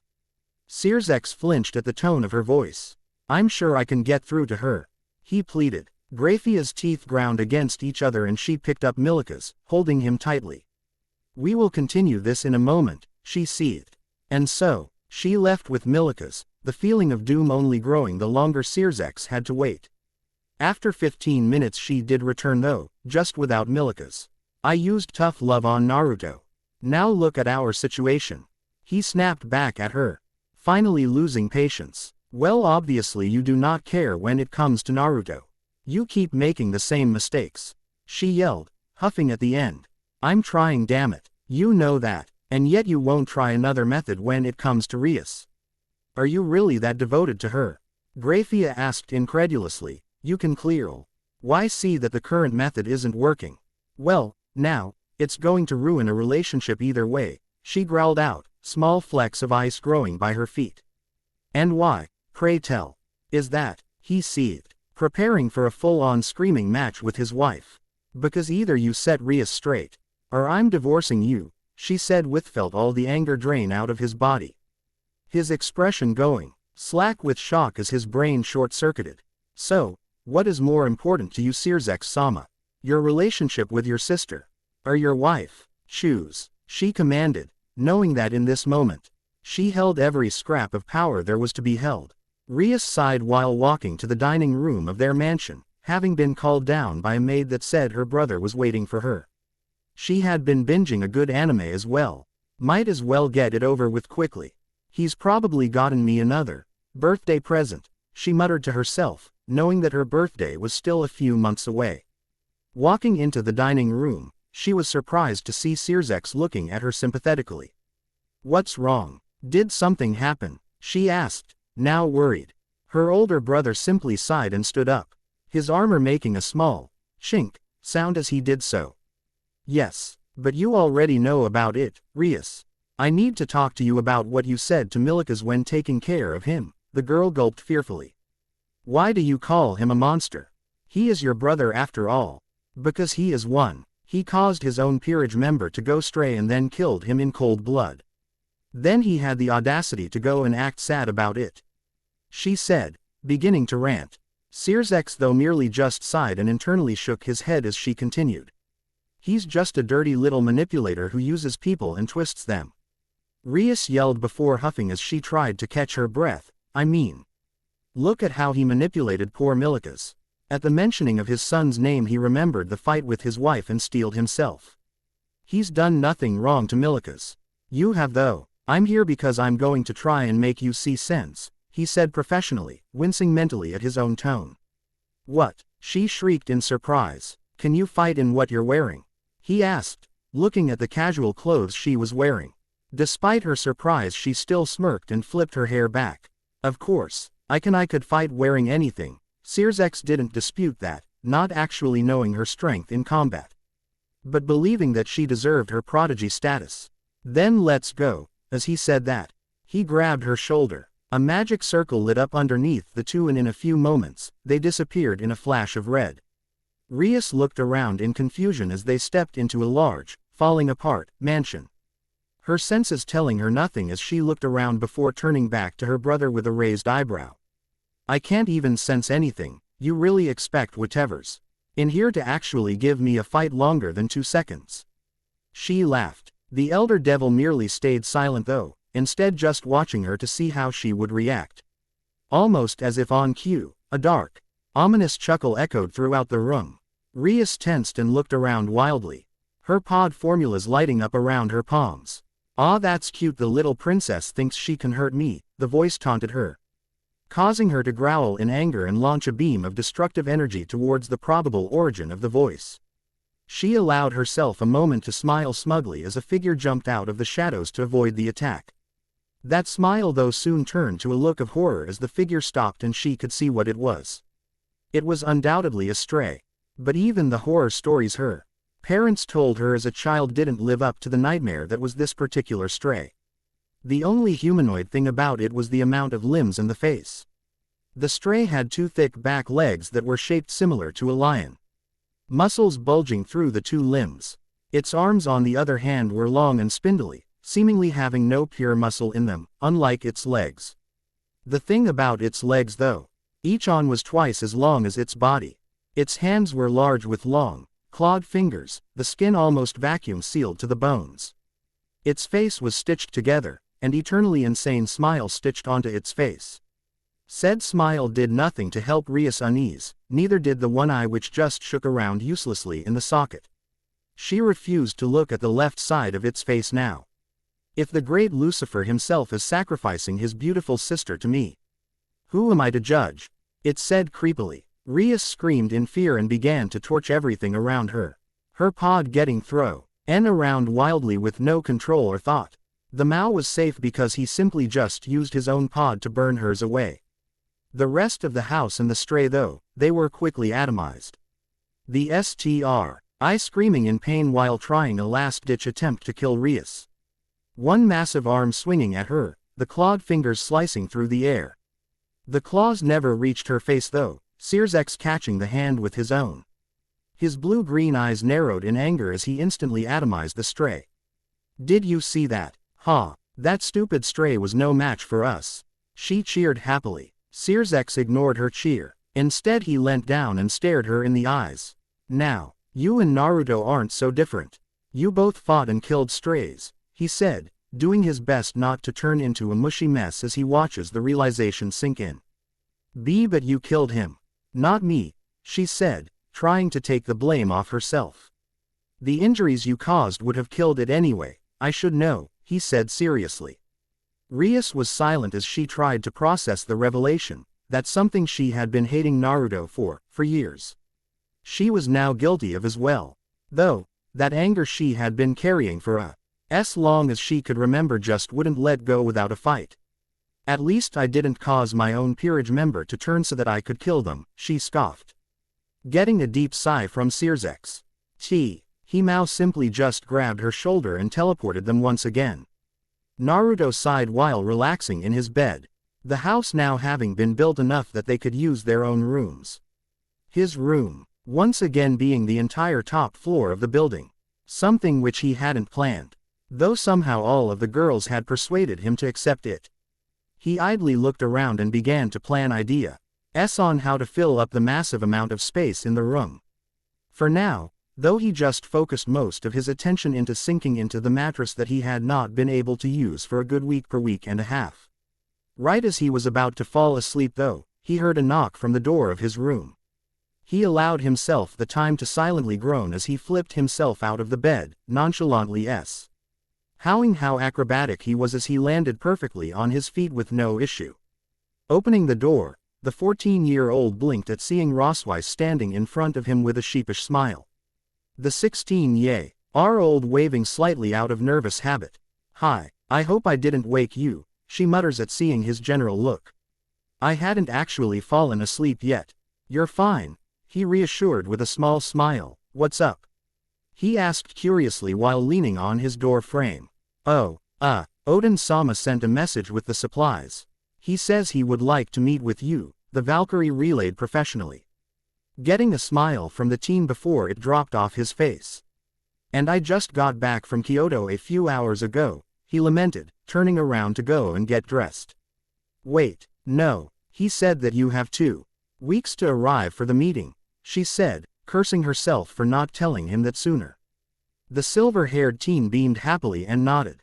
She totally wasn't this happy because she had a crush on the younger teen. Not at all. "Of course, Naruto-sama," she chirped before bouncing away.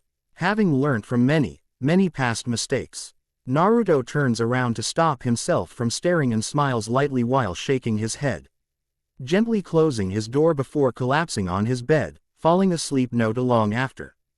Odin couldn't heg the caring glance his Valkyrie sent towards the devil boy sitting before him. He could obviously tell that she had grown fond of him in the 1 year she had been serving him.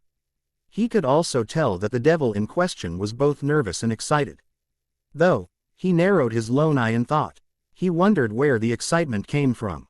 "Naruto Grimori," he began before being cut off. "A shame," he said, before his features morphed into a familiar perverted grin, "if you were still a Grimori. Imagine all the women you could rake in through your family's prestige." Both teens blushed, while all the guards around the room simultaneously facepalmed and sighed. The 2 teens of course blushed for mostly different reasons. Naruto blushed from embarrassment, Rosweiss blushed from jealousy-induced anger. The deity merely began to laugh wholeheartedly at everyone's reactions. "Hee anyhow, hee. Why I've organized this meeting is because I think it's time that I allow Rosweiss to join your peerage." Both look excited at the prospect, Rosweiss much more visibly so than Naruto, however. Both shrunk down slightly. "There are stipulations. 1. If you hurt Rosweiss, run," Naruto nodded fearfully. 2. I don't want to hear anything about you forcing her to do something. And 3rd, if you 2 have children, I expect to be the godfather." Both teens yelped and spluttered in embarrassment. "Me and Naruto-sama, kids. I mean, Rosweiss," Sei said while blushing blood red and waving her arms around. The old god laughed so hard that he fell out of his chair, hitting the ground roughly while still laughing. "You kids are so easy," he chuckled while standing up. "Hilarious," Rosweiss muttered dryly with a pout and blush. "I know I am anyhow, Naruto. I've heard that you've started a mercenary group. I'm disappointed that you didn't come straight to me with one of your special business cards," Odin said while waggling his finger and tutting. "And how exactly did you learn about that? Especially the cards?" "I've only given one away," he said suspiciously. "To Yasaka, the leader of the Yukai faction, I'm aware. And for how I know? A little birdie told me," he said cheekily. You've been spying on me with your jade crows. Naruto muttered dryly. Yep, now come on. Hand me one of those cards. A multi-use one if you would so please, he said while holding his hand out. Naruto eyed him suspiciously, not liking the glint in his eyes but doing so anyway. At this point, no business could be bad business, right? Wrong. He was so incredibly wrong. Both teens stared at Oden in shock and embarrassment. You want Naruto-sama to what? Roswise shrieked, while Naruto shrunk into himself. Simple. My first mission to Akatsuki Naruto simply has to spank you, Oden repeated before giggling perversely.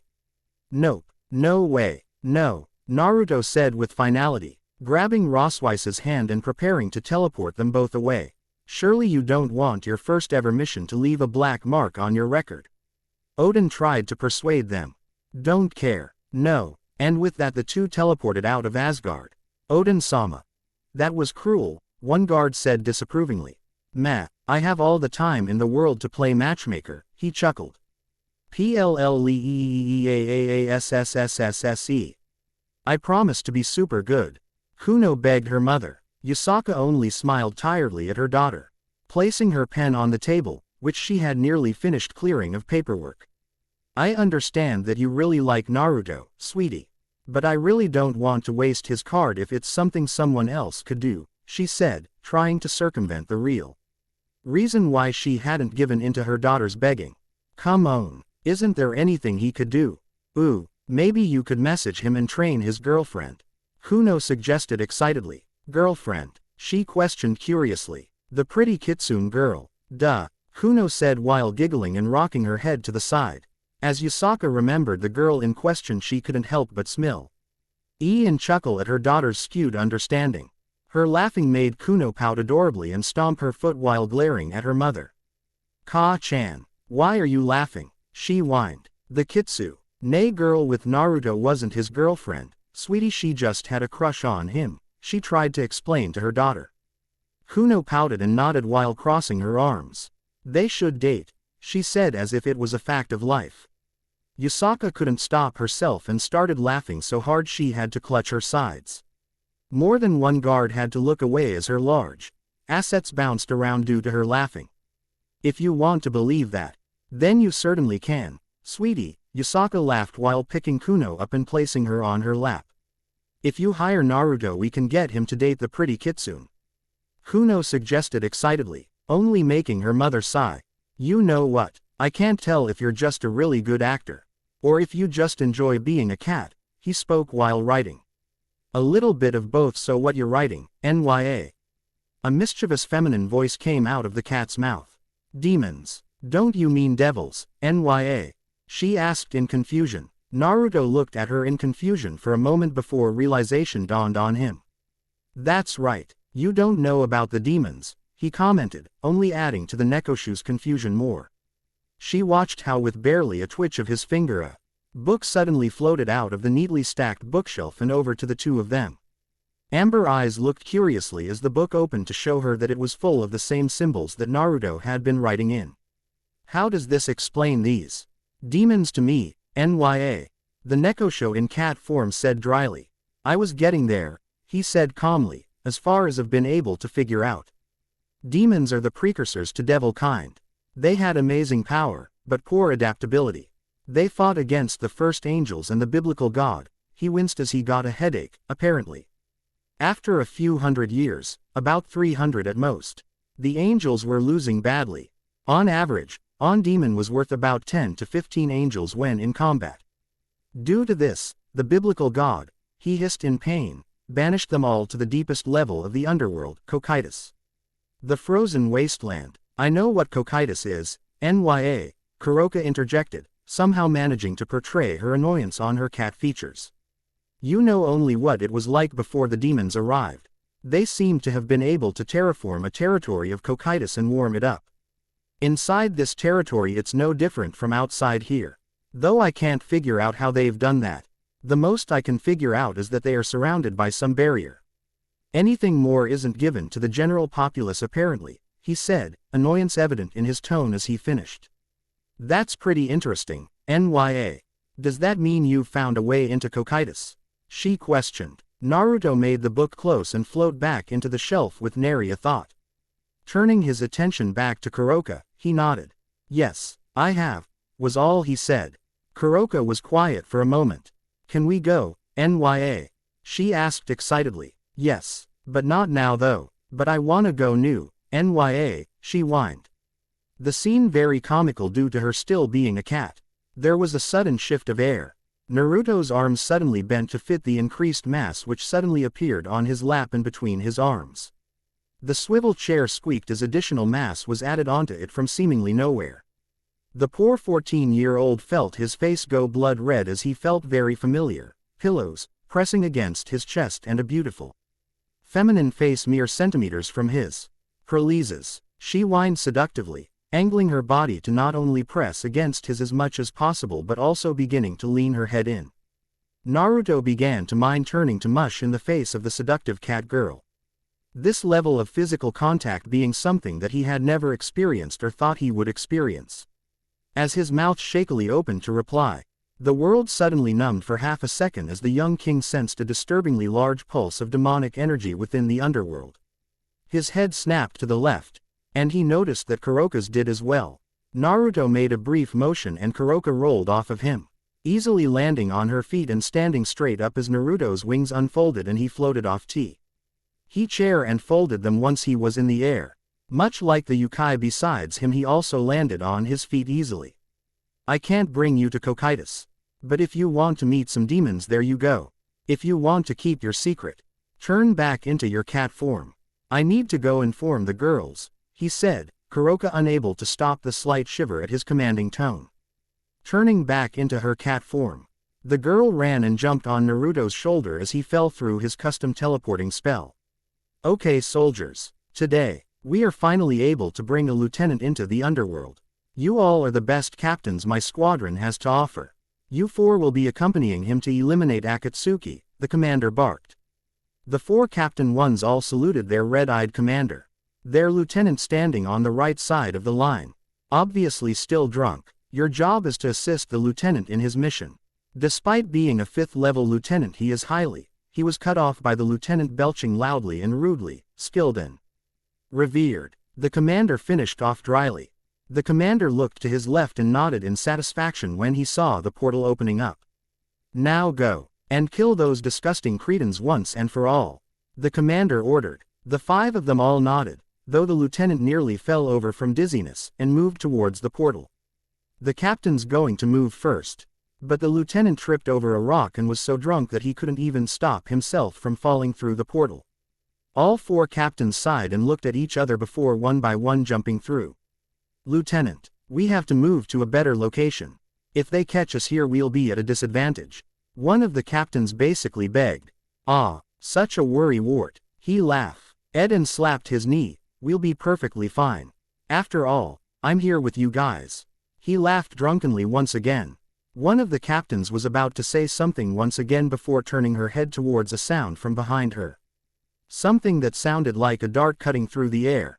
Within moments the other captains noticed as well and turned to see 4 quickly growing dots in the sky.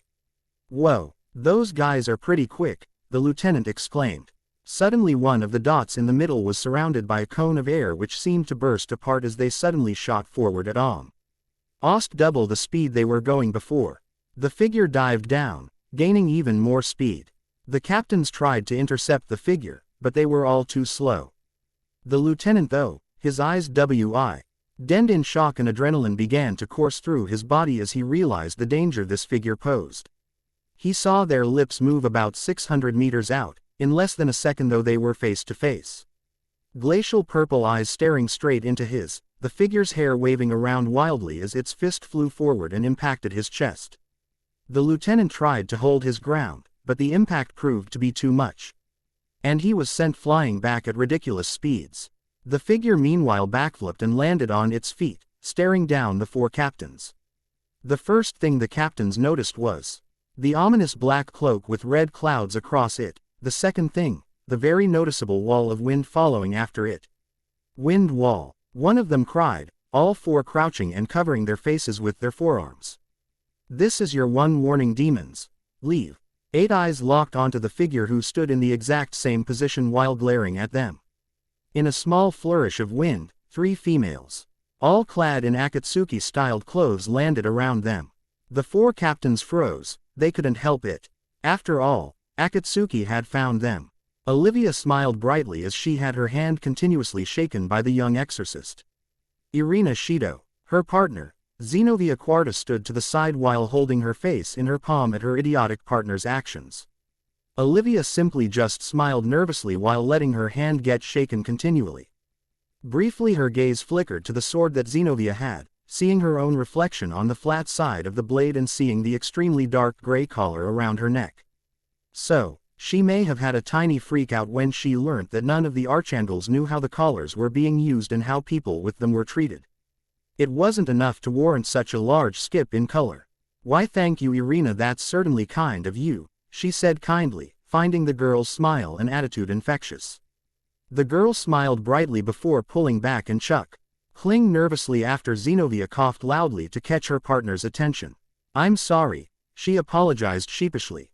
"It is no problem, it is always a pleasure to meet someone as cheerful as you are," Olivia said truthfully. "So, Miss Olivia, what is our mission?" Zenobia asked respectfully, obviously being the more mature of the two.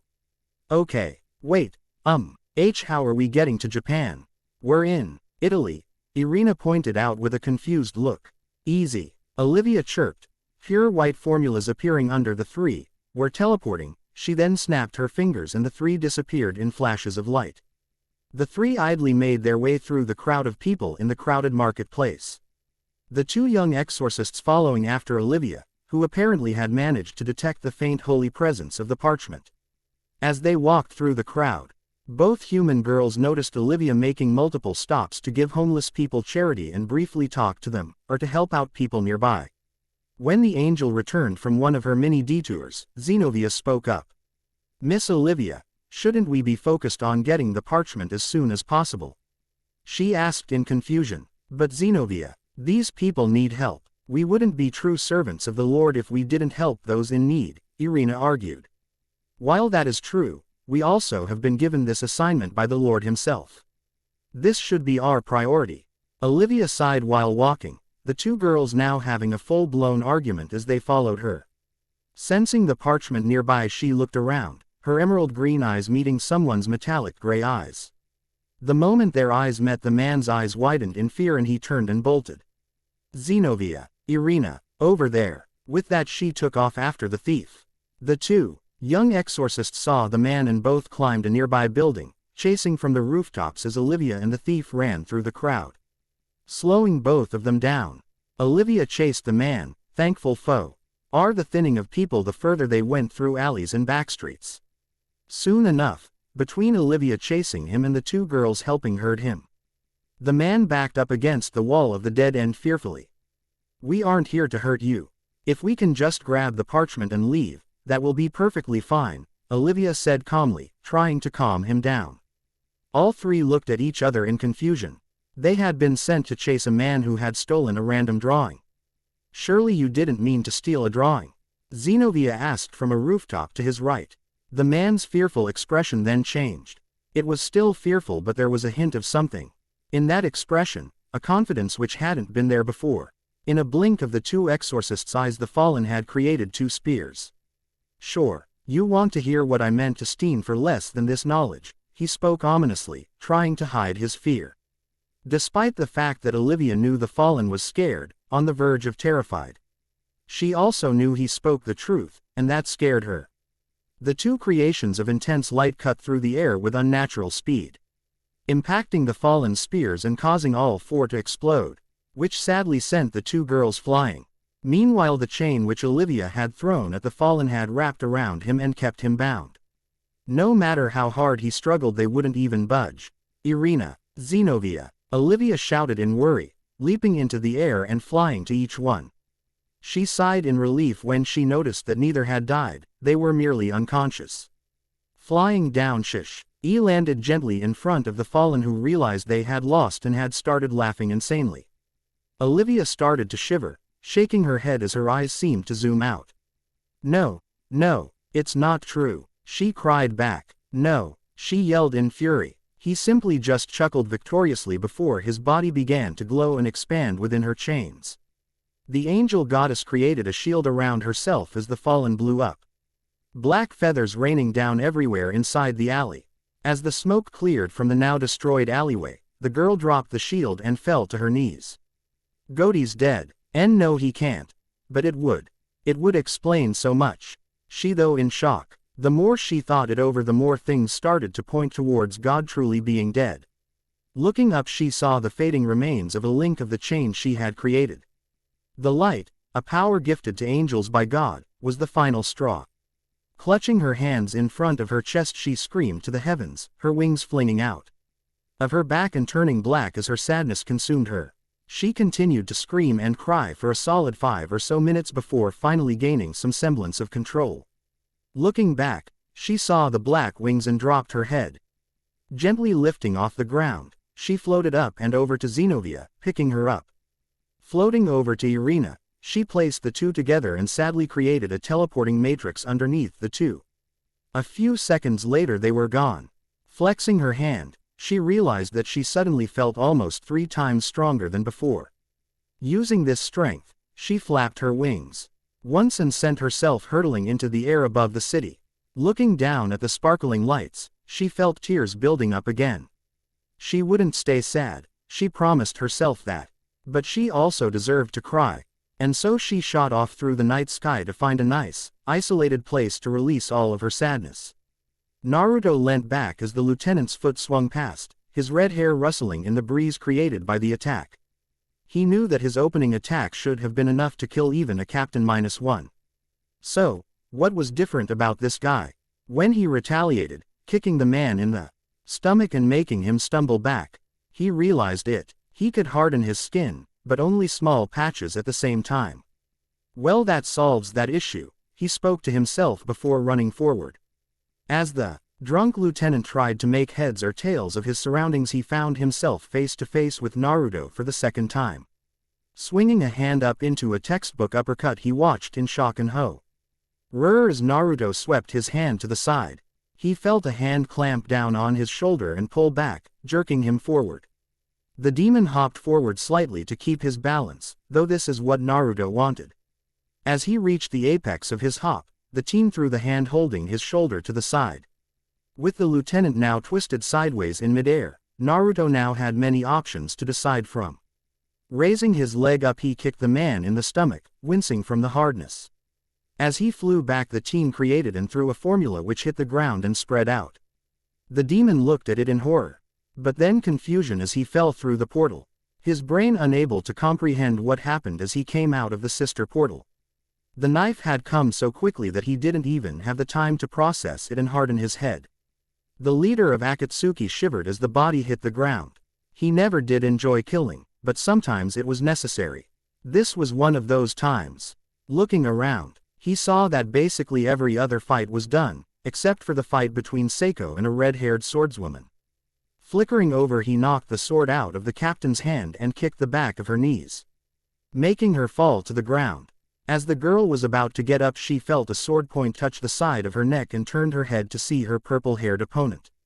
Knowing she was defeated, she raised her hands while kneeling up, sitting on her feet as she stared up at the supposed leader of the Akatsuki. He doesn't look too much younger than me, she thought before shaking that thought away. Why are you in the underworld? Naruto asked sternly. She took a deep breath to calm her nerves and stared him dead in the eye, speaking in a very obviously rehearsed speech. My name is Urza Scarlet. Captain -1 rank. You will get nothing more. Promotions and reveals. We discover some faults in the leadership of the demons. See the end of the chapter 4. How is she? Naruto said while staring at the makeshift cage they had placed Urza inside. Said girl was silently sitting there and staring at Naruto curiously, something which everyone found odd as literally anyone else received the full force of her glare. She's fine, but she still refuses to say anything other than that stupid phrase, Tsunade said while glaring back. She's a soldier. It's not surprising they did drills about things like this. Especially such a bloodthirsty and invasion-hungry race, Naruto said factually. Urza felt her teeth grit slightly. But as much as she wanted to argue, She knew it was true. The higher-ups of both the government and the military made it no secret that they would be invading and slaughtering every race they came across in their quest for supremacy. I wonder, do the demons know of the world's hierarchy? He smirked as her head twitched up slightly. So, you know the value of information. Good, he thought before turning and facing her directly. Let me warn you now. I know that you do not hold the same hatred in your heart as most demons. If any of you think you can rise to be the greatest, you will fall, he said before standing up. Why tell me this? I am your enemy, she spoke quietly. Who says you have to be? He asked before walking over to Tsunade. And you said all that because? Tsunade asked with a smirk. I wanted to see how she'd react. Even if she escaped, it's not groundbreaking information and may make things easier if they become more Kadio, he began before being cut off. You want her for the peerage, don't you? She guessed, knowing him quite well by this point. Shut up, was his ever-eloquent response. Turning back to Urza, he snapped his fingers and smiled as a previously invisible barrier disappeared.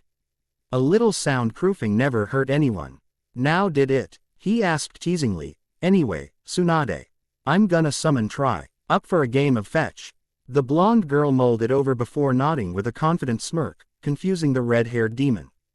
Naruto released his hold on his magic for a moment, cracking the ground. Urza's eyes widening in fear at the display of power. Easily on the level of a lieutenant -1, possibly even a commander 5 or 4. She watched as he slammed his palms down on the ground and a large formula began to glow on the ground, roughly 150 meters in diameter. The first thing to appear out of the formula was a massive bone. About the width of a regular house. Following the bone was 3 massive dog heads followed by the rest of Try's body. Once Try was finally out, the formula fizzled away. Leaving Naruto and Tsunade smiling at the massive Cerberus, and Urza fearing for her very life. Every wag of Ted gusts of air which nearly sent the 3 flying. With a massive boom, the bone hit the ground. You want to play fetch? Ready to get a good run in? Tsunade said to Try in a baby voice, getting his tail to wag even faster. How the absolute fuck are they going to play fetch with a bone and dog that large? Urza thought in surprise. Her surprise only grew as Tsunade walked up to the bone and prepared herself to punch it. What do you reckon? I think if I went all out I could get a solid 15 kilometers, Tsunade bragged. 12. Going to prove me wrong? Naruto challenged, knowing exactly how to spurn Tsunade into doing something. As she lined up the punch, her fist began to glow green. The green grew darker and darker and the ground caved slightly under the sudden weight of the dense magic. Swinging her fist forward, it met with a massive shock wave, a burst of green air moving with the bone as it was suddenly picked up and flung across the sky like it didn't weigh anything. In a series of small earthquakes, Try ran after the flying bone. Urza felt her jaw drop in shock as the shockwave whipped her hair around like crazy and bounced slightly from Try's steps. Looking at the ground, she saw that once he had started running, the massive dog was actually leaving impressions in the ground that were a few meters deep. What are these people? They're so strong, she thought as the tremors slowly died off. Why even do that here? Surely such a creature doesn't need to play fetch, she said tactlessly. Blushing as she realized she had actually spoken.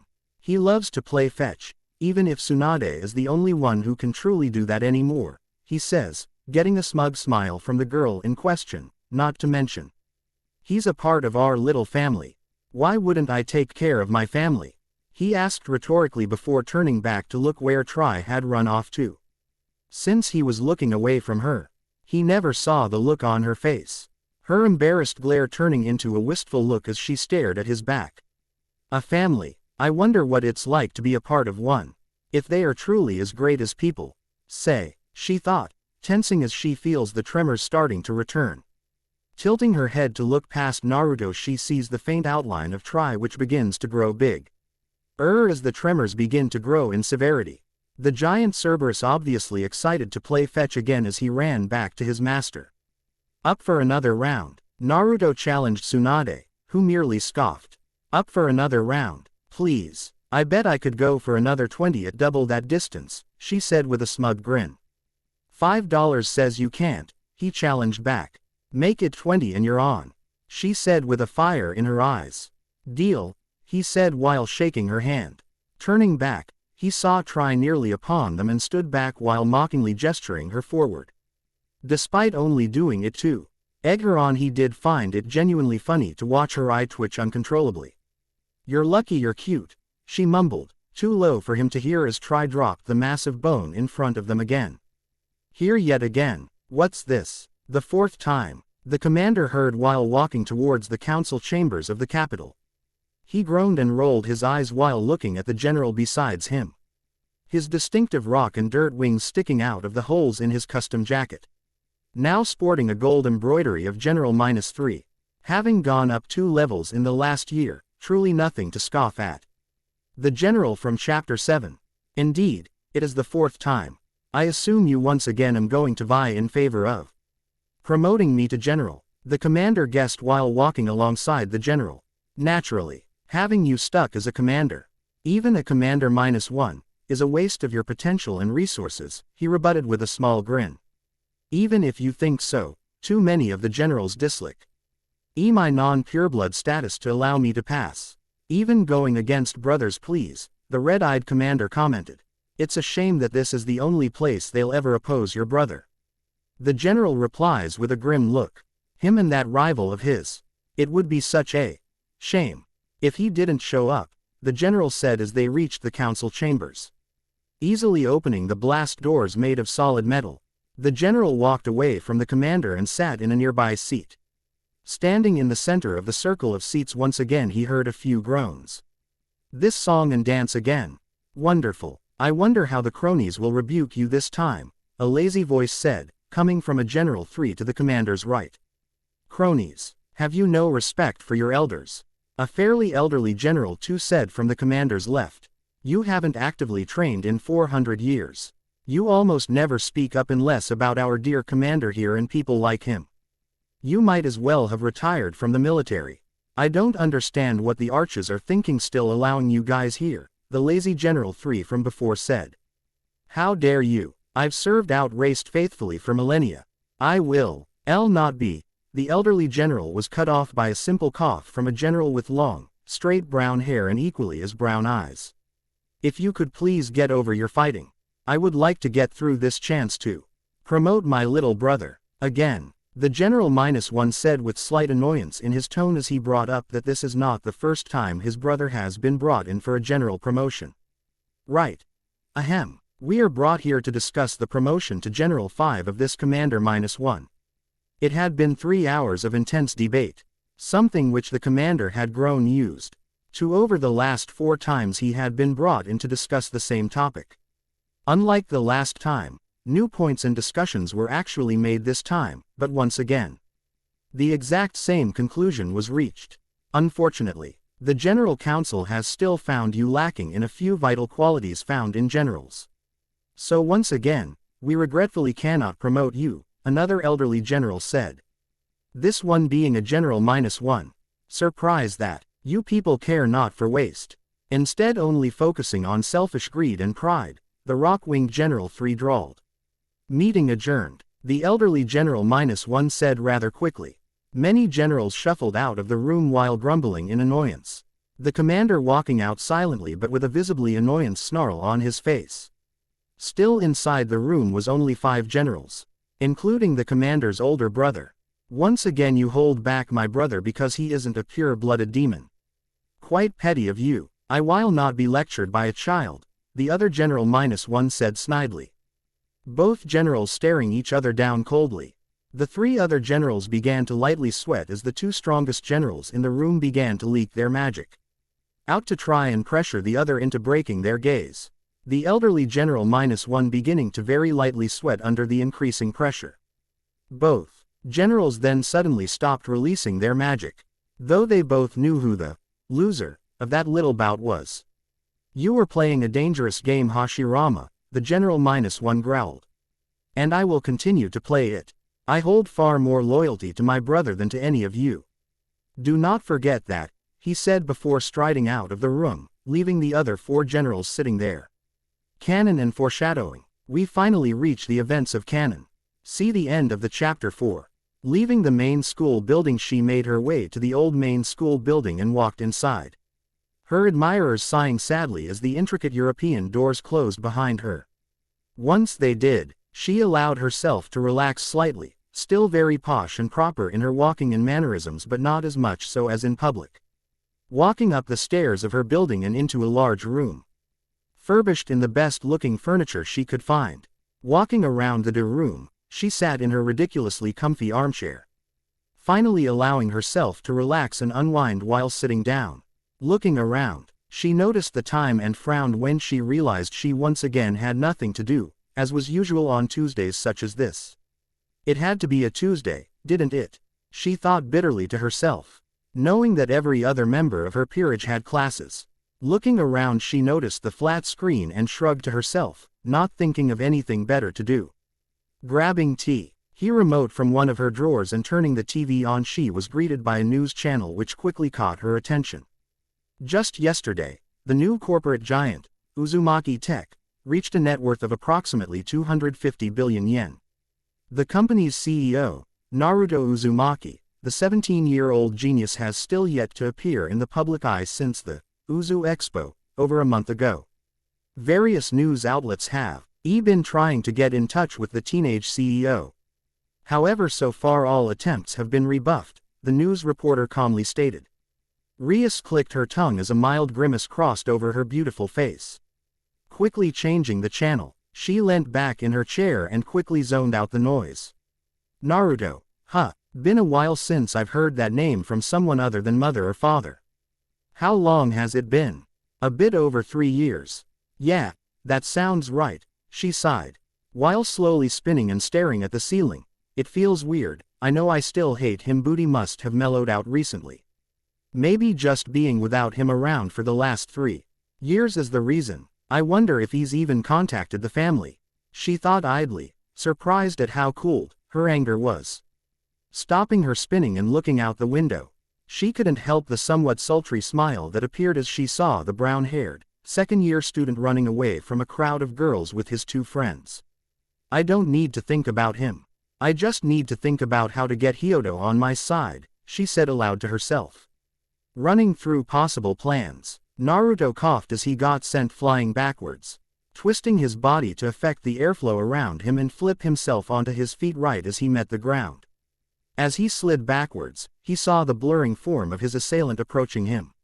Knowing from experience what would happen if he tried to dodge regularly, he swung his right fist straight up, impacting the blur right in the sternum, causing the attacker to cough and hit the ceiling of the building. Taking the moment's break, he made. The ex-Grimori caught his breath and straightened out, wincing dramatically as the assailant hit the ground while wheezing. Naruto chuckled and shook his head while walking over, helping his cousin onto his feet and keeping him steady. I think that's enough for today, how about you? Naruto asked. Yeah, Saraord coughed lightly, you haven't hit me that hard in a while, he pointed out while chuckling slightly. How the hell did you 2 idiots cause this much damage? She asked angrily. If I remember correctly, the 2 of you agreed not to use any form of magic or supernatural ability. And yet, this is how I find you 2. I can tell just from looking that you both have at least 2 broken ribs, each, she huffed while glaring at the both. Both males cringed slightly under her glare and shrunk down slightly. Saraord wore a skin-tight muscle shirt and long jumpsuit pants, the large teen showing off his impressive physique. Naruto on the other hand had baggy, black cargo pants and a long-sleeved crimson shirt, his usual Akatsuki cloak having been shed before their sparring began. In the last 3 and a bit years the 2 males had continued to train and grow stronger. Saraord having been brought into the Akatsuki when Naruto was 15 and he was 17.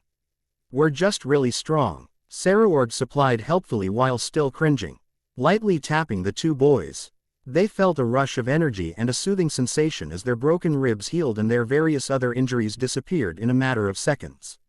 You've been practicing, Naruto said appreciatively with a nod. Tsunade fought down the slight blush she could feel appearing but allowed the surge of pride to continue unimpeded. Preening slightly, she smiled and nodded. Of course, can't exactly be a combat medic if I can't heal people well, she replied. Saraord simply just chuckled and shook his head, amazed at the effect such simple praise had on his cousin's bishop. Though, he also seemed to have the same effect on basically all his peerage. Now, you two should know the drill by now. Relax and take it easy for the rest of the day. A shower will help. And Saraorg, for the 5th time. Having intimacy with Kuisha is neither relaxing, nor taking it easy. Tsunade said while glaring at the 19-year-old, and don't think about hiding it from me either. If I hear that you've done it again, I'm not healing you after your next magic-allowed spar. Understand? She hissed dangerously. Just because you're basically our doctor doesn't mean you can boss me around like that, Saraorg grouched. Obviously annoyed by the order, Naruto couldn't help the small smile that appeared as Tsunade whacked the elder teen on the head while growling. It's because I am your doctor that I can boss you around. I'm just lucky that Natsumi has enough self-control to keep him in line during resting periods, Tsunade sighed while pointing at Naruto, who stared at her with a deadpan look. Where did the Tsunade that respected me go? He asked rhetorically. She killed herself after the 5th comminuted fracture she had to heal, Tsunade returned monotonously. Naruto shrugged, knowing that she had him there. Walking over to the doors, he stepped through calmly while grabbing his cloak, placing it on with a practiced flourish, calmly ignoring Saraorg's teasing out if he just practiced that move in the mirror. Walking into the elevator at the other side of the room, he held the door open for Tsunade and Saraorg to step inside. Once they walked inside, he lowered the doors to close and pressed a button. Instantly the elevator car shot up at high speed. The three devils almost completely unaffected by the high speed. After about a minute of travel they could feel it slowing, eventually coming to a stop before the doors opened. What greeted the three was a large common room. Seeing Seiko and Urza cooking in the kitchen, he looked around and saw Nats, Umi and Kuisha approaching the three of them. Natsumi now stood at 5 feet 9 inches, a few inches shorter than Naruto's own 6 feet 4 inches. She had her golden hair done up in a ponytail, behind her was 5 swaying tails. Shish. E was currently wearing a beautiful golden battle kimono that did nothing to hide her voluptuous figure. As the two queens reached them, Natsumi smiled lovingly at Naruto. Hi Naruto-sama, you two took a bit longer than usual. What was the challenge this time? She asked curiously, expertly ignoring the couple heatedly kissing besides them. No magic or supernatural abilities, Naruto replied with a chuckle while going over to the table and sitting down. That must have been tough. Who won? She asked while following him and sitting beside him. It was a tie actually. We winded each other by breaking some ribs, Saraorg answered for her while sitting on the other side of the table. Honestly you two, Kuisha sighed with a smile, you're making the rest of us look bad with how much you train. Tsunade snorted from her position on the couch as she turned the TV on. At least Naruto-sama has hobbies other than training and intimacy, Natsumi rebutted with a teasing grin. Kuisha felt herself twitch slightly at the dig towards her king, meeting her eyes with Natsumi's challengingly. At least I have him to myself, she replied.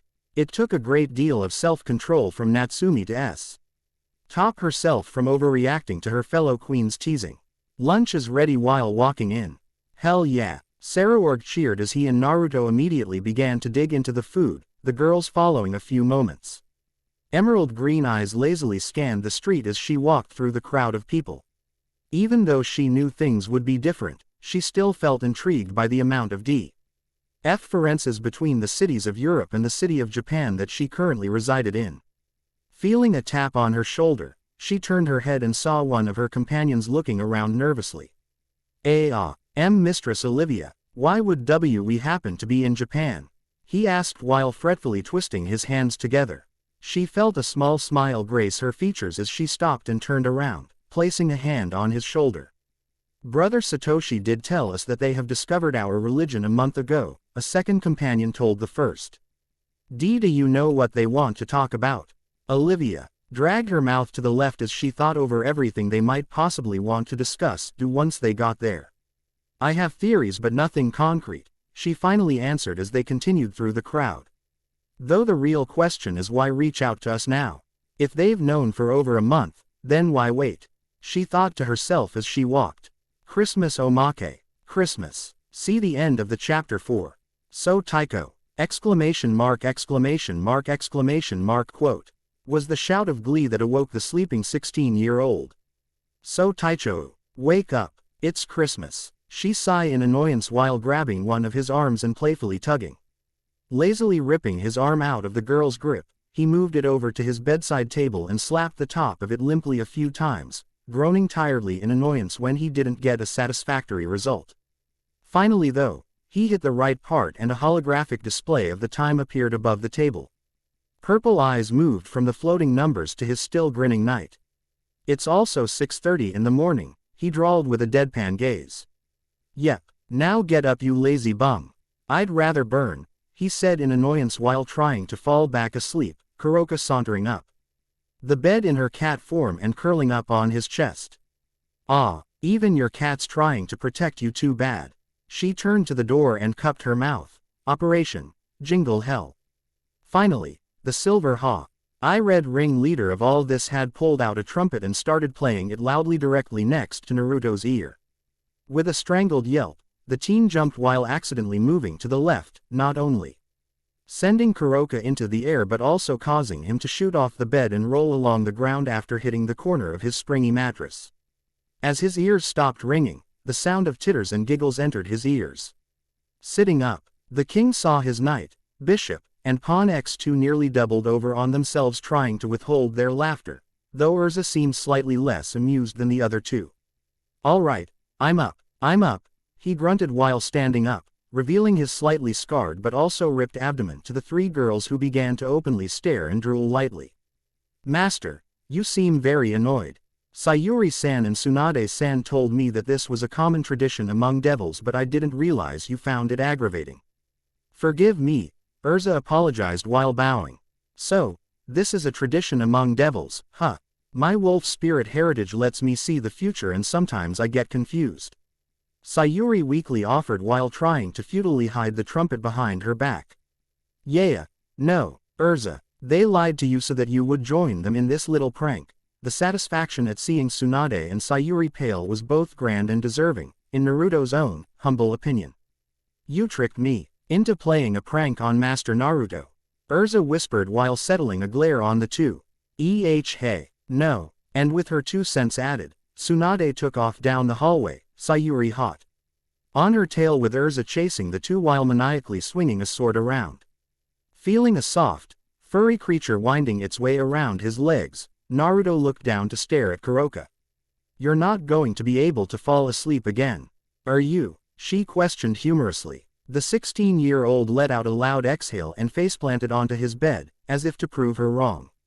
Unfortunately for Naruto though, Kuroka had been correct. And so, the teen found himself walking into the kitchen in pajama pants and a loose singlet not even a full 10 minutes later, looking like he hadn't slept in days. Looking around, he noticed that, other than Natsumi, there was also Esdeath, Seiko, Rosweiss and Urza. Sayuri and Tsunade were tied up and gagged in the corner furthest from the Christmas tree. Nodding to Natsumi, as if to prove that he was indeed awake, he wordlessly moved over slightly so that Esdeath could sit next to him on the chair. The icy blue-haired teen made her way over sleepily and plopped down next to him, instantly leaning on him and sighing in relief as her paler than usual skin slowly began to tone. See, as Esdeath grew stronger, so too did her Yuka-onna powers affect her body. So, when it was especially cold at night like it had been, if the heavy snow outside was any indication, she often woke up in a state similar to this. She had often been compared to a lizard when Tsunade explained it. And though the ice user took offense to the comparison, it was apt. I'm sorry Master Naruto, I should have realized they were pulling a trick on me, Urza apologized while bowing. Oh that was that awful sound that woke me up, Rosweiss grumbled, with Seiko nodding in agreement. It's fine Urza, at least now you know, he said, finishing with a yawn. Don't fall asleep just yet. Naruto-sama-ka's breakfast is ready, Natsumi announced while walking in with multiple plates balanced along her arms. As she walked around and gave each member of the peerage their breakfast, she smiled and wished them a Merry Christmas. Once she reached Naruto, he waited for her to place the plate down before looking up at her when she didn't with a confused expression. Not until you do, as the apron says, she says in a sing-song voice, showing off her good mood. Kiss the chef. With a good-natured and dramatic sigh and roll of his eyes, he leant up as she leant down and kissed her. Briefly before smiling thankfully as she placed the food down in front of him. After giving Esdeth her food and sitting down with a plate herself, they all began eating in comfortable silence. The silence was then broken by the muffled yells of the two girls in the corner, who were looking at the food hopefully. Looking at the table of girls, the young king let a teasing smile adorn his features. So, who reckons we should wait until midnight to open presents? Immediately all the girls at the table nodded with faux serious expressions and breakfast continued, this time accompanied by the anime-style tears of Tsunade and Sayuri. Sorry. So this is being uploaded from ff.net. I apologize if this is trash, but I am trying to get better. Please to let the creator know if you enjoyed their work.